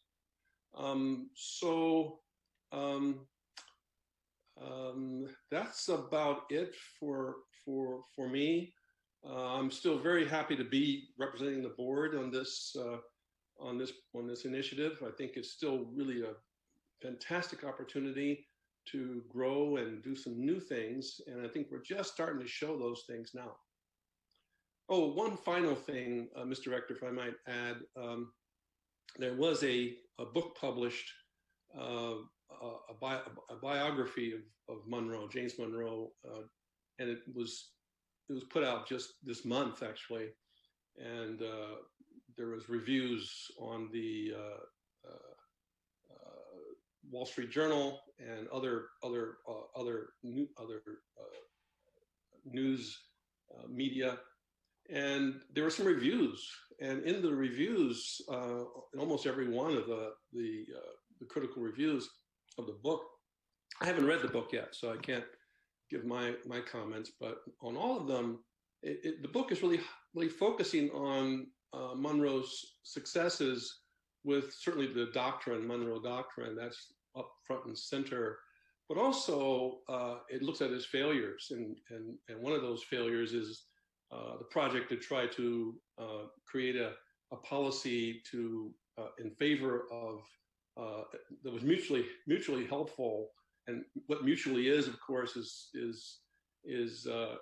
may have caused a failure, but between the Native Americans and the white settlers, the colonists, and that failed. It also was in the reviews that he only freed one of 200 enslaved Africans, and that also failed.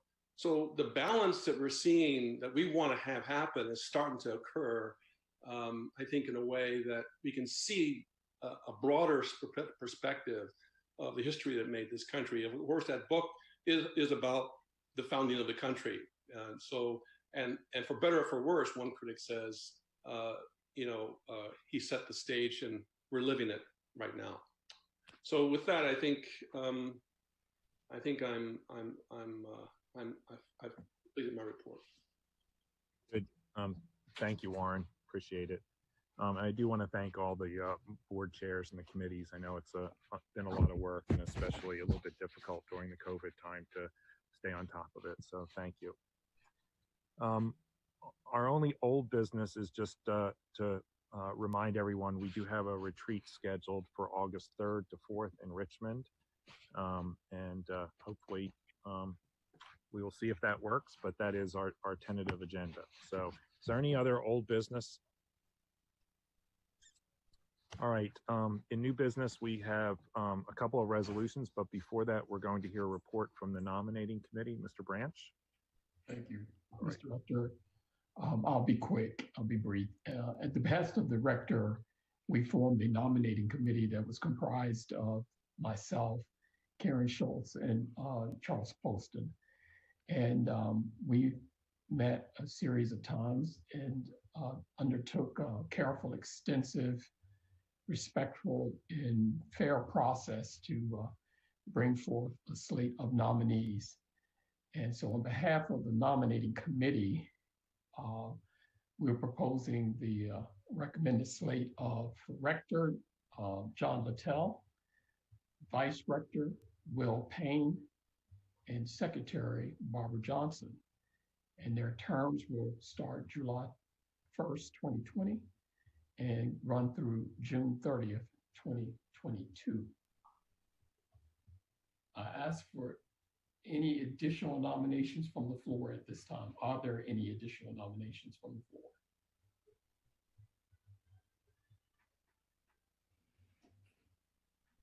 Good. So I will ask the chair, as the chair, I will ask for a motion for the nominations to be closed. Is there a second? Second. It's seconded. And I guess we have to do a roll call to get everyone's vote. Carrie, do we need a roll call vote here, Carrie?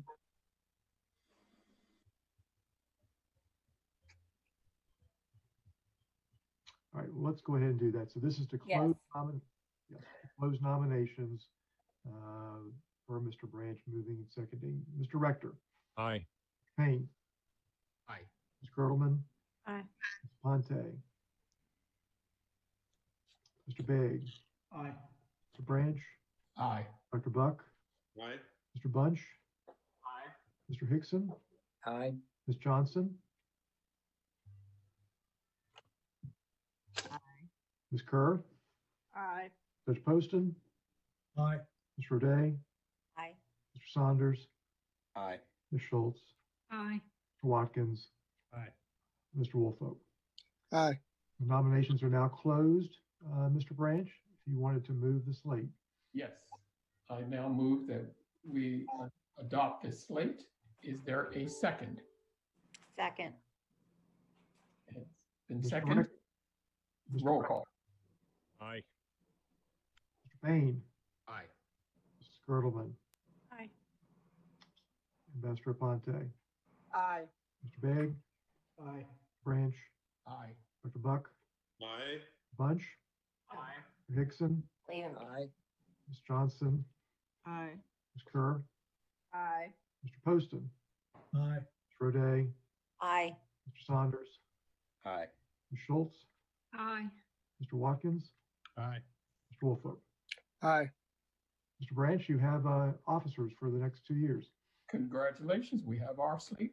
We have our officers. Thank you very much. And again, thank you to Karen and to Charles for their assistance and everybody on the board for your great feedback. Looking forward to this.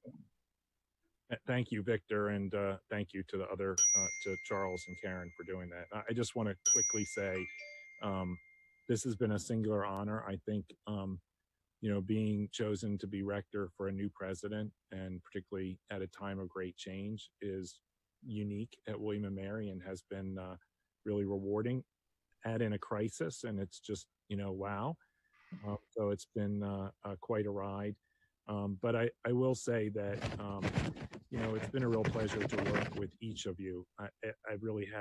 It's really been a learning time to see your own experience at William & Mary, with William & Mary, at William & Mary, the contributions that you've made, and all the work that everybody on this board has done to improve William & Mary. And I look forward to the next 2 years to do that, and to continuing the work that we do. And especially I'm glad to work with Will and welcome Barbara to this role. And you have a lot of, it would be nice to have a lawyer to read all these code citations. So start working on it.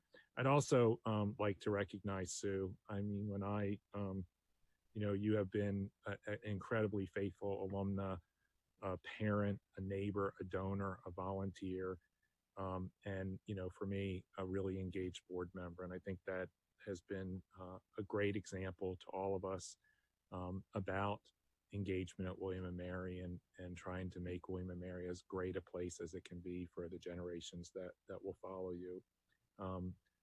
It's not just you, it's your whole family, all the work that John did and the rest of it. So I really enjoyed working with you. I know that I'm fortunate that we'll keep working with you. And I do, Barbara, I think you need to know that it's not in the bylaws, but part of the secretary's job is to make sure that the director has sugar so that I can stay awake for all these things. And Sue has brought me a large thing of M&Ms. It's the share package. And unfortunately, I never got to share it with the board. And this one, I don't even have to share. So it's really, really great. But I do appreciate the honor, and I really appreciate it serving with each of you. So thank you very much. Will and Barbara, do you want to say something? Sure. I'm going to just say it's been an incredible honor to serve on this board for the past 6 years, and I appreciate your confidence in me as an advisor for the rector and the president, and really look forward to making the most of the opportunity to last my final 2 years. Barbara, welcome, and Sue. You were already on the board, but I came in the year that you were reappointed, and it's been an absolute pleasure getting to know you and working with you, and just so appreciative of your guidance as secretary and a leader of this board. And so I appreciate the board's support. Thank you. And I just want to express my gratitude to the board for this vote of confidence. It feels like a very daunting task to step into Sue's very big shoes there. And I'm sure you all join me in thanks for all that you've done in the role. And I also am very grateful for what this means in terms of my personal journey as I think back to walking through the doors of the law school in 1981 and now serving in this role. So I look forward to working closely with the rector, with Will, and continuing to work with all of you as we sail these totally uncharted waters and work at providing visionary leadership and oversight that's required now. So I thank you. Great. Well, thank you very much. All right, we have a couple of other new business items. So I'd like to call on the Chair of Administration, Building and Grounds and the Chair of the Student Experience for Resolution 23. And I'd like to acknowledge that we are joined for this by Goody Tyler. So welcome. Thank you for joining us. Thank you, Mr. Director. Both Ms. Raday and I will present Resolution 23, resolution to approve naming the Student Recreation Center in honor of Helen Elizabeth McLeod, class of 1983, and an MBA grad, 1991. For more than 3 decades, Helen B. Elizabeth McLeod, class of 83, MBA class of 91, was a shining light in the William and Mary community. She was an energetic and passionate force for good, extending her generosity to many causes throughout the university, including student wellness in all its forms. A bright, warm, and welcoming presence, she brought others along with her in her support of Alma Mater. Although B. McLeod passed away in December 2019, she leaves an indelible legacy at our university that will enable future generations of students and alumni to thrive. B graduated from William & Mary in 1983 with a degree in business administration, and then returned to her alma mater to graduate with her MBA in 1991. She made her career in the media and publishing industries, starting at Landmark Media Enterprises and retiring as Director of Network Operations for Cox Communications in 2008. She's always sought to serve her community, joining the board of the YWCA of Southampton Roads, the Executive Search Committee and Campaign Committee for her high school, and the board of the Norfolk Botanical Garden, where her celebration of life was held in January 2020. B brought her expertise, enthusiasm, and dedication to her service to alma mater, sharing her insight with the William and Mary Foundation Board as a member and then as secretary. She also chaired the William and Mary Library's Board of Directors for 4 years, served on the For the Bold campaign steering committee, and was a member of the William and Women and Philanthropy Leadership Circle. When that group became the Society of 1918, B joined the steering committee, finding creative ways to engage members of this remarkable group of women with each other and with alma mater. Alongside her husband, Jay Goodnow Goody, Tyler III, 2011 honorary alum, she championed wellness in all its forms at the university, giving of her time, talent, and treasure for this important cause.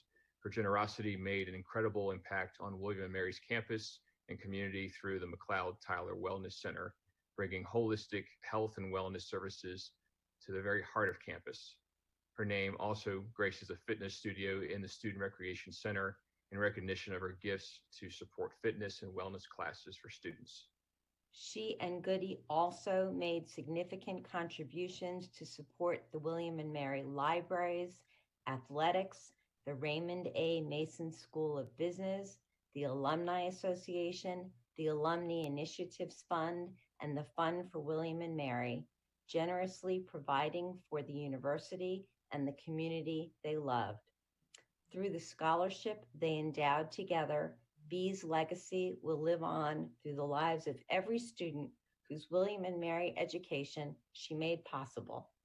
B's was a life well lived, and she will long be remembered by all those whose lives she touched. Therefore, be it resolved that the Board of Visitors of William and Mary hereby honors Helen B. McLeod for her outstanding dedication to alma mater, and be it further resolved that the Board of Visitors accepts the recommendation of the President and hereby renames the Student Recreation Center at the university the B. McLeod Recreation Center in her honor. All right, thank you very much. That is a motion by the two committees. Do I have a second? Second. All right, the secretary will read the roll.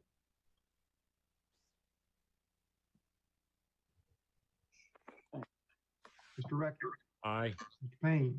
Aye. Mr. Girdleman. Aye. Ambassador Aponte. Aye. Mr. Begg. Aye. Mr. Branch. Aye. Dr. Buck. Aye. Mr. Bunch. Aye. Mr. Hickson. Aye. Ms. Johnson. Aye. Ms. Kerr. Aye. Judge Poston. Aye. Ms. Roday. Aye. Mr. Saunders. Aye. Ms. Schultz. Aye. Mr. Watkins. Aye. And Mr. Wolfson. Aye. Mr. Rector. All right, the resolution carries. Congratulations. Thank you, Goody, for joining us. I look forward to making this real at the rec center when we're all together. So thank you very much. Mr. Rector, maybe if everybody unmuted and we just did a Thank you. round of applause, Okay. it would be very, Excellent. very nice to do that. I'm truly blown away. Thank you. Thank you. Okay. All right. Mr. Bunch, I believe you have resolution 24. I do. Thank you, Mr. Rector. You're in the picture. In the picture? I don't want to get picture. Make it louder so I can hear it.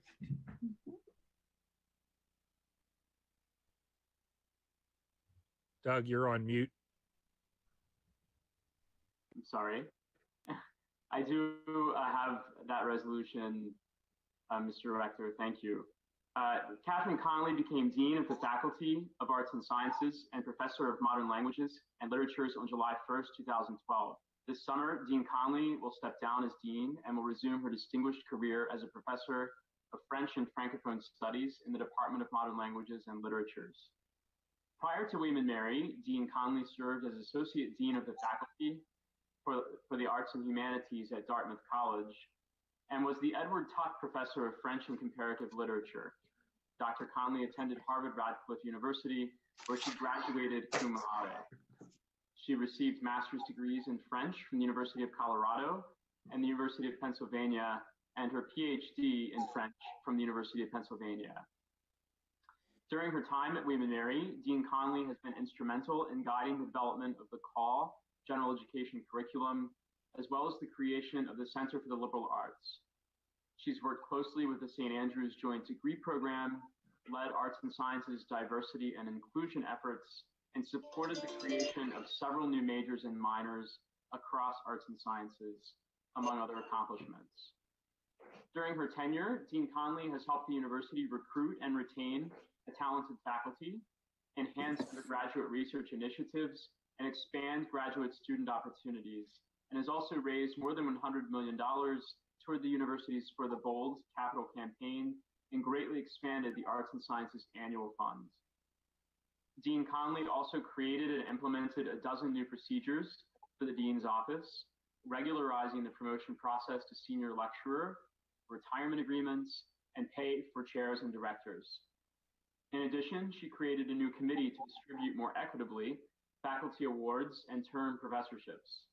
She's invested in a culture of inclusion, including faculty and curricular diversity, encouraged and supported faculty research, scholarship, creativity, and innovation, implemented national and international programs that prepare students for global citizenship through study away and study abroad, and unified arts and sciences into a strong community dedicated to collaboration.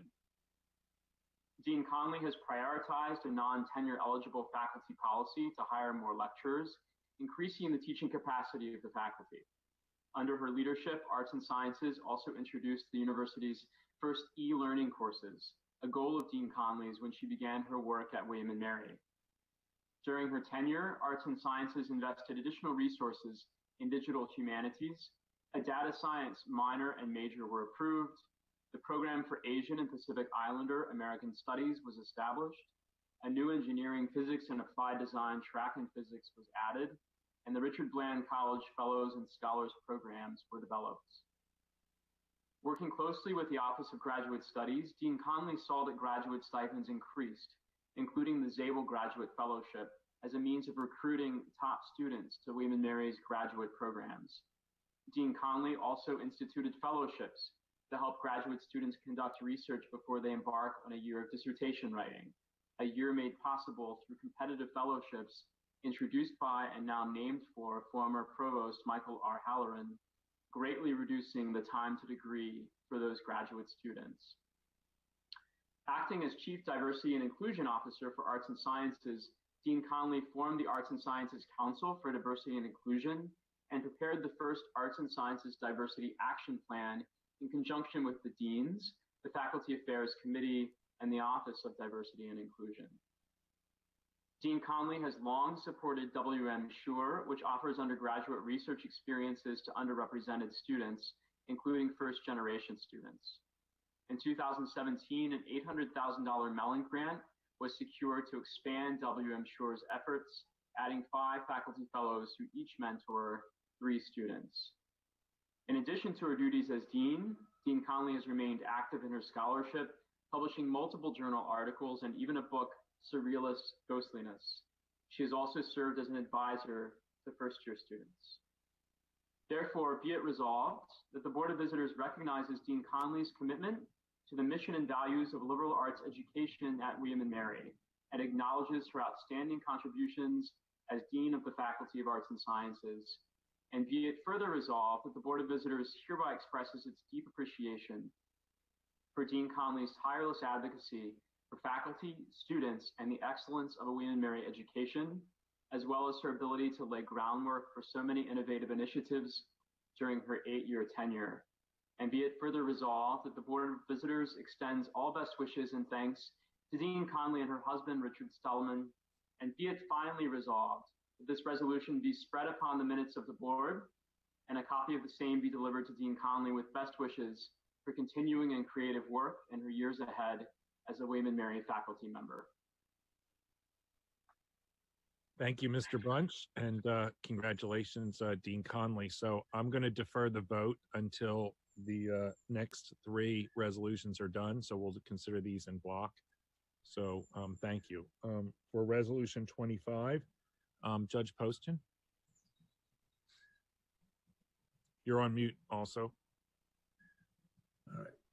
Davison M. Douglas became Dean of the William and Mary Law School on July 1, 2009. Since that time, he has led multiple efforts to further its mission and to educate highly skilled and ethical citizen lawyers. This summer, Dave will step down as Dean to return to the law school as a faculty member. Over the past 2 decades, Dean Douglas has made an indelible impact at the law school as a professor, scholar, and administrator. He is the longest serving dean at the law school in the past 50 years. He is currently the 9th longest serving law dean in the United States. Dean Douglas received his MBA from Princeton University in 1978. He graduated summa cum laude and was elected to Phi Beta Kappa. He went on to Yale University Graduate School, where he earned his Master of Arts degree, Master of Philosophy degree, and Doctor of Philosophy in History. He attended the Yale Divinity School, where he received a Master of Arts in Religion, and is later at the law school. That's where he earned his JD degree. Before coming to William and Mary, Douglas practiced employment law as a partner in a North Carolina law firm. He also clerked for Judge Walter R. Mansfield of the United States Court of Appeals for the Second Circuit. During his tenure as dean, the law school has raised more than $81 million toward the university's For the Bold campaign, established the Hickson Center for Experiential Learning and Leadership as well. The school also added several new clinics and programs to address the unmet legal needs of the community and to provide invaluable real-world experience to students, including an immigration law clinic, a small business clinic, an appellate litigation clinic, and the Virginia Coastal Policy Center. The clinical program now offers over 200 seats annually to students who, in 2019, provided more than 40,000 hours of free legal assistance under the supervision of managing attorneys. The Puller Veterans Benefits Clinic alone recently crossed the $43 million mark in lifetime expected benefits secured for its clients. Under his deanship, the law school added several other new physical spaces, including the Penny Commons, the Penny and Young Courtroom, the Law School Bistro, and new space for the law school's clinics and writing program. The school also renovated and dedicated the John E. Donaldson classroom and the W. Taylor Reevely III classroom. In addition to the new clinics, the law school students have benefited from the creation of the legal practice program, which trains students to become practice-ready legal writers and ethical practitioners. The program includes full-time faculty members who teach legal writing, along with law librarians and adjunct professors from the bench and bar to help students develop skills in legal analysis, legal research and writing, and negotiation and oral advocacy. Over the past decade, William and Mary law students have won more than 20 top prizes in national writing competitions. Dean Douglas began teaching at the William and Mary Law School in 1990 and went on to hold a number of leadership roles, including director of the Institute of Bill of Rights Law. He also founded and directed the election law program. During his tenure, Dean Douglas remained committed to supporting the well-being of students by adding a senior administrator responsible for student services and supporting the Wellness Wednesdays program, created in collaboration with the student chapter of Lawyers Helping Lawyers. The law faculty has flourished under Dean Douglas's leadership. 2 received outstanding faculty awards from the State Council of Higher Education in Virginia. Dean Douglas himself received a Distinguished Service Award from the National Center for State Courts in 2010. He is the recipient also of the State Council of Higher Education in Virginia Award for Outstanding Faculty, along with numerous other teaching awards. Dean Douglas worked to further the diversity and inclusion efforts of the law school, hosting multiple panels and other special events, and commissioning a task force that recently presented its recommendations to the university's Chief Diversity Officer, President, and Provost. In 2019, the school received an award for being the top military-friendly graduate school in the country. Throughout his career, Dean Douglas has published numerous law review articles and books. He has also lectured and served as a visiting professor at universities and law schools throughout the world, and annually taught race and American legal history as a William and Mary seminar course through his deanship. Dean Douglas will once again share his scholarship and award-winning teaching with William and Mary students when he returns to the classroom. Therefore, be it resolved that the Board of Visitors recognizes Davison M. Douglas's commitment to the mission and values of William and Mary and William and Mary Law School, as well as his collaborative leadership style, and acknowledges his outstanding contributions as Dean of the Law School. And be it further resolved that the Board of Visitors hereby expresses its deep appreciation for Dean Douglas's tireless advocacy for our faculty, students, and the excellence of a William and Mary education, as well as his ability to lay groundwork for so many innovative initiatives during his 11-year tenure. And be it further resolved that the Board of Visitors wishes Dave and his wife, Professor of Law Emeritus Catherine R. Ubanya, much joy and good health. And be it finally resolved that this resolution be spread upon the minutes of the board and a copy of the same be delivered to Davison M. Douglas with best wishes for a continuing and creative work in the years ahead as a William and Mary faculty member. Thank you, Judge Poston, and congratulations, Dean Davidson. So again, we'll hold on the votes until the next one. So Resolution 26, Ms. Schultz.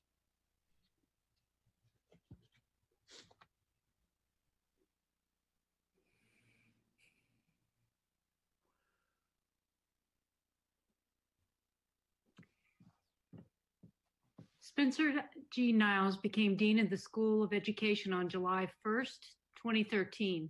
This summer, Skip will step down as Dean. He will continue at William and Mary as a professor in the Counselor Education Program.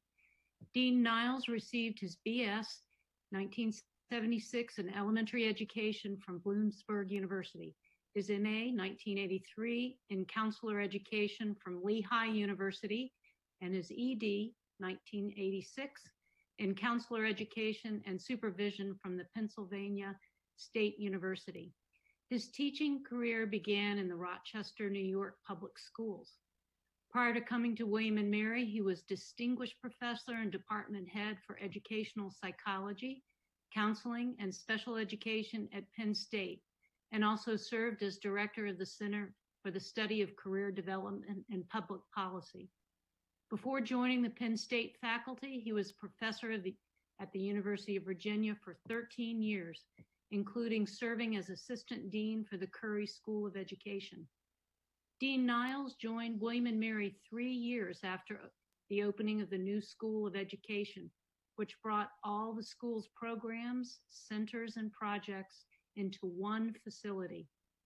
In his first year at William and Mary, Dean Niles initiated a strategic planning process that articulated the school's mission to transform the lives of students, schools, and communities, and define the values that direct the work of faculty, staff, and students. To encourage innovation and empower faculty, Dr. Niles also introduced a system of shared governance within the school, reorganizing its academic programs into 3 departments and granting more autonomy and decision-making power to faculty. Under his tenure, the school embarked on its first online academic offerings, which have now expanded to every corner of the school. In educational leadership, the Executive ED program allows school leaders to earn a doctorate in as few as 3 years. With the launch of the school's online MEd in counseling in 2018, talented students are earning master's degrees in clinical mental health counseling, school counseling, and military and veterans counseling. Among the faculty-driven initiatives that come to fruition during Dean Niles' tenure were the creation of the Center for Innovation in Learning Design, which brings together researchers and practitioners to explore, prototype, and test new learning designs, the development of a new military and veterans counseling specialization for the online and on-campus MD, MEd programs in counseling, and the establishment of Troops to Teachers, which supports military veterans as they transition to careers in K through 12 schools. Dean Niles supported faculty in initiating and sustaining programs aimed at equity and inclusion in education, including the Holmes Scholars Program, a mentorship program for underrepresented students pursuing doctoral degrees, the Noyce Scholars Program, and an NSF-funded scholarship for students planning to teach STEM subjects to high-need K through 12 districts, school districts, and the Social Justice and Diversity Research Fellowship, which unites graduate students from across the university to promote research in social justice and diversity. He launched the school's Diversity Speaker Series, which has brought renowned speakers to campus to engage faculty, students, and partners related to diversity, equity, and social justice. Dean Niles has led the school through successful accreditation, ensuring the school's programs have met the highest measures of quality. To engage more undergraduate students in study of education, the school launched a minor in educational studies in 2017, allowing undergraduate students to explore topics such as global education, equity, and educational policy. The school has expanded its ESL and bilingual education offerings with the creation of a standalone master's degree in 2018.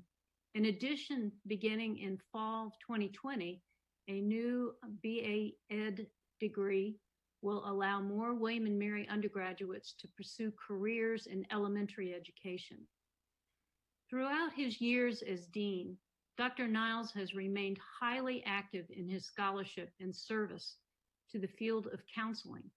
He is the current president of the National Career Development Association and received the organization's Eminent Career Award.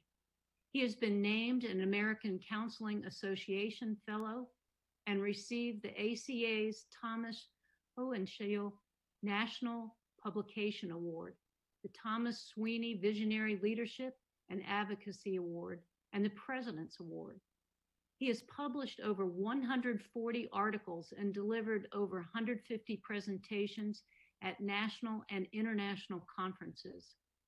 Among his authored or co-authored books is the best-selling textbook in career counseling and development internationally, Career Development Interventions, published by Pearson, as well as a book on counseling at the global level, Counseling Around the World, an International Handbook. While his accomplishments at William and Mary as a William and Mary leader are numerous, Dean Niles is especially proud of the work he and Assistant Professor Daniel Garretez are doing in partnership with the August Trust in William and Mary sponsored summer study abroad program in Rwanda, which focuses on the process of forgiveness and community building in the context of Rwanda's genocide. In addition to his teaching and research, he is collaborating with Professor Guterres to establish the Thrive Research and Intervention Center.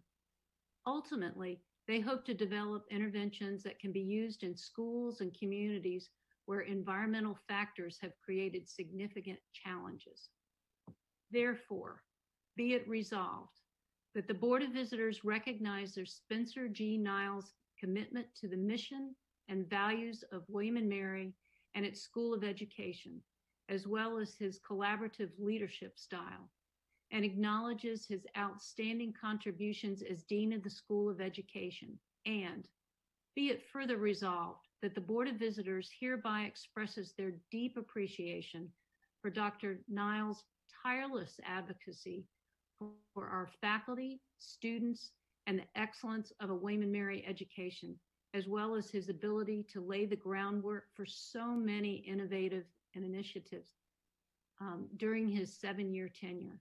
And be it finally resolved that this resolution be spread upon the minutes of the board and a copy of the same be delivered to Spencer G. Niles with best wishes for continuing and creative work in the years ahead as a William & Mary faculty member. Thank you, Ms. Schultz. And thank you to the board members. That's a lot of words to get out. So thank you for that. All right. I'd like to ask for a motion to approve resolutions 24, 25, and 26, honoring our outstanding deans.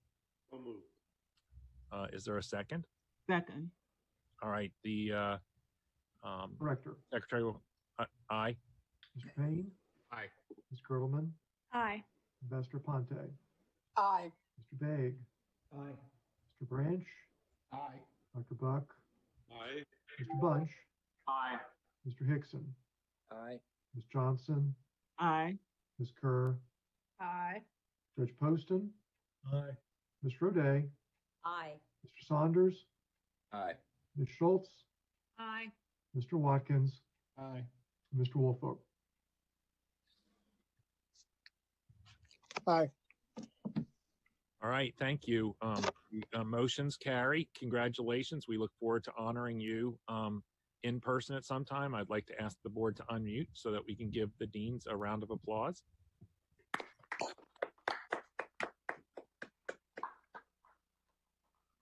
That's old school. I know all the young people can actually put up the little icons for it. So, all right, thank you. We have one more resolution, resolution 27, honoring Sam Jones. I'd like to call on President Rowe to read that one. Thank you, Mr. Director. Samuel E. Jones graduated from William & Mary in 1975 with a BA in government and received his MBA from the university in 1980.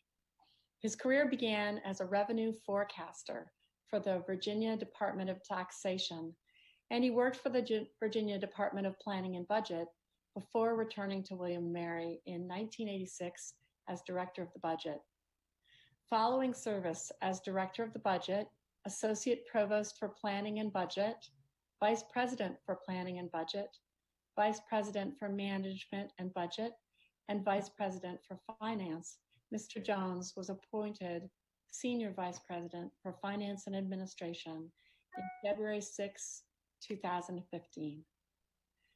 As Senior Vice President, Mr. Jones was responsible for all the university's financial and administrative operations, including capital projects and the development and implementation of the budget, auxiliary services, facilities, and human resources.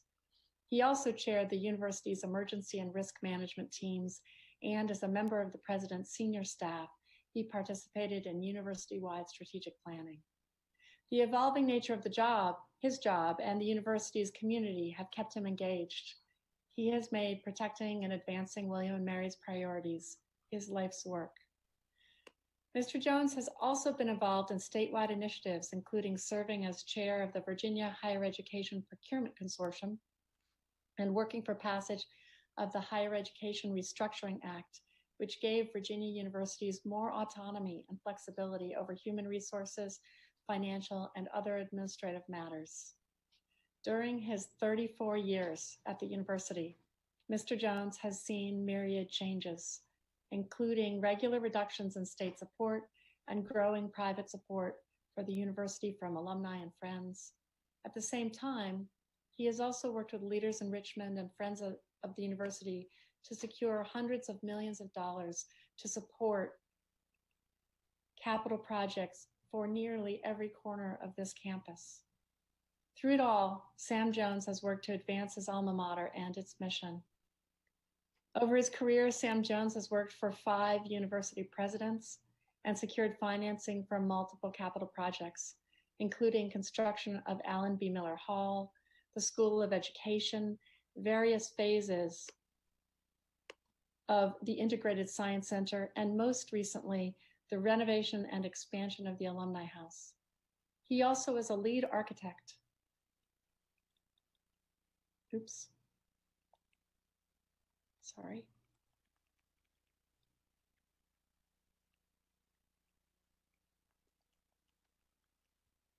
skip the page here. Well, that makes us nervous if there's more. No.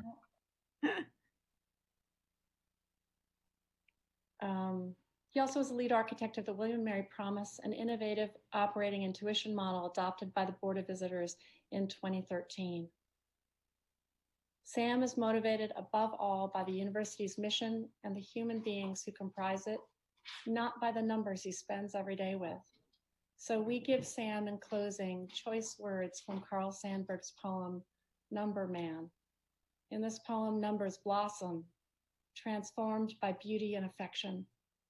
These are fitting words to capture his alma mater's gratitude for the wonderful numbers he has gifted William and Mary through the decades, and to recognize the loyalty and love that inspire him. He was born to wonder about numbers. He balanced fives against tens and made them sleep together and love each other. He took sixes and sevens and set them wrangling and fighting over raw bones. He woke up twos and fours out of baby sleep and touched them back to sleep. He managed eights and nines, gave them prophet beards, marched them into mists and mountains. Therefore, be it resolved that the Board of Visitors recognizes and commends Samuel E. Jones for his service and expresses its appreciation to him for the many contributions he has made to William and Mary and the Office of Finance and Administration. And be it further resolved that the Board of Visitors wishes Sam and his wife, Julie Reynolds Jones, 76, a fun retirement, especially at their second home on the Eastern Shore of Virginia. And be it further resolved that upon recommendation of the President and in recognition of Mr. Jones's service to the university, the Board of Visitors hereby names the College Apartments building the Samuel E. Jones House. And be it finally resolved that this resolution be included in the minutes of the board and a copy of the same be delivered to Mr. Jones with best wishes from a grateful university.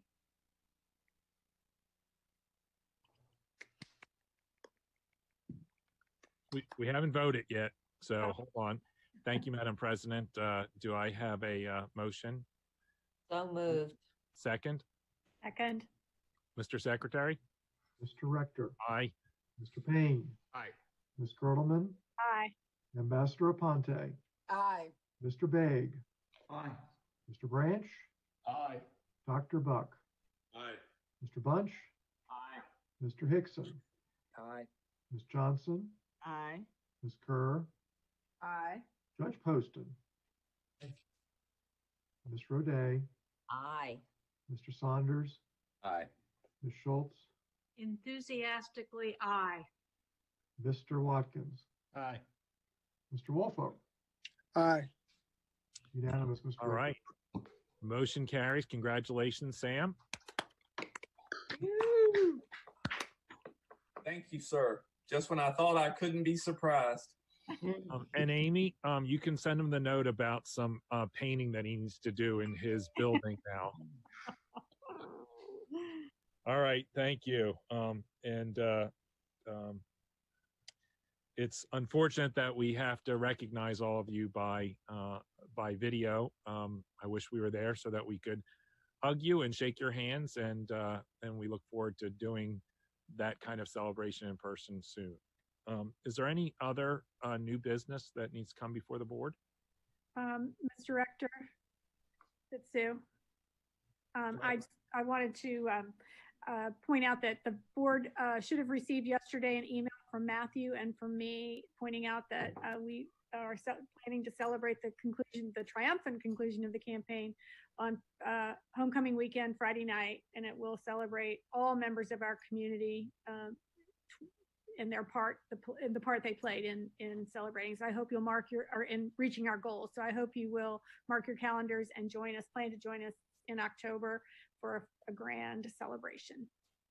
Great, thank you. Mr. Rector, it's Charles. Yes, sir. We've heard congratulations and expressions of gratitude to our senior administrators at Richard Bland and at the William and Mary today. I think we should also recognize the leadership and the time and the commitment that our rector has given during this crisis that we've all gone through. He's been tireless in what he's done. He's kept us involved and kept us informed. And I just think we should say thank you. Thank you very much. Appreciate that. And that, of course, means Michael and Sandy, because they're the ones who make me get all this stuff done. But thank you, Charles. Okay, we're going to go into closed session. We don't have a lot in closed session, but we will come out of closed session and end the meeting. And just for those who are observers, we will not, there are no votes that will take place after we come out. When we come out of closed session, we will simply adjourn the meeting. So you don't have to wait if you don't want to. Nothing will happen other than a couple items in the session. And I do want to thank everyone, all the staff, and those people who have observed it. It is our board meetings generally are taxing on our bodies and our time. I think those of us who have sat here for most of the day in one place, it's pretty tough. So I think I think a lot of people in the General Assembly assumed that all the boards would want to go right to virtual meetings. Speaking for myself, I'd like to be back in the boardroom so that I can exit when I want to and go to the bathroom and stretch and get some coffee and have Steve take care of us. But this was a good meeting, and there was an awful lot to cover. So thank you. Ms. Gertelman, will you read the motion to go into closed session? Yes, sir. Pursuant to Virginia Code 2.2-3711.A.1 for discussion of the following: prospective candidates for executive employment, salaries of specific officers or employees, and the performance of schools, departments, or employees who report to the board, including the president and the auditor, where the discussion will necessarily involve evaluation of the performance of specific individuals, and pursuant to Virginia Code 2.2-3711.A.8 for consultation with legal counsel regarding specific contract and compliance matters requiring legal advice. Is there a second? Second. All right. Mr. Rector. Michael, aye. Mr. Payne. Aye. Ms. Gertelman. Aye. Ambassador Ponte.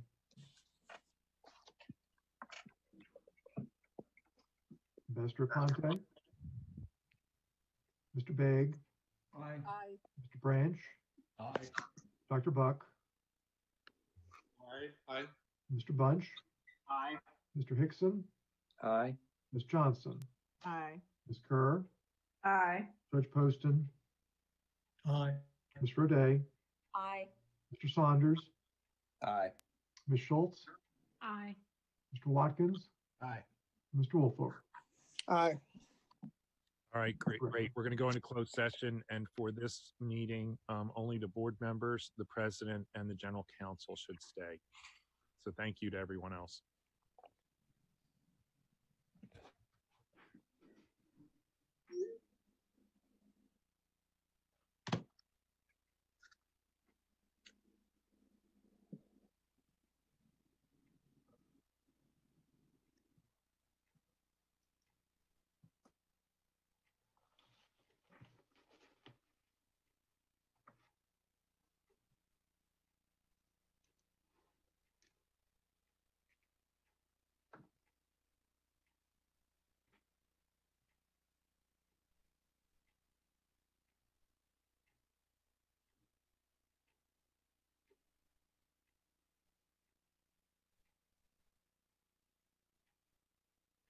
Charles, you and Tom got in a, there we go. There we go.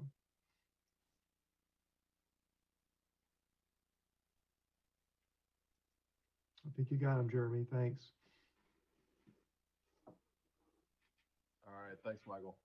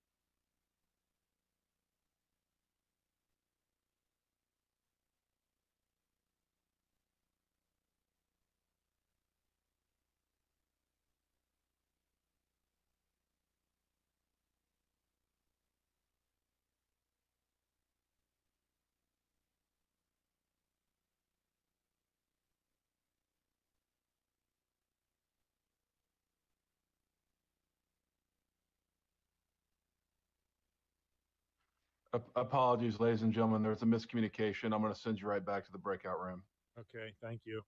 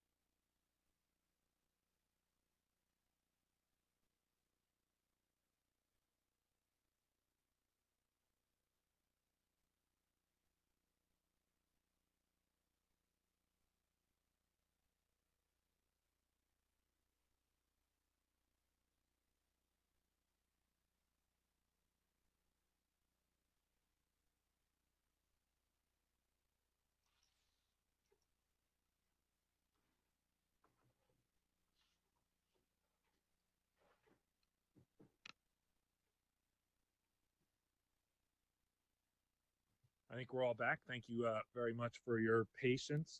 Sue, will you read the motion? Yes, Last I move that we certify by roll call vote that to the best of each member's knowledge, only matters lawfully exempted from the open meeting requirements under the Freedom of Information Act were discussed, and only matters identified in the motion to have the closed session were discussed. Is there a second? Second. Mr. Rector. Aye. Mr. Payne. Aye. Ms. Girdleman. Aye. Ambassador Ponte. Mr. Big. Aye. Mr. Branch. Dr. Buck. Aye. Mr. Bunch. Aye. Mr. Hickson. Aye. Ms. Johnson. Aye. Ms. Kerr. Aye. Judge Poston. Aye. Ms. Roday. Aye. Mr. Saunders. Aye. Ms. Schultz. Aye. Mr. Watkins. Aye. Mr. Woolfolk. Aye. All right.